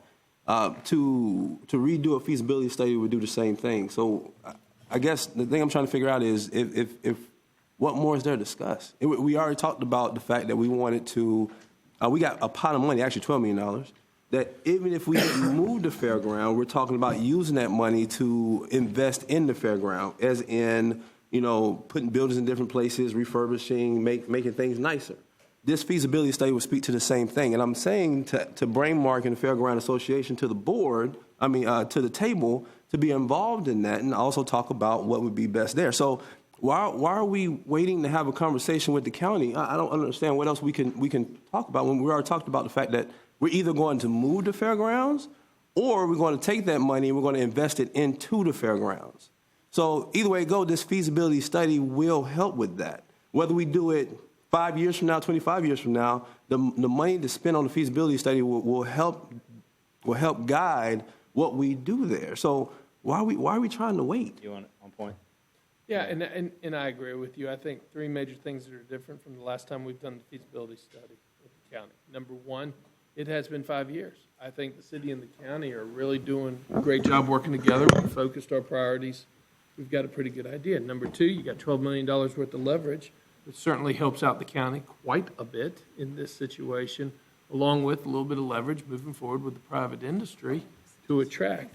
Number three, the feasibility study, if I remember it correctly, and I'm looking at the county administrator that is here, really concentrated on an indoor sports facility where I am interested in knowing highest and best use. That's a big difference. So I agree with you on those points that a feasibility study is the appropriate way to go. I do think it may be appropriate to take a deep breath, really work with the county attorney to figure out the ins and outs of that lease. Have a sit-down meeting with Mark Harvey and his board as well to express the interest of, hey, things have changed since 1949, and you got 52 acres now on the south side, 2 miles from the Capitol. We're thinking about relocation. Have you thought about one of the neighboring communities that really is the center of agribusiness, not the fairgrounds in my mind on South Monroe Street in today's society? Who are the partners? Where are the moving pieces? I think that this is the right move, but I want to make sure that we do it the right way. And that's why I said at the very beginning, I don't want to put anybody in an uncomfortable position of making big decisions tonight. That's all, Nick. Commissioner, excuse me. Yeah. That's why I would just say, take a breath. We could bring it back to the next meeting if the county commission is ready to have that conversation. So we have, who else? Is anybody else? I don't want to miss anybody. We have a substitute motion on the floor that Commissioner Maddox made, which is bundling basically the study with the accepting the report. All in favor of that signify by saying aye. Aye. All opposed? No, aye. I'm counting heads. It looks like the opposition took. So we go back to the first motion, which was accept the report. All in favor signify by saying aye. Mr. Chairman, I'm sorry, Curtis, my apologies. thank you. That's okay. Long day. I first want to say that, Nick, the reason, Commissioner Maddox, one of the reasons I couldn't get there with you this evening is, as you all know, I was on the original Blueprint Committee. One of the reasons that we got the extension passed is because the community felt we kept faith with what they had voted on and the projects that were approved, and they were brought in on time and under budget. This, to me, breaks that faith. Even though the pot of money is there, you're moving that project out of the priority listing that has been established. And so that's where I have a problem there. Do I want to see the fairgrounds redeveloped? Absolutely. There is going to be a need for that in the very near future. Commissioner Bryant and I were at the groundbreaking of the classical school, charter school yesterday. That's going to bring additional development along that tram road corridor. I had a brief conversation with the representative from St. Joe. They're looking at development just west of the charter school. And we look at all of the development that's occurring in that Orange Avenue, Blairstone Road corridor. All of that could feed to whatever we decide to do with the fairgrounds. But I think there has to be a process to get there, the process that has been outlined by the mayor. That there be conversation with the North Florida Fair Authority to work through that contract and determine how best to decouple the contract from the land and how they can be made whole, whether by moving them or paying them for the property. But I think that process has to occur first. Before we start having conversations about doing another feasibility study for the fairgrounds. But I think with the development that's starting to move to the south side of town, and again, like Commissioner Williams-Cox, have lived there for 30 years, and that has been one of my primary objectives as a member of the City Commission, of this board, and others, to see development occur on the south side of Tallahassee. And it's coming. With what we see happening in the very near future, it's going to happen in that South Monroe, South Adams Street corridor. FAMU is building student apartments on the south side of its campus. That will, of course, drive those students towards any development that we would do on the fairgrounds in terms of services and commercial development. So I certainly want to see that happen sooner than later, but I think that there are just some things that need to happen first before we start making investments in the fairgrounds property and determining how to move forward with that. Thank you. Thank you, Mr. Chair. Commissioner Dozier, briefly, and then Commissioner Williams-Cox.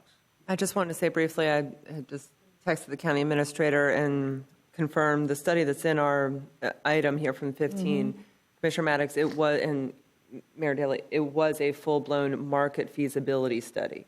The sports complex study was separate and we contemplated fairgrounds within that study. So we had taken, at the county, a deep dive into this question several times. So I don't want anyone to think that we weren't taking it seriously to look at options for redevelopment time and again. Every time it came back up, sports complex came up, we focused on fairgrounds and again. So I think we got a lot of details. I think it's in the right posture to go back and let us dig into some of the lease and other issues.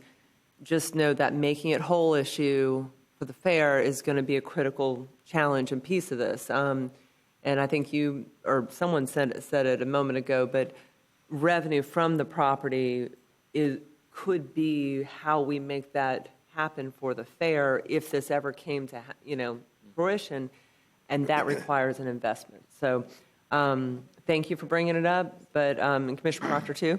But I think we're in the right posture moving forward at the county, and then bringing it back here in the future. Commissioner Williams-Cox, then Commissioner Maddox. Okay, I just wanted to make sure that I'm clear. The motion was not to move the priority, leave it where it was. We were talking, I think we were saying, to do a market study. And Commissioner Richardson just made a great case for why we should not delay, because all of the development that's happening around it, so that we're not in a posture of catching up with what's going on around us. Why not go now where everyone else is going, so that we are consistently building up with everything that's happening around, with the charter school and the all of the development that's happening around the fairgrounds? Why wait until it all happens before we look at what we could do to be in concert with what's going on around? It reminds me of Rickards High School. How Rickards High School never had a comprehensive plan for being a high school. It was a middle school, I think, or elementary school, or whatever it was. And without a real middle school, without a real plan, a building was put here, a building was put here, a building was put here without comprehension of how these things should interconnect. And it created problems at the school. And so now some things are occurring. But what I'm saying is, instead of waiting until we have to catch up with everything else that's going on around us, let's leverage what's happening, what's being planned, and look at a market analysis, a market study of what could be, while having a conversation with the Fairground Association. That's my that's my 2 cents worth. That I hate working from behind. I want to work with everything else that's going on, and since we know that it's happening. Commissioner Maddox. Thank you, Commissioner Williams-Cox. You definitely woke on this one. Look, so I think what you missed, Commissioner Richardson, and what I was trying to do was, I think it's time to redevelop the fairgrounds, but that wasn't part of the motion. To do any of that wasn't part of the motion. I just wanted to do the study. Okay, that's all I wanted to do, was bring back to look at the study, because whether we move the fairgrounds or whether we don't, I'm pretty sure that Mark wouldn't mind having a conversation with us about being a part of a study that looks at, if we're not going to move it, what the redevelopment or the repurposing, or not even repurposing, what's what I'm looking for, the refurbishing of the land looks like for the fairground. Sure. And if we are going to move it, then, okay, well, where are you going to put us, So that's why the second part of our motion was to have the conversation with the Fairgrounds Association so they can be, one, a part of the updating of the study, but two, know from the jump exactly which way we're going to go.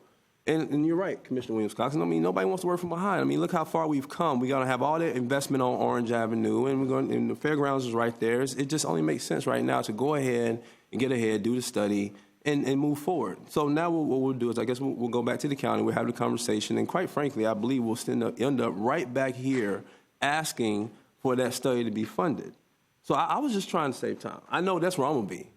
My colleagues may not agree with me, but I'm going to be right there, right here, right, whether we have the conversation or not. You need to come over and testify. Please do. Asking for Blueprint to consider the study. It wasn't a power move to try to say, if we do the study now, we're going to have to move it. It was just to get the ball rolling, so we all knew what was on first. And actually, with the Fairgrounds Association board involved and Mark involved, we can all get on the same page. Because quite frankly, you do the study first to figure out what you're going to do, and then you have the conversation, or you have the conversation concurrently while you're doing the study, so everybody knows which way you're going. So, Mr. Chair, I appreciate the consideration. Maybe I didn't articulate it well enough. I don't want to be behind. I don't want to wait. I'm ready to move. I think you raised the issue well. We have a motion on the floor. Any other discussion? All in favor signify by saying aye. Aye. Any opposition? Aye. Okay, motion carries. I'm going to pass the gavel to Vice Chair for 5 minutes. I got to get up and stretch. Absolutely. Commissioners, we've got 2 items left. We've got 2 brief presentations and 2 public speakers for each of the 2 items. Who has the clicker, please? Thank you. Next item is consideration of affordable housing policy, approved policy revision to the real estate policy to support affordable housing. Right. Madam Chair. Yes. This is something that came up at the last meeting. We're happy to bring it back to you for your action. Actually, Attorney Dawson has a very brief presentation. We're grateful to her and her team for their work on this. Thank you. Turn it over to her. Thank you. Okay, so the board directed us to bring back a process by which the penny sales tax funds could be used to support affordable housing in our community. This agenda item offers 2 proposals to accomplish this. The first is to notify city and county offices responsible for managing affordable housing that surplus blueprint property is available for affordable housing. The second proposal is the purchase of land to be donated for affordable housing use. Option 2 would amend the Blueprint real estate policy to formalize the process for Blueprint to consult with the appropriate city and county offices to determine if surplus Blueprint property is suitable for donation to the city or county for affordable housing. Option 3 allows for the purchase of land which would be donated to the city or county to be used for affordable housing. Blueprint does not have the legal authority to build housing units, but may donate property to the city or county for affordable housing use if Blueprint projects impact affordable housing stock. The use of the penny sales tax proceeds for land acquisition for affordable housing is allowed under the Florida statutes and falls within a permissible use provision in the interlocal agreement. However, because land acquisition is not one of the listed projects, this proposal can be specifically listed in the interlocal agreement through the substantial amendment process. Any land purchase would be funded from Blueprint's portion of the sales tax proceeds that are dedicated to the 2020 infrastructure projects. Staff is recommending options 1 and 2. Speakers? Okay, yes, Madam Chair. First speaker is Stanley Sims, followed by second speaker Bill Wilson. Okay, Stanley passes. And Bill Wilson is the sole speaker. There he is. He's right there. There we are. Thank you, Bill Wilson, 1816 Old Fort Drive.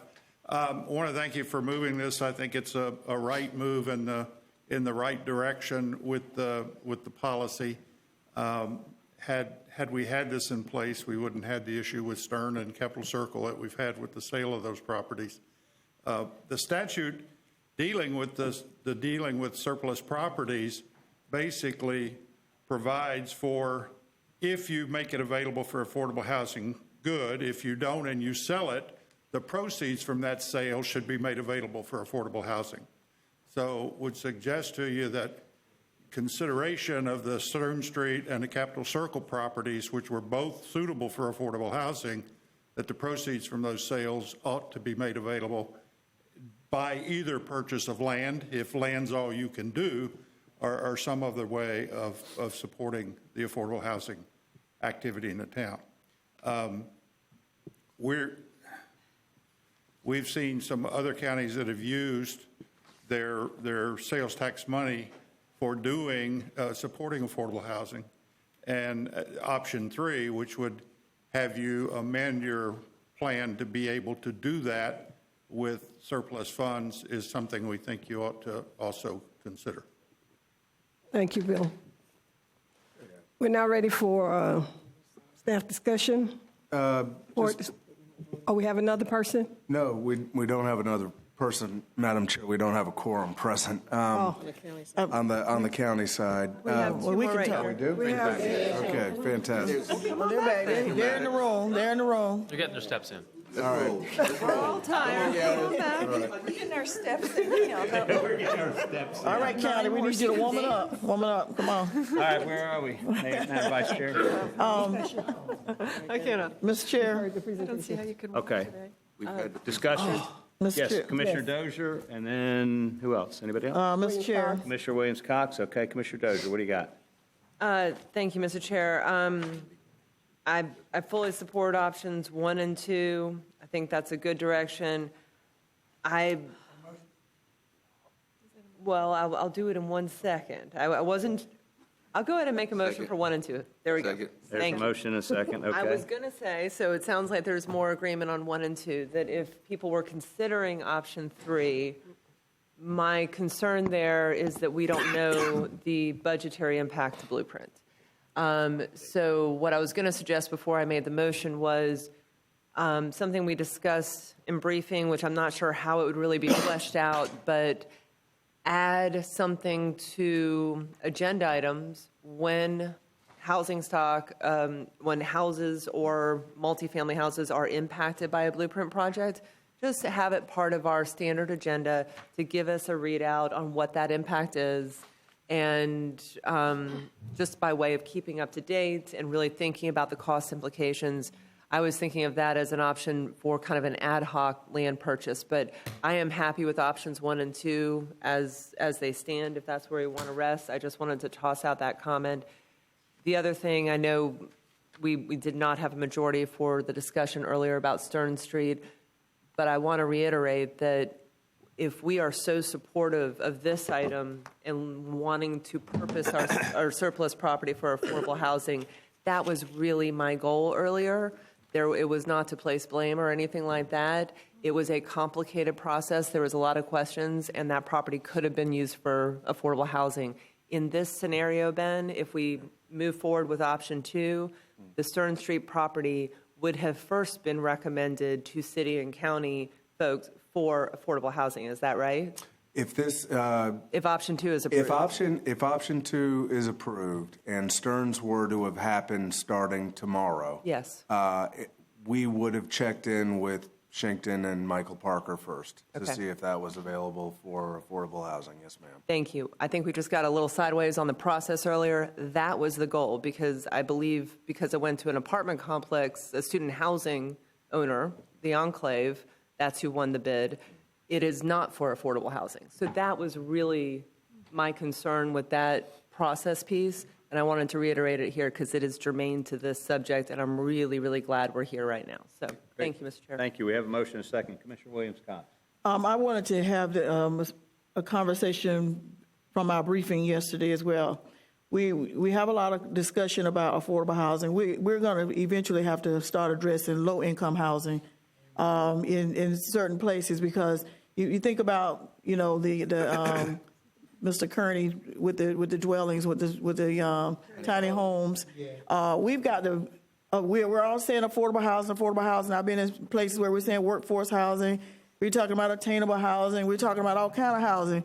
But we need to talk about low-income housing, because we need to understand in our community we have people who are paying more than 30% of their income for housing, if they have it at all. Or there may be many who are homeless because they can't afford it. So that may or may not be the conversation for here, but if we had gone with the land acquisition piece, I did not want us to be limited to just affordable housing.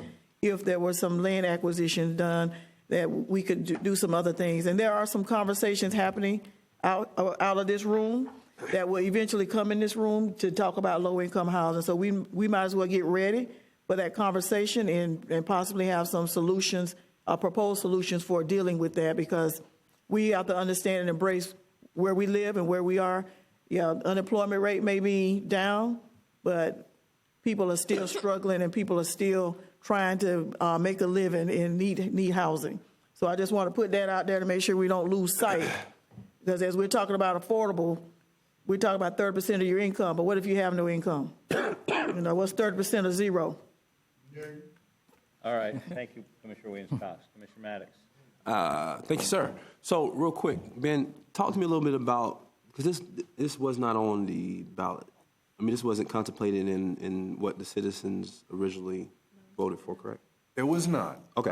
So, talk to me about how's that work where we can. Well, the board requested that we investigate the policy to see what could be done in accordance with state law, should, through the 27 projects that were on the ballot, yes, sir.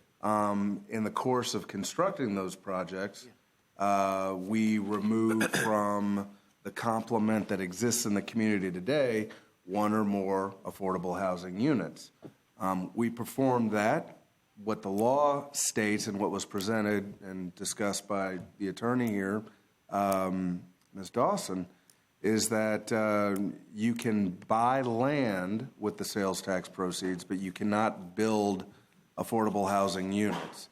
So option number 3, as it stands, takes you effectively up to the limit of what the law would allow you to do. As Commissioner Dozier said, we do not know what the impacts financially of this would be. That would be borne out on a case-by-case basis for each of the projects moving forward if you were to make the policy leap that you want to do this type of activity. I can tell you off the top of my head, as you would know, there are certain projects where it would not impact, like the Northeast Park. We're not going to take out any affordable housing units in the construction of that facility. It's forest way out there. There are other projects like the Airport Gateway, because of the alignment on Stuckey, where there likely will be impacts. To create a gateway is going to include taking. Be careful, Max is still in the room. Oh, I'm just fine. kidding. No, I'm happy to be on the record on this. What properties will need to be taken? We don't know. How much? We don't know. That is what's going to be beginning in spring of 2020 is analyzing, initial planning for that segment. That being said, and I'll take a breath here in a minute, Commissioner, just to fully respond, though, let's play out if you approve the motion on the floor, option 1 and option 2. Option 2 in particular. Let's say that there are takings that need to occur on Stuckey, but you don't actually need the entirety of the property to construct the road. There is a remainder.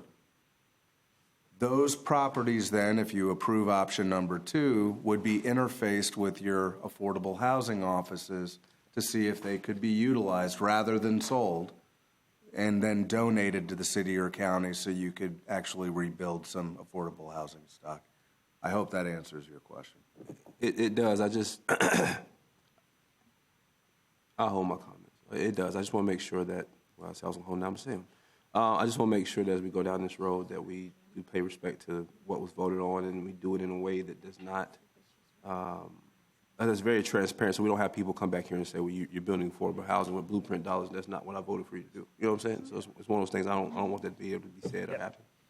Thank you, Mr. Chair. Thank you. We'll have a motion. Commissioner Matlow. Thank you. And Ben, I think you kind of hit the nail on the head of where we're going with this, and that's the Airport Gateway in Stuckey. If you drive down the road, we talk about low-income housing. There's multifamily low-income housing. There's veterans housing. And if I wagered, I bet the people living in them right now have no idea these conversations are even happening yet. So that's where we're at. So I think what we're looking out in this item and the next item in particular is one, how we do the right thing for our community and make sure we're not reducing housing stock intentionally. And I think that goes back to when we map out roadways, when we decide which path the road's going to go in.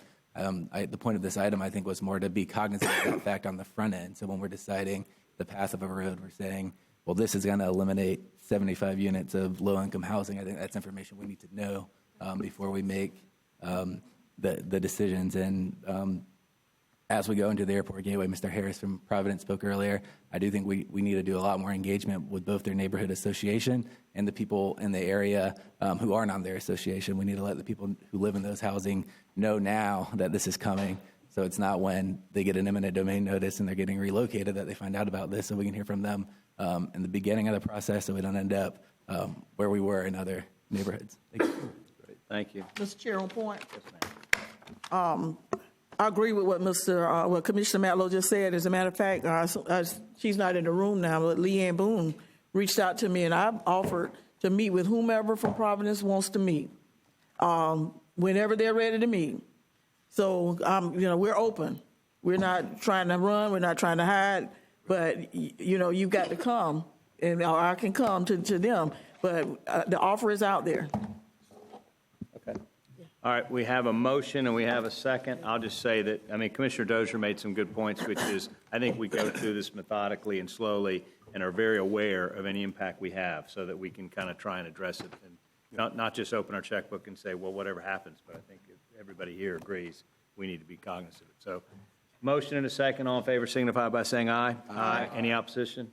Motion carries. Okay, item number... Final item. Thank you. Sir. Item number 13, I'm going to turn it over to Susan again, Attorney Dawson, but again, this builds upon substantial conversation and direction, including at your last meeting, and really takes what is a strong relocation policy and strengthens it about as far as it can go in accordance with the direction. And Susan will walk you through that in about 5 slides. Thank staff for their work. Move staff recommendation on this. Second. We have a motion and a second for staff's recommendation. How many I understand. We have 2 speakers, Jim Spalla and Max Epstein. Can we hear 2 minutes from Councilor Dawson, just to make sure we're all on the same page with this? This is a complicated issue. I appreciate the speed, but thank you. Okay, thank you.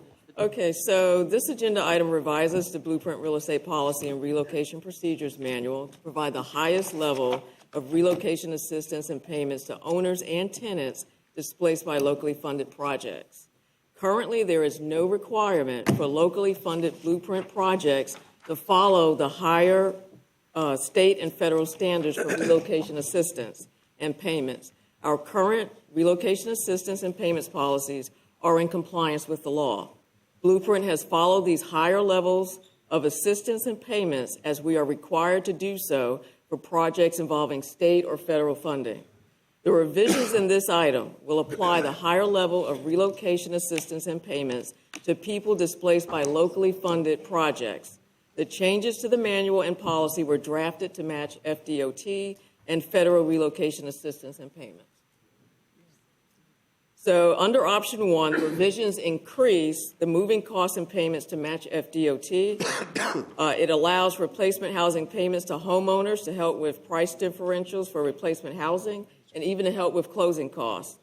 It raises the business reestablishment payments. It increases tenant assistance payments, and it incorporates the incentive offer chart, which is in your materials, into our real estate policy. The approval of option 1 would also allow homeowners and tenants who are having extreme difficulty finding comparable housing to seek replacement housing of last resort assistance and payments that exceed the maximum amounts. Staff is recommending option 1. Thank you, Susan. Okay, we have a couple speakers, right, Ben? Yes, sir. 1 and 2, though, right? Oh, one. Okay, 1. Option 1. Move option 1. Yeah, that's the recommendation. First speaker is Jim Spalla, followed by Max Epstein.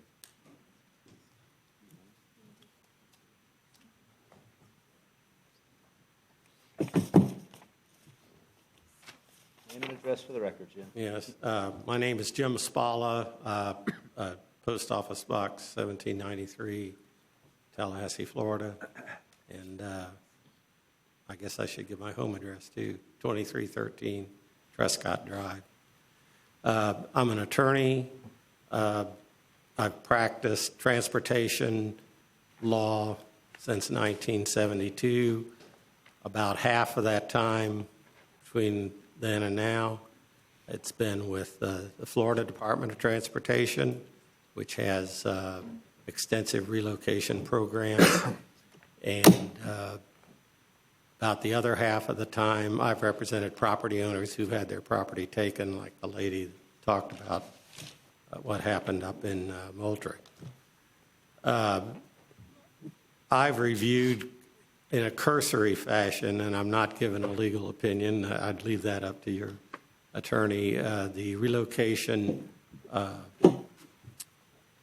provisions that are before you today, it appears to me that it does address the two major objects of the relocation statute and that Congress passed back several decades ago, provides advisory assistance to get relocation housing and financial assistance to pay the cost of relocating personal property to displacees to comparable replacement housing.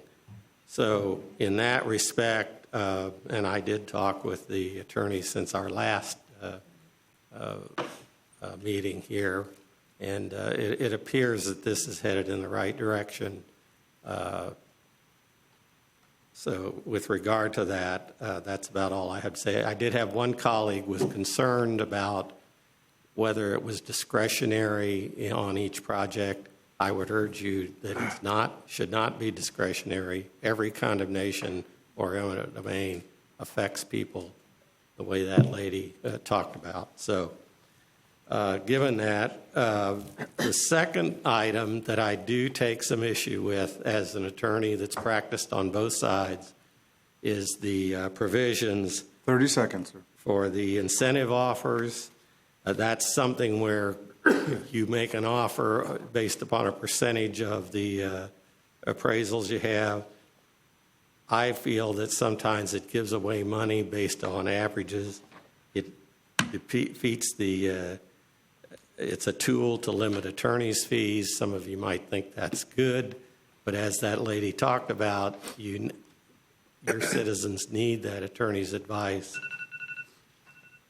And the last thing is, that's time. I want to make sure I'm not representing DOT here. I retired from there about 6 months ago. Congratulations. Last speaker is Max Epstein.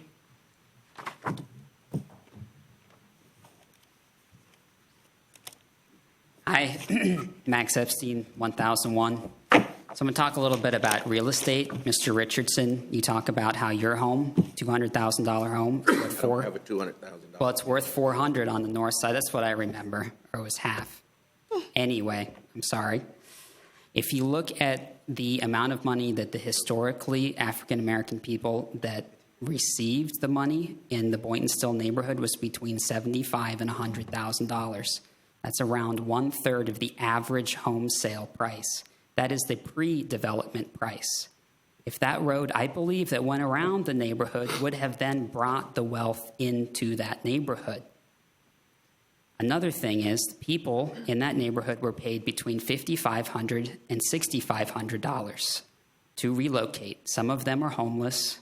Some of them are living in trailers on the west side of town. Chairman Deloge, I think you said that to one of my colleagues. That's about a quarter of what they should have received under the federal guidelines. Families Restoring the Home Front, they help single families. They're now operating out of a storage unit on Crawfordville Highway.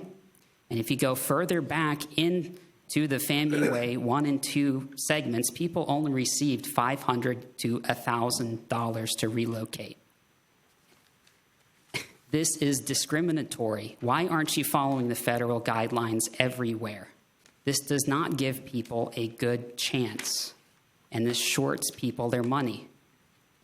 $311,000 was paid out in 3DB, and it says in your item that if you followed the federal guidelines, it would have been double that paid out. To me, that's an admission that you didn't pay people enough.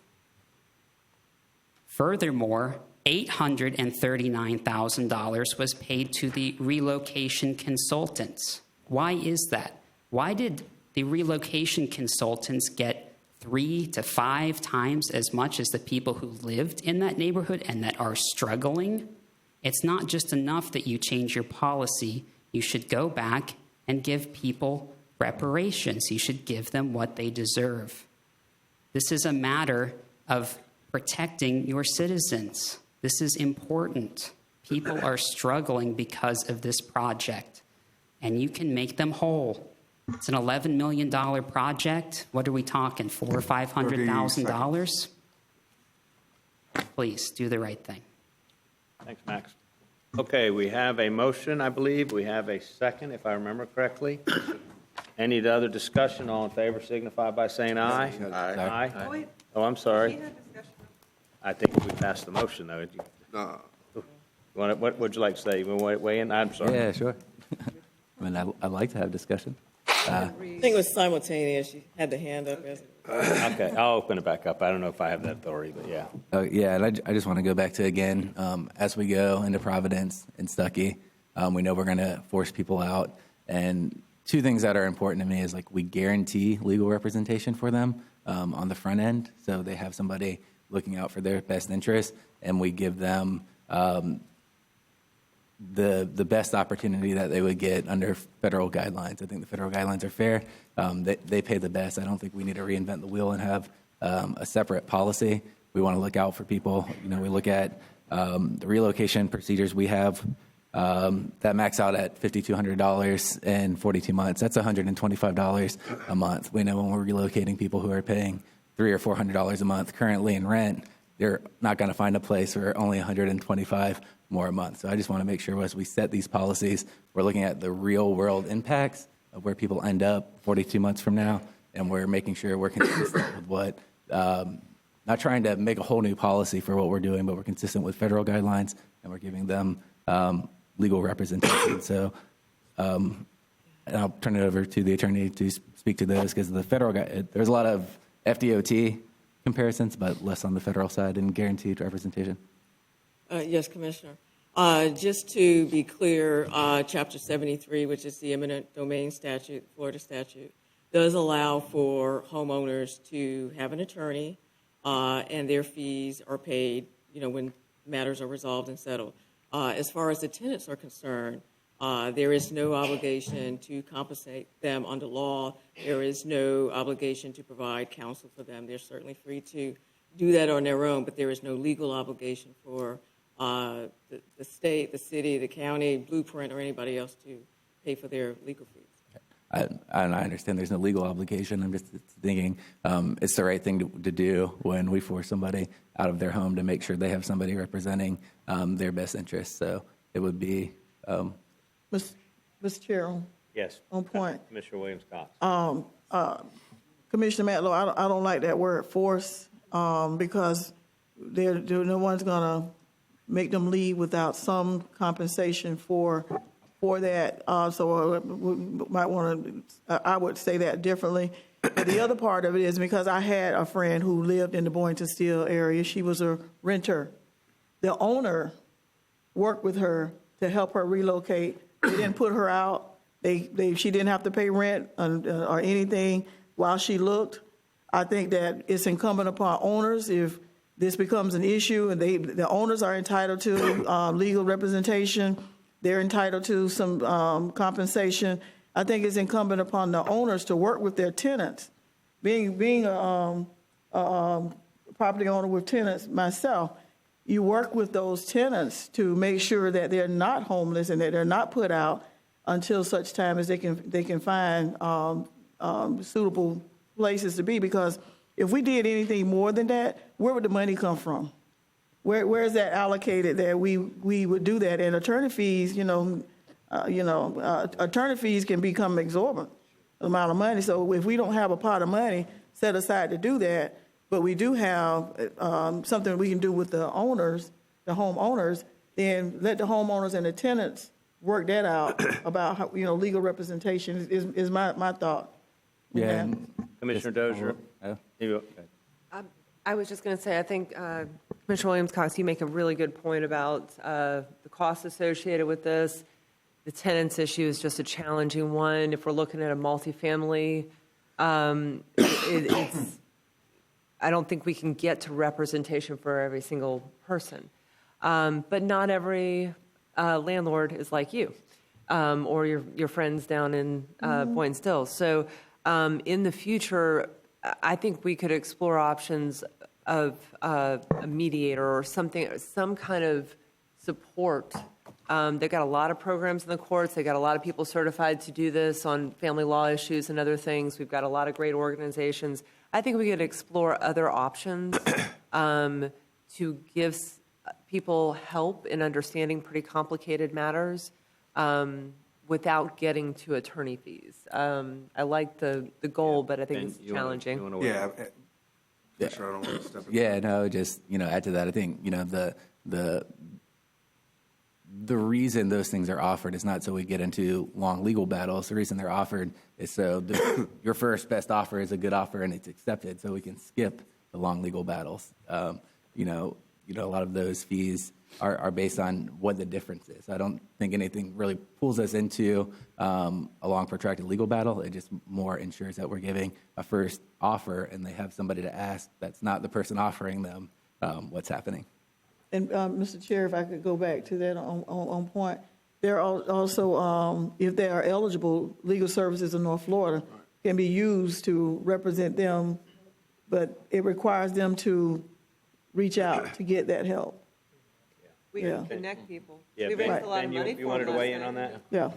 Yeah. I think it's a valid point on legal services, and I absolutely understand the conversation and the discussion, just if it is helpful. Attorney Dawson laid out, if you're an owner, acknowledging that that's different and the protections under law. Her presentation outlined the extensive links that this policy update would go to with the spirit, I think, of Commissioner Matlow's comments. I do want to highlight that we do have, it's not legal representation, but for tenants, we do have relocation assistance that is provided, which is additive than just Blueprint staff going and walking through. So I completely understand the projects that we have moving forward, the responsibility of eminent domain, and how serious it is when you're talking about this, and the conversation that you have here. Counselor, I'm going to assume that the motion carried, and this has just been a discussion ad hoc, or do you want me to redo the motion? I think the motion was to approve Accept. option one. Right, and I don't think anybody's arguing against that. They're just adding color commentary to it, if that's okay. I just want to make sure that's okay. Before we close, I just want to say I appreciate everybody's civility tonight. I know it's been a long day, and everybody kind of kept up. Thanks, staff, for a job well done. I will comment that some of the comments, and I'm as thick-skinned as anybody, but some of the comments from the citizens probably were a little off color. So I don't know. I'm just throwing that out there. I wasn't going to check anybody up, and I hope I wasn't rude by cutting people off, but frankly, we've been sitting here for 4.5 hours, and I think 3 minutes is plenty of time. So anyway, I love you guys. Merry Christmas. Happy Hanukkah. And we're done. Thank you.